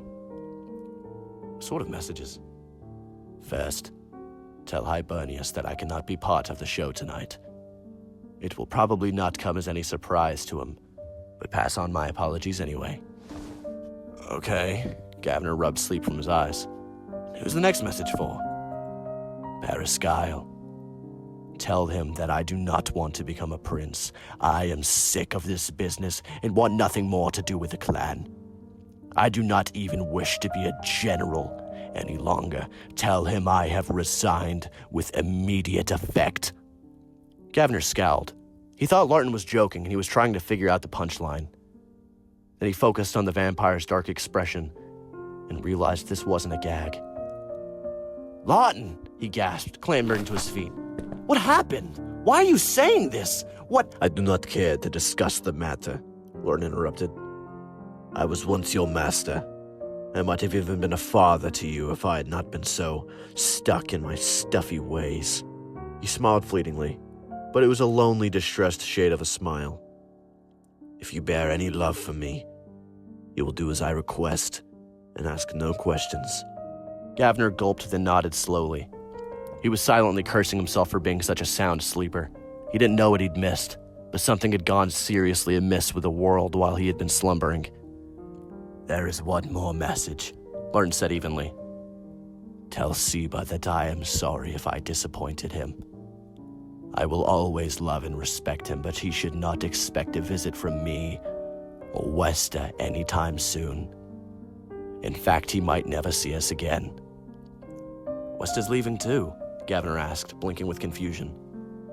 We must both withdraw, Larten said. One of us might return to him some night in the future, but it is unlikely. Gavner shook his head helplessly. I don't understand. Larten gave the young vampire's shoulder a squeeze. There are some things in life we can never understand. Things we are better off not understanding. Pass on my messages. Try to be a general of good standing. Make me proud of you. With that, he turned and left. Gavner didn't call after him. He had lost his voice. The last time he'd felt this bewildered and alone was when Larten and Vancha tracked him down in Petrograd and killed Tainishul. But he felt even worse now, as he was about to lose someone who meant much more to him than Tainish had. Finally, when his throat cleared, he mumbled, Goodbye, Father. But Larten never heard. He was already gone. Larten was able to track Wester mentally. The pair had bonded many decades ago, and one could always locate the other, no matter where in the world they were. He found Wester shortly after dusk near the top of one of New York's many towering skyscrapers, conversing with another vampire. Larten studied them from his perch outside the window. It didn't bother him that he was high off the ground, clinging to the wall like a spider, facing certain death if his grip slipped. He was at one with the world up here. Wester was talking about Larten becoming a prince and the possibility of war with the Vampanese. He was animated, making grand promises and pledges. The other vampire looked dubious. Larten sent a mental burst to Wester. Vampires couldn't communicate at length in this manner, but they could exchange short messages. I need to speak with you, Larten transmitted. Meet me on the roof. Wester paused and frowned, and carried on as if nothing had happened. After a minute, he made an excuse to leave, and he said he would return shortly. As Wester exited, Larten crawled up the outside of the building, digging his nails into the bricks, climbing swiftly. He hauled himself onto the roof before Wester got there. When the guard arrived, Larten was standing close to the edge, staring out over the city, his back to Wester. What's up? Larten asked. It will be a fine night, Larten replied, gazing at the clear sky. Wester laughed uneasily.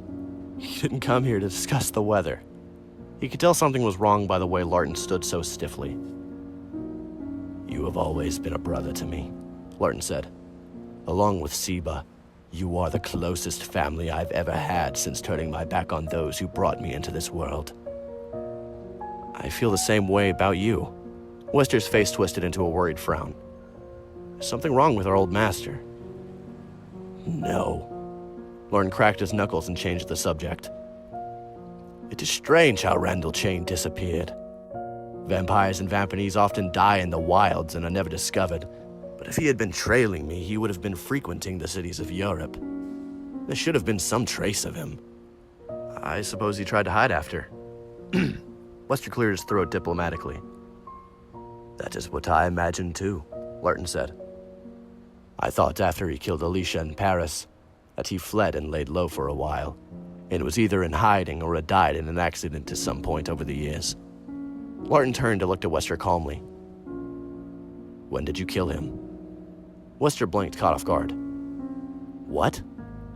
I assume you killed him before you slaughtered Alicia, so that you could be certain of being able to point the finger of blame at him.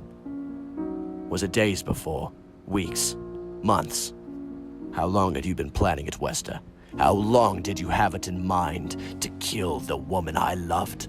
Pin the blame on Randall Chain? Turn me against the Vampanese and use me to lead our people into war? Wester gulped and desperately searched for a way out of this dire predicament, but he quickly realized that nothing he said could have any impact on the stern-faced general. Larten would not have leveled such an accusation at him if he wasn't 100% sure. How did you find out? Wester asked softly. Silva saw you after you killed her mother as you were fleeing. She was at the show last night and recognized you when you came backstage. Wester sighed. I should have killed her in Paris. When I looked back on it later, I regretted being merciful. I often meant to track her down and eliminate her, but I didn't want to hurt you any more than I already had. And as the years passed, it seemed as if I had nothing to worry about. I stopped thinking of her as a potential threat. You are an amateur villain, Larten noted cynically. Aye, Wester grimaced. Like Taina Shul, I was never cut out for murder. Clumsy assassins like us should leave it to the professionals. He was calm now that his deception had been revealed. Calmer than he had ever thought he would be when he imagined the scenario. And he had imagined it countless times over the years, haunted by memories of what he had done, and fears of what would happen if his crime came to light. How much do you want to know? Not a lot, Larten answered curtly. I've been able to work out most of it. When you saw that you were losing the support of the clan, you made one last attempt to convince me to join you. When that failed, you killed Alicia and framed Randall Chain. Having already executed him, Wester nodded. I'd been keeping tabs on Randall for years. I have contacts among the Vampanese who yearn for war as much as I do. We're strangely united by our hatred for each other. They kept me abreast of his movements. I killed him before I came to find you, knifed him while he was asleep. An ignoble end for a child of the night, but he was an ignoble individual, so I didn't worry too much about it. Did Desmond Tiny put the idea in your head when he came to visit you at Vampire Mountain? Larten asked. Not directly, Wester said. He told me that I needed your support to lead the clan to war, and he mentioned the fact that if you hated the Vampanese as much as I did, if you lost someone close to them as I had, you might sympathize more with my cause. But he never mentioned Alicia specifically. He did not need to, Larten said.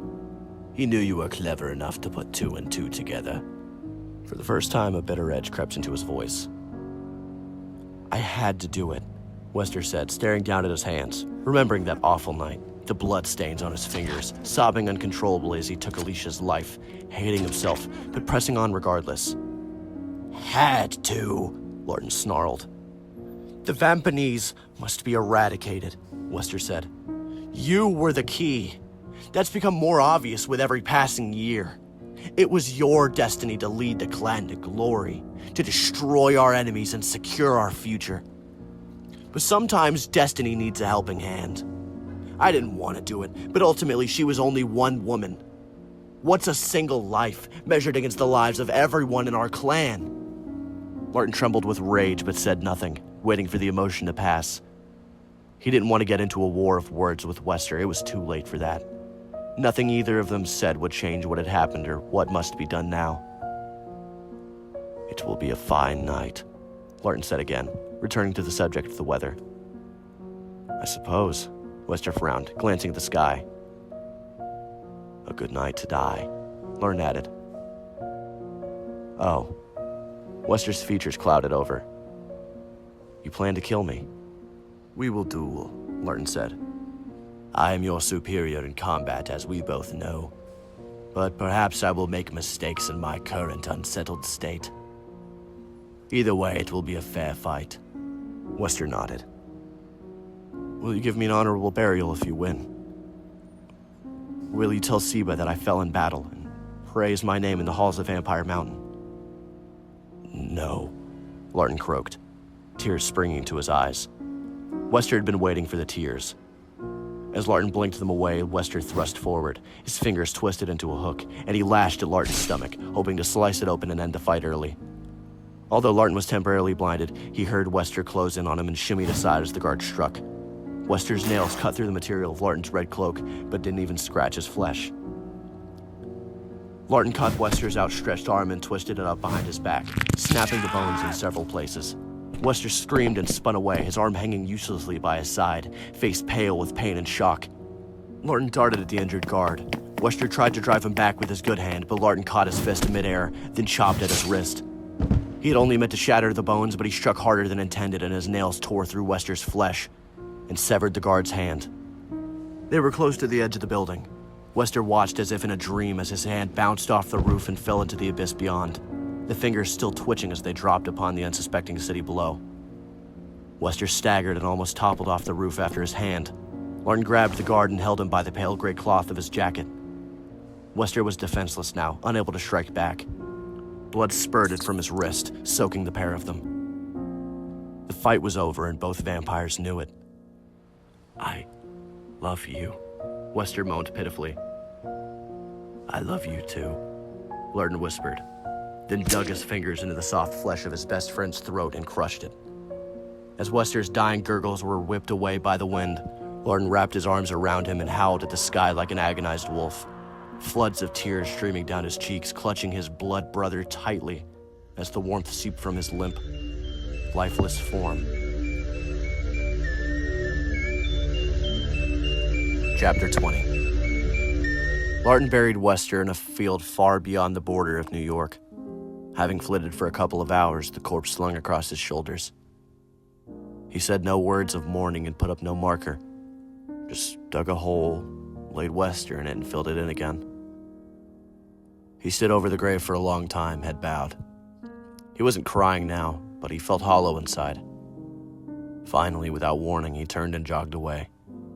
Soon he was running, and then he flitted, leaving Wester to cool and rot in the earth behind. He never returned to the grave in the years to come, but in his dreams he went back often.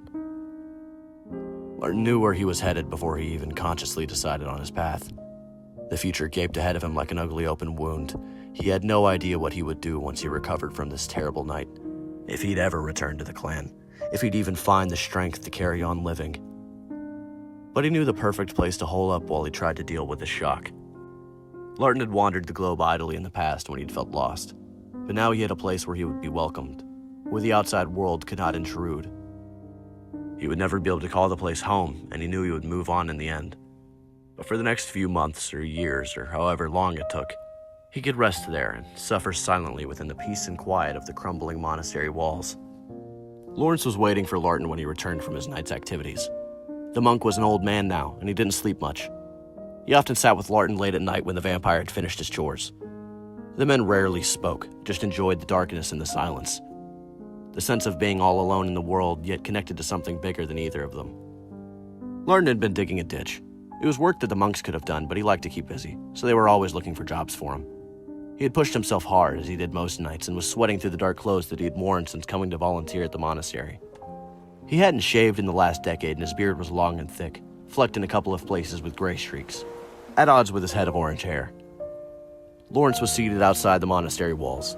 There was a chair to his left and a small cage on the ground to his right. He nodded pleasantly at Larten as the vampire sat beside him. The pair studied the countryside in comfortable silence.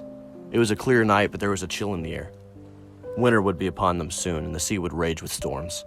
The Skelks had already moved on ahead of the changing season. It would be spring before they returned. Lawrence hoped that he would be alive to welcome them back, but he was an old man, and he took nothing for granted. I love the smell of salt water, Lawrence commented. We live so close to the sea. It's in the air all the time, so I often forget how much I cherish it. Every once in a while, I make myself stop, clear my nostrils, and breathe in deeply. I like it too, Larten said. It brings back sad memories sometimes, but I enjoy it regardless. Lawrence nodded understandingly. Larten had told him about the ship, when he'd killed all those people. He had told the monk everything over the course of the past 10 years. He hadn't meant to confess when he came. For many months he had said nothing to anybody, merely working silently and slept. But eventually he found himself confiding in the patient, kindly monk. As their friendship strengthened, he gradually unburdened more of his secrets and sins until he had nothing left to hide. Lawrence never passed judgment on Larten, or recommended ways in which he might atone for his crimes.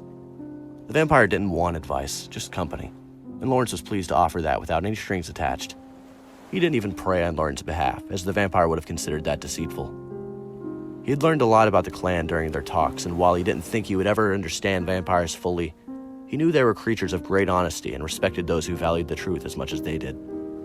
"This is a night for Madame Octa," Lawrence said, reaching for the cage by his feet. A huge multicolored spider was crouched in the center of the cage on long hairy legs, a green, purple, and red ball of unconcealed menace. Lawrence had been given the spider by one of his visitors a couple of years earlier. The woman had come to visit the Skelks, and the gift was her way of thanking the monk for looking after her. A tin whistle, Lawrence referred to it as a flute, hung from the side of the cage. Lawrence handed it to Larten. The monk had taught him how to use it, and Larten now played a tune as Lawrence unlatched the cage and took out Madame Octa. He petted her as she rested in the palm of his hand, then nodded at Larten. The monk couldn't control the spider, but Larten had a special way with animals. At his gentle mental bidding, Madame Octa crawled up Lawrence's arm and over his face. She spun cobwebs across his eyes and scratched his nose. She tickled his lips until he smiled, then wove a web around one of his teeth and pulled on it as if she were a dentist, trying to remove a rotten molar. The pair continued in this fashion for an hour, playing with the spider like a couple of schoolboys. They never grew tired of her, and although they repeated familiar tricks most nights, they always experienced the same sense of delight as when she had first performed for them. Lawrence was sad when he returned Madame Octa to her cage. He would miss her when she was gone. "Have you enjoyed your time with us?" he asked Larten. "Yes," Larten said, surprised by the question. "The years have passed quickly, haven't they?" "They usually do," Larten muttered. "How many more decades do you think you will see?" Larten shrugged. "I never like to tempt fate." "But if you stay in good health and avoid accidents," Lawrence pressed. "I could live another 300 or 400 years, Larten said. "A few more if the luck of the vampires is with me." Lawrence sighed. "I would love to see the world 300 years from now. You were a fortunate man." "It is not too late for you to be blooded," Larten joked. Lawrence smiled. "I am satisfied with the time that I have been given. It would be nice to live longer, but I won't ask for more years than the Maker has seen fit to grant me." "A pity," Larten said. "You would have made a good vampire." The men shared a laugh, and Lawrence said casually, "Where will you go when you leave us?" Larten frowned. "That is a strange question. Do you wish to be rid of me?" "You know that I don't," Lawrence said. "But I think you want to go." Lawrence gaped at the monk. "How did you know? I've been thinking of it, but I had not made up my mind or spoken of it with anyone." "I haven't lived as long as you, my friend, but I'm old for a human, and I like to believe I've learned a bit in my time.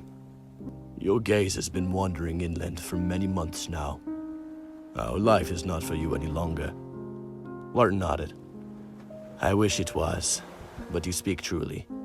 I have felt restless lately." "Good," Lawrence beamed. "You do want to get rid of me," Larten accused him. Lawrence shook his head. "I only meant it's good that you feel it is time to move forward. This was never the life for you. It was a temporary retreat. You needed us while you were confused and lost. We gave you shelter and support so that you could recover. The fact that you wish to resume your life is a sign that you are over the worst. For that I give thanks." "I will never truly be over it," Larten said softly. "No," Lawrence said. "Nor should a man forget such a terrible thing. But if you'll forgive an old monk for preaching, we can't fester in purgatory forever. You need to move on, and I'm delighted that you finally feel that you can." "I've wanted to leave for almost a year," Larten confessed. "But I am afraid. The world beyond has always hurt me, and I fear being hurt again. The world hurts us all in one way or another, Lawrence said. But we can hurt ourselves too. If you follow your destiny, you stand a chance of knowing true happiness. If you hide from it, you will never be content. Larten took a breath and let it out slowly. I meant to stay for the winter. There is much more to be done when the weather is bad, but perhaps I will reconsider and go before the frost sets in. There's no rush, Lawrence said. But if you feel you must leave, don't worry about us. We will struggle on without you. He patted the top of the cage. I want you to take Madame Octa when you go. No, Larten protested. She is yours. I know how much you enjoy her. You're wrong, Lawrence said. I enjoy watching you play with her. We have no personal possessions here. I never thought of her as belonging to me. Besides, I can't control her the way you do. I will be happier thinking of you teaching her new tricks and showing her to people in distant countries. If you are sure, Larten said. I am. Lawrence stood and stretched. He sniffed the wind blowing in off the sea.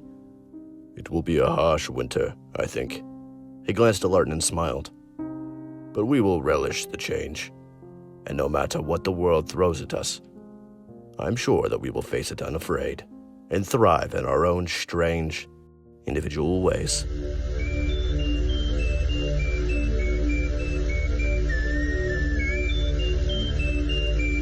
Chapter 21. Larten had no idea what the future might ultimately hold in store for him.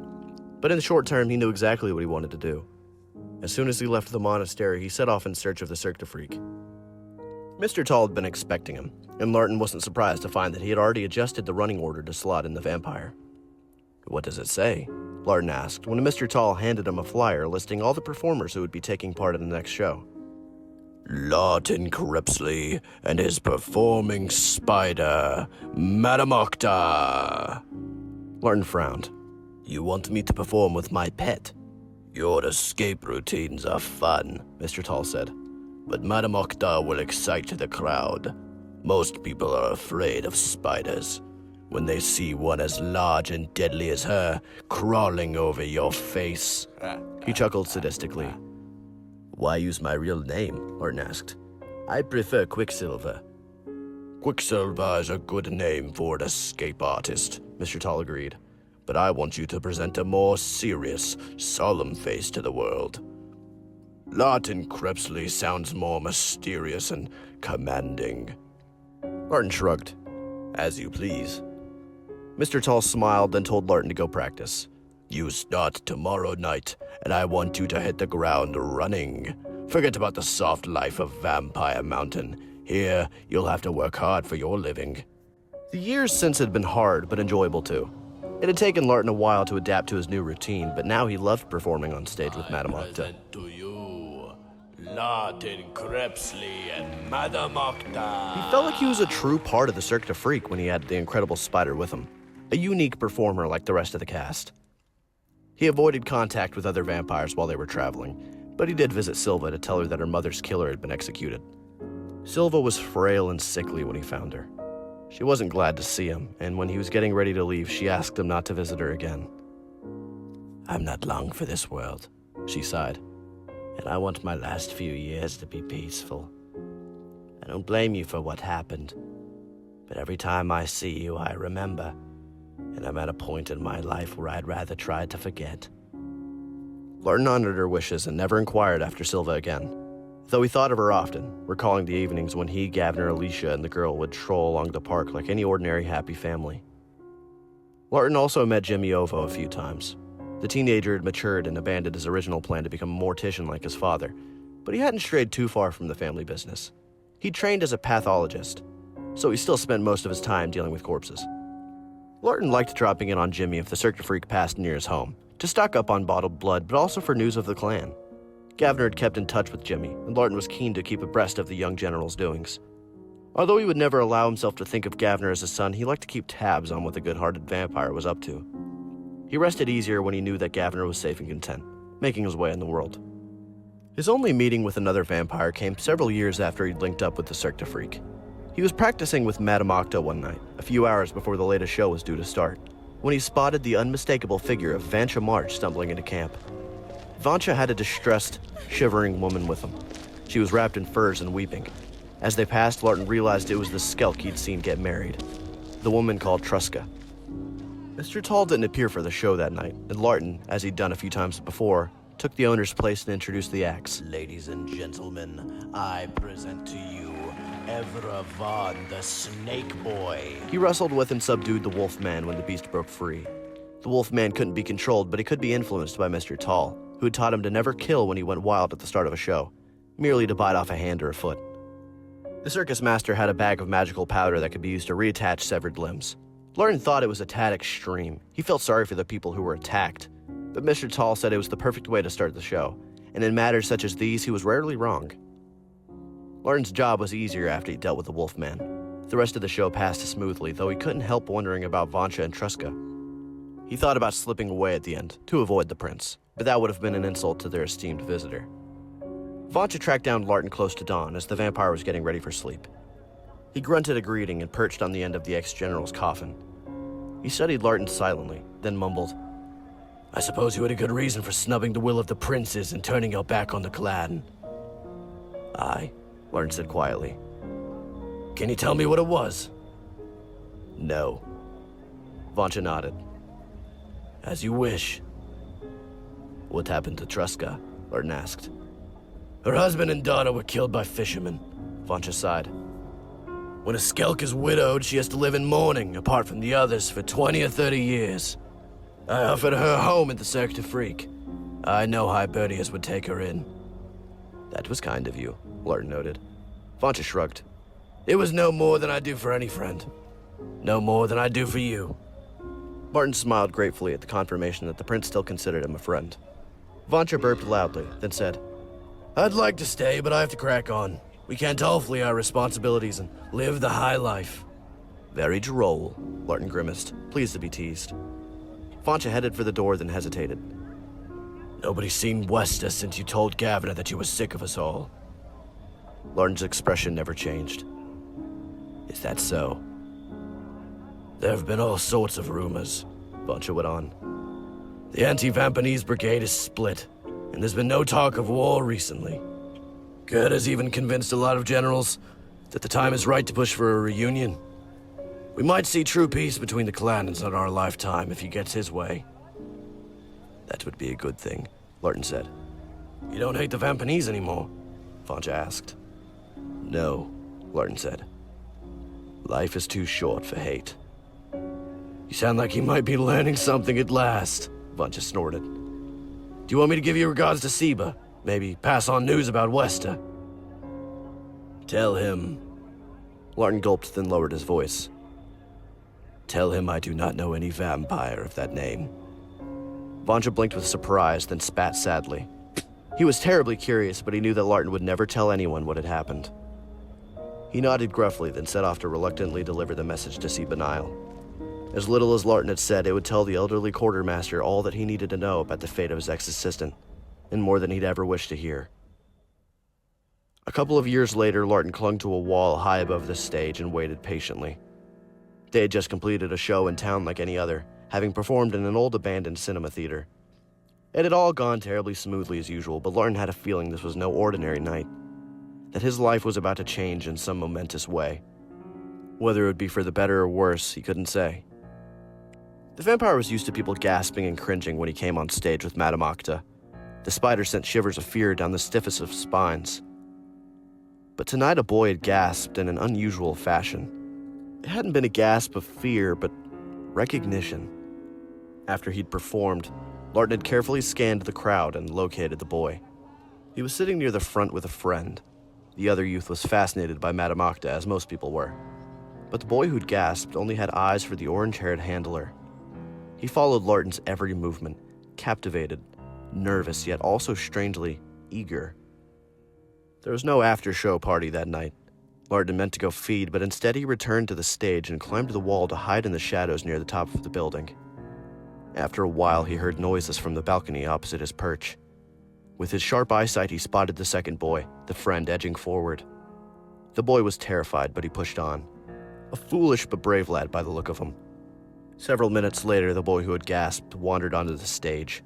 Larten studied him intently, For some reason, he felt excited yet tense. He had existed in a safe, quiet place for the last few years, content to drift along at the Cirque du Freak. But he'd always known the time would come to put the circus world behind him and face the future with purpose. And his instinct was telling him that these boys would be the catalyst for that. The vampire considered keeping to the shadows and rejecting the call of fate. His life would probably be a lot simpler if he clung to the wall and slipped out of town as soon as the boy drifted away from the theater. Hurt and pain might swoop down to claim him again if he got involved with this pair. But Larten was through running from the challenges of life. He wasn't afraid of the future or the prospect of death.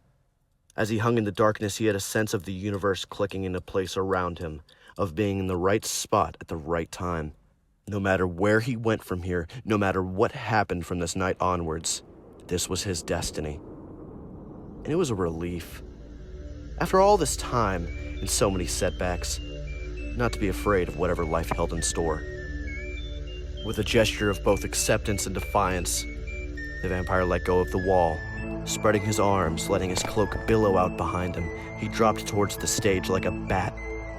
In the balcony, the young boy toppled backwards with fright, then shakily rose to his knees and stared at the man standing over his cowering friend. In his flamboyant red clothes, with his unnatural orange hair, pale skin, jagged scar, and penetrating gaze, there could be no mistaking him. Larten Crepsley.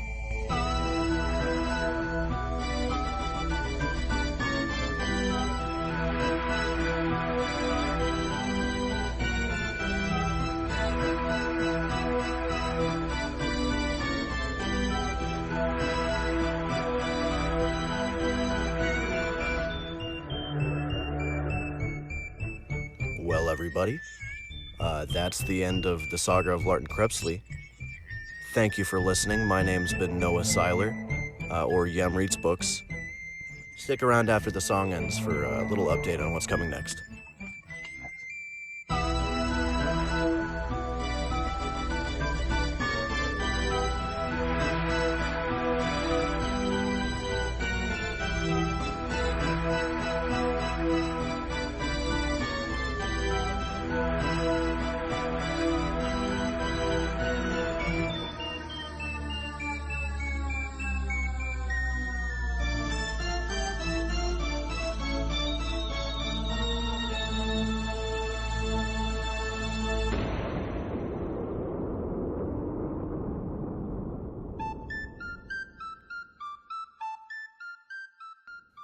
Wow, what a story, right? At the time of recording this, I'm a little sniffly, by the way, so I might sound a little weird, but at the time of recording this, I finished recording the book just recently, and it was, man, there's a reason Darren Shan is my favorite author above all, and I grew up always reading him constantly and constantly. It's just, sometimes people say he's not the best with endings, and I suppose sometimes they feel a little rushed, but every single one comes out, and I feel good about it, and, you know, there's something to think about there, and with the Saga of Larten Crepsley, it's a prequel, you know, we knew where it was going to end. Anyway, thank you for sticking around past the end of the audiobook. Like I said, I'll be talking about the future of the audiobooks and other various things about the future of the channel for now. But first, I would like to give out a special thank you to my contributors, Redford Fox, Rico Hernandez, and Matt Hall. You'll see their names on the screen there. I'm not good at video, but hey, I can put text on a screen, right? But less direct thank yous, but I guess they are. But I would like to say thank you to my brother and my dad. You know, they're the whole reason I started these. So if, you know, you guys are listening right now, thank you. Wouldn't have started this channel and built the community we have if it wasn't for you guys. And especially I want to thank every single one of you listening right now. Obviously, I can't speak to you directly right now as this is a recording, but you listening, it's you even listening to the audiobooks now is a major help. And when I started this channel, it was just a small I was making an audiobook real quick because my family weren't going to read the book, so it wasn't going to be high quality. I was just going to read it real fast. But it was you guys that kept me on that and kept me going and kept me getting better because, the more of you were listening, I didn't want to put out, bad product, bad quality. If you guys are spending hours, we have on average about 45 to 50 watch hours a day. I don't want to put out bad quality if you guys are listening to it that much, Anyway, I wanted to talk about a few things at the end of the book here. Some of them related to the audiobook. I have a little list of topics here to keep me on track. And to start with, I wrote down the bad German accent. Yeah. I want to say I've never attempted a German accent. A lot of the voices I use are just random voices that come to me, and I'm like, okay, well, this sounds like it's fitting. But I've never, and with the British voices that I do, I have reference, because they're the audiobooks I grew up on, the Circuit Freak ones, but also just, I don't know, I know what my voices sound like, But with the German accent, I've never tried that before, so I know I 100% butchered it. I just hope it wasn't so badly butchered that it interrupts your listening, something that just catches you off guard. I don't want it to de-immerse you from the story, or unimmerse you. What's up next is something else I mentioned at the very beginning of the book, and that was, you probably noticed, changing voices. In the beginning, very much so, Mika's voice, he went from, in a single scene, he went from British to American to back to British, and then he sounded a little bit like Larten at one point, and it was very back and forth. I don't entirely know what happened back there. I probably should go back and re-record it, but I'm on different equipment now, and it sounds different when I do it, and it kind of sticks out.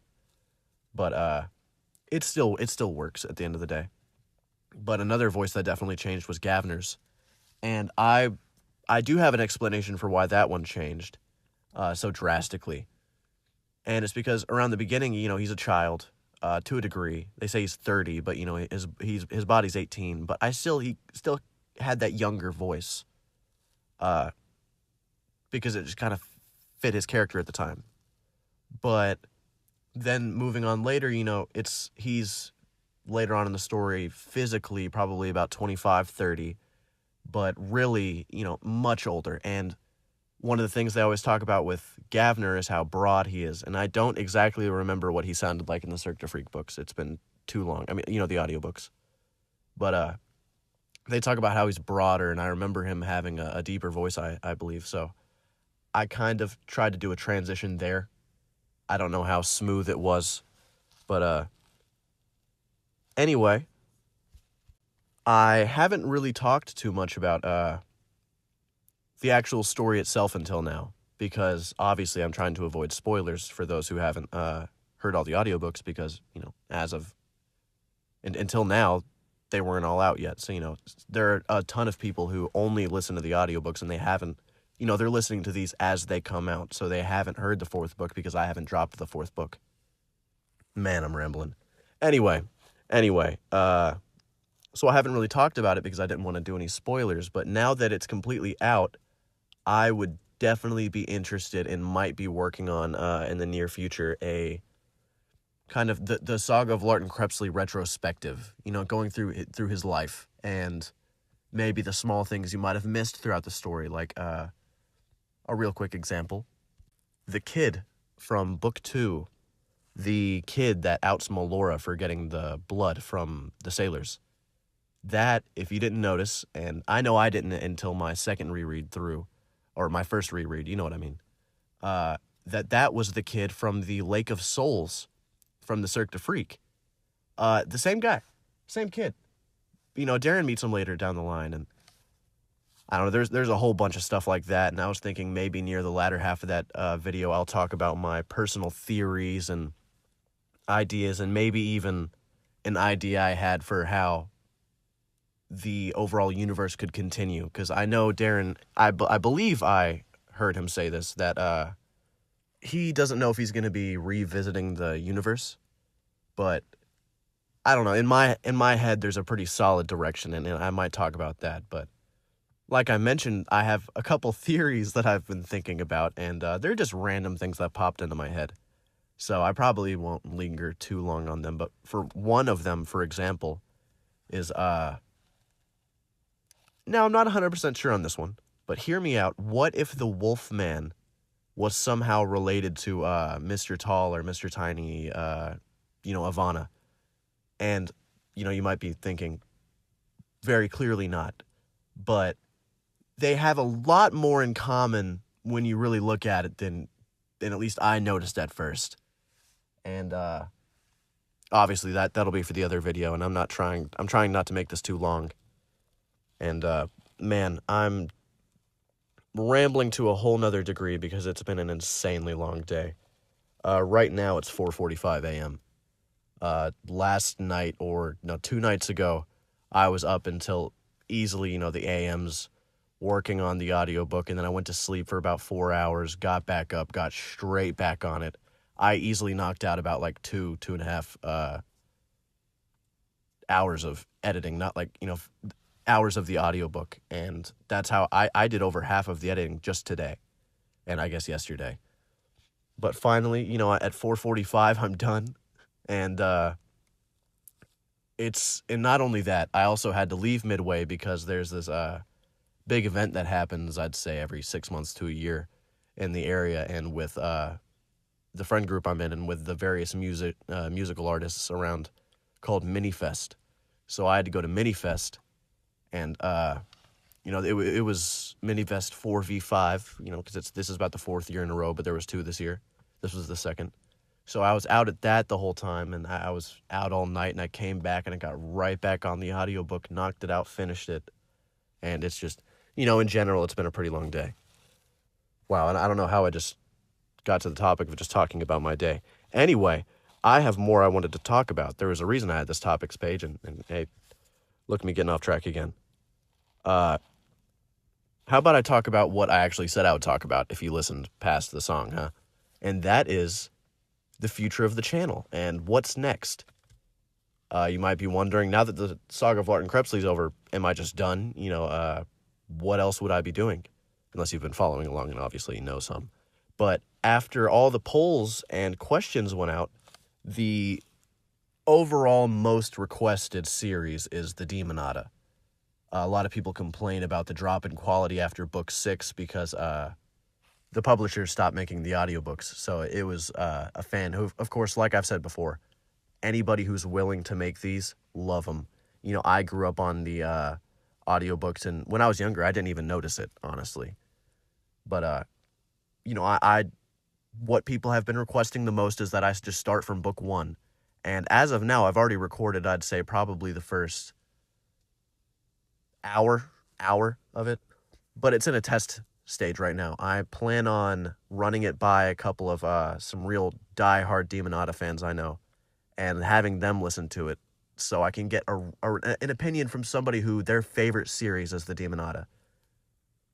So I can make sure that, what they imagine in their head is, what they're hearing, as well as, my own touches on it. But, yeah, that's what's up next, the Demonata. But keep in mind, everybody, this is a very important disclaimer. Until I can get in contact with the publishers, and I've been trying for about, I'd say nearing 2 months now. But, until I can get in contact and work something out with them, every single one of these videos can go down at any moment. I've already, the publishers are up to date. They know everything that's happening. I've, sent out every bit of information I could. I've done everything I could on my part. Right now, it's just waiting. And I could have kept the videos down, but honestly, we're doing great again with watch hours and views and all that, but the channel would have been dying, and it was definitely declining. And I feel audiobooks are an accessibility tool, and if I can provide that service, I'm going to do my best to continue to provide that service. And if my channel completely dies, while I can still make the audiobooks, I can provide less of a service now because there's less of a show and, a demand for the audiobooks and a need for it. But yeah, so I brought them back about a month ago, and they are aware of, at least I've told them. I don't know if they're aware. I doubt they've opened my emails. But these can go down at any time. And that is also a risk with the Demonata. When book 1 goes up, I could fulfill the stereotype it's become a stereotype in the community where a series starts and then stops. For all we know, I could get to book 5 and then they just shut me down and every single one of my audiobooks is gone. That could happen. I doubt it will, but it's just, it is a possibility is what I'm saying. But yeah, I'm looking forward to the Demonata. It's been fun recording it, and Darren's an amazing writer, and there's such great... The writing in it, the way Grubbs thinks and all that, it's amazing being a narrator. It really gives me more... Grubbs has more emotional range, and he's more childish than I'd say Larten ever was, because, the vast time period change. Anyway, to wrap things up, I'm going to first suggest that you join the Darren Shan Discord, where if you guys want, I can pin a comment with the link. I'm on there pretty often. I give updates on what I'm doing through there too. And it's just, there are cool people in it, and we share theories and talk about it sometimes. I'm not on it all the time, but I am pretty often, and I always put my updates in there too. As well as, I have to do it again, guys. I have to do it again. I love these guys. I want to thank my contributors again. You guys make what I do way easier, and these take months at a time, and it's a lot of time put into it, and every bit really helps.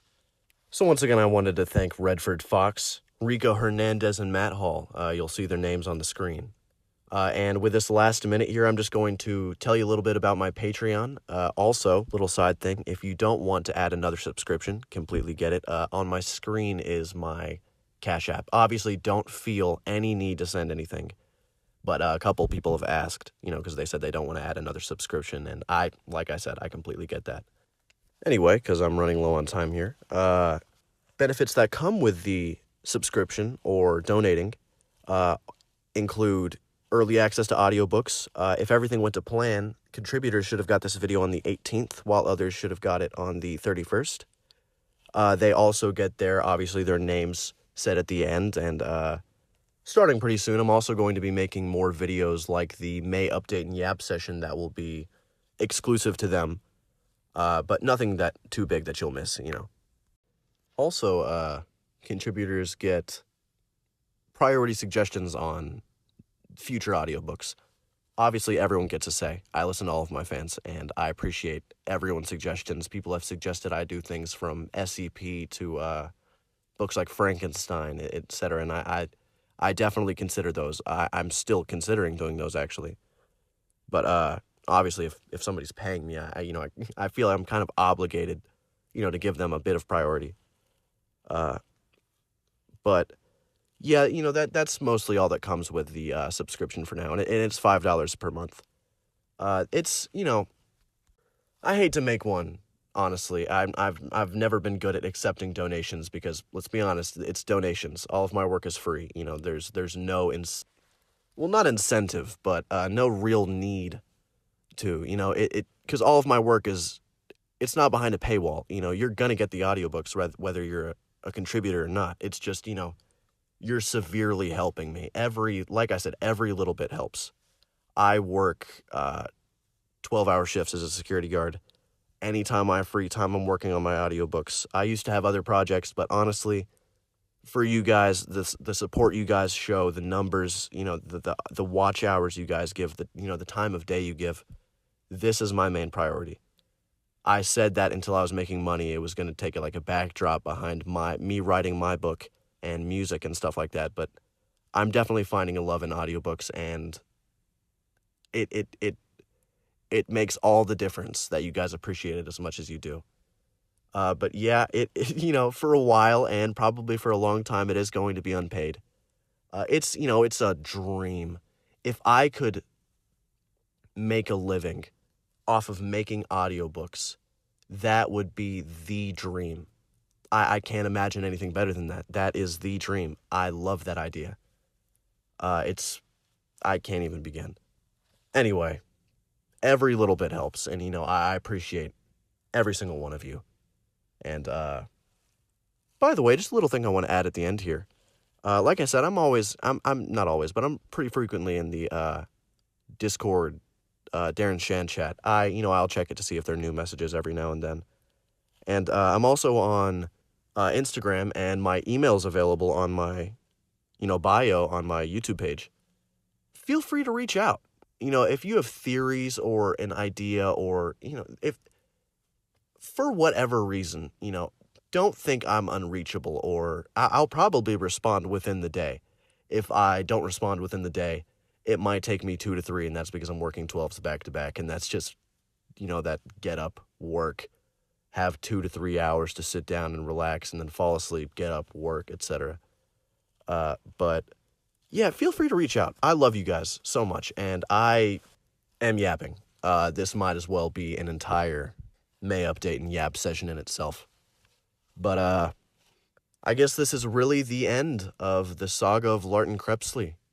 And who knows, that might be my last time ever voicing Larten. And that is honestly kind of a sad thought.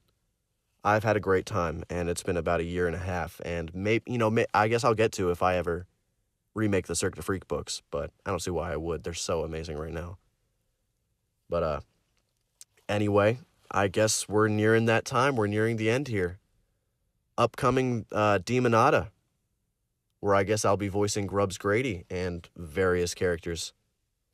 Thank you guys for sticking around.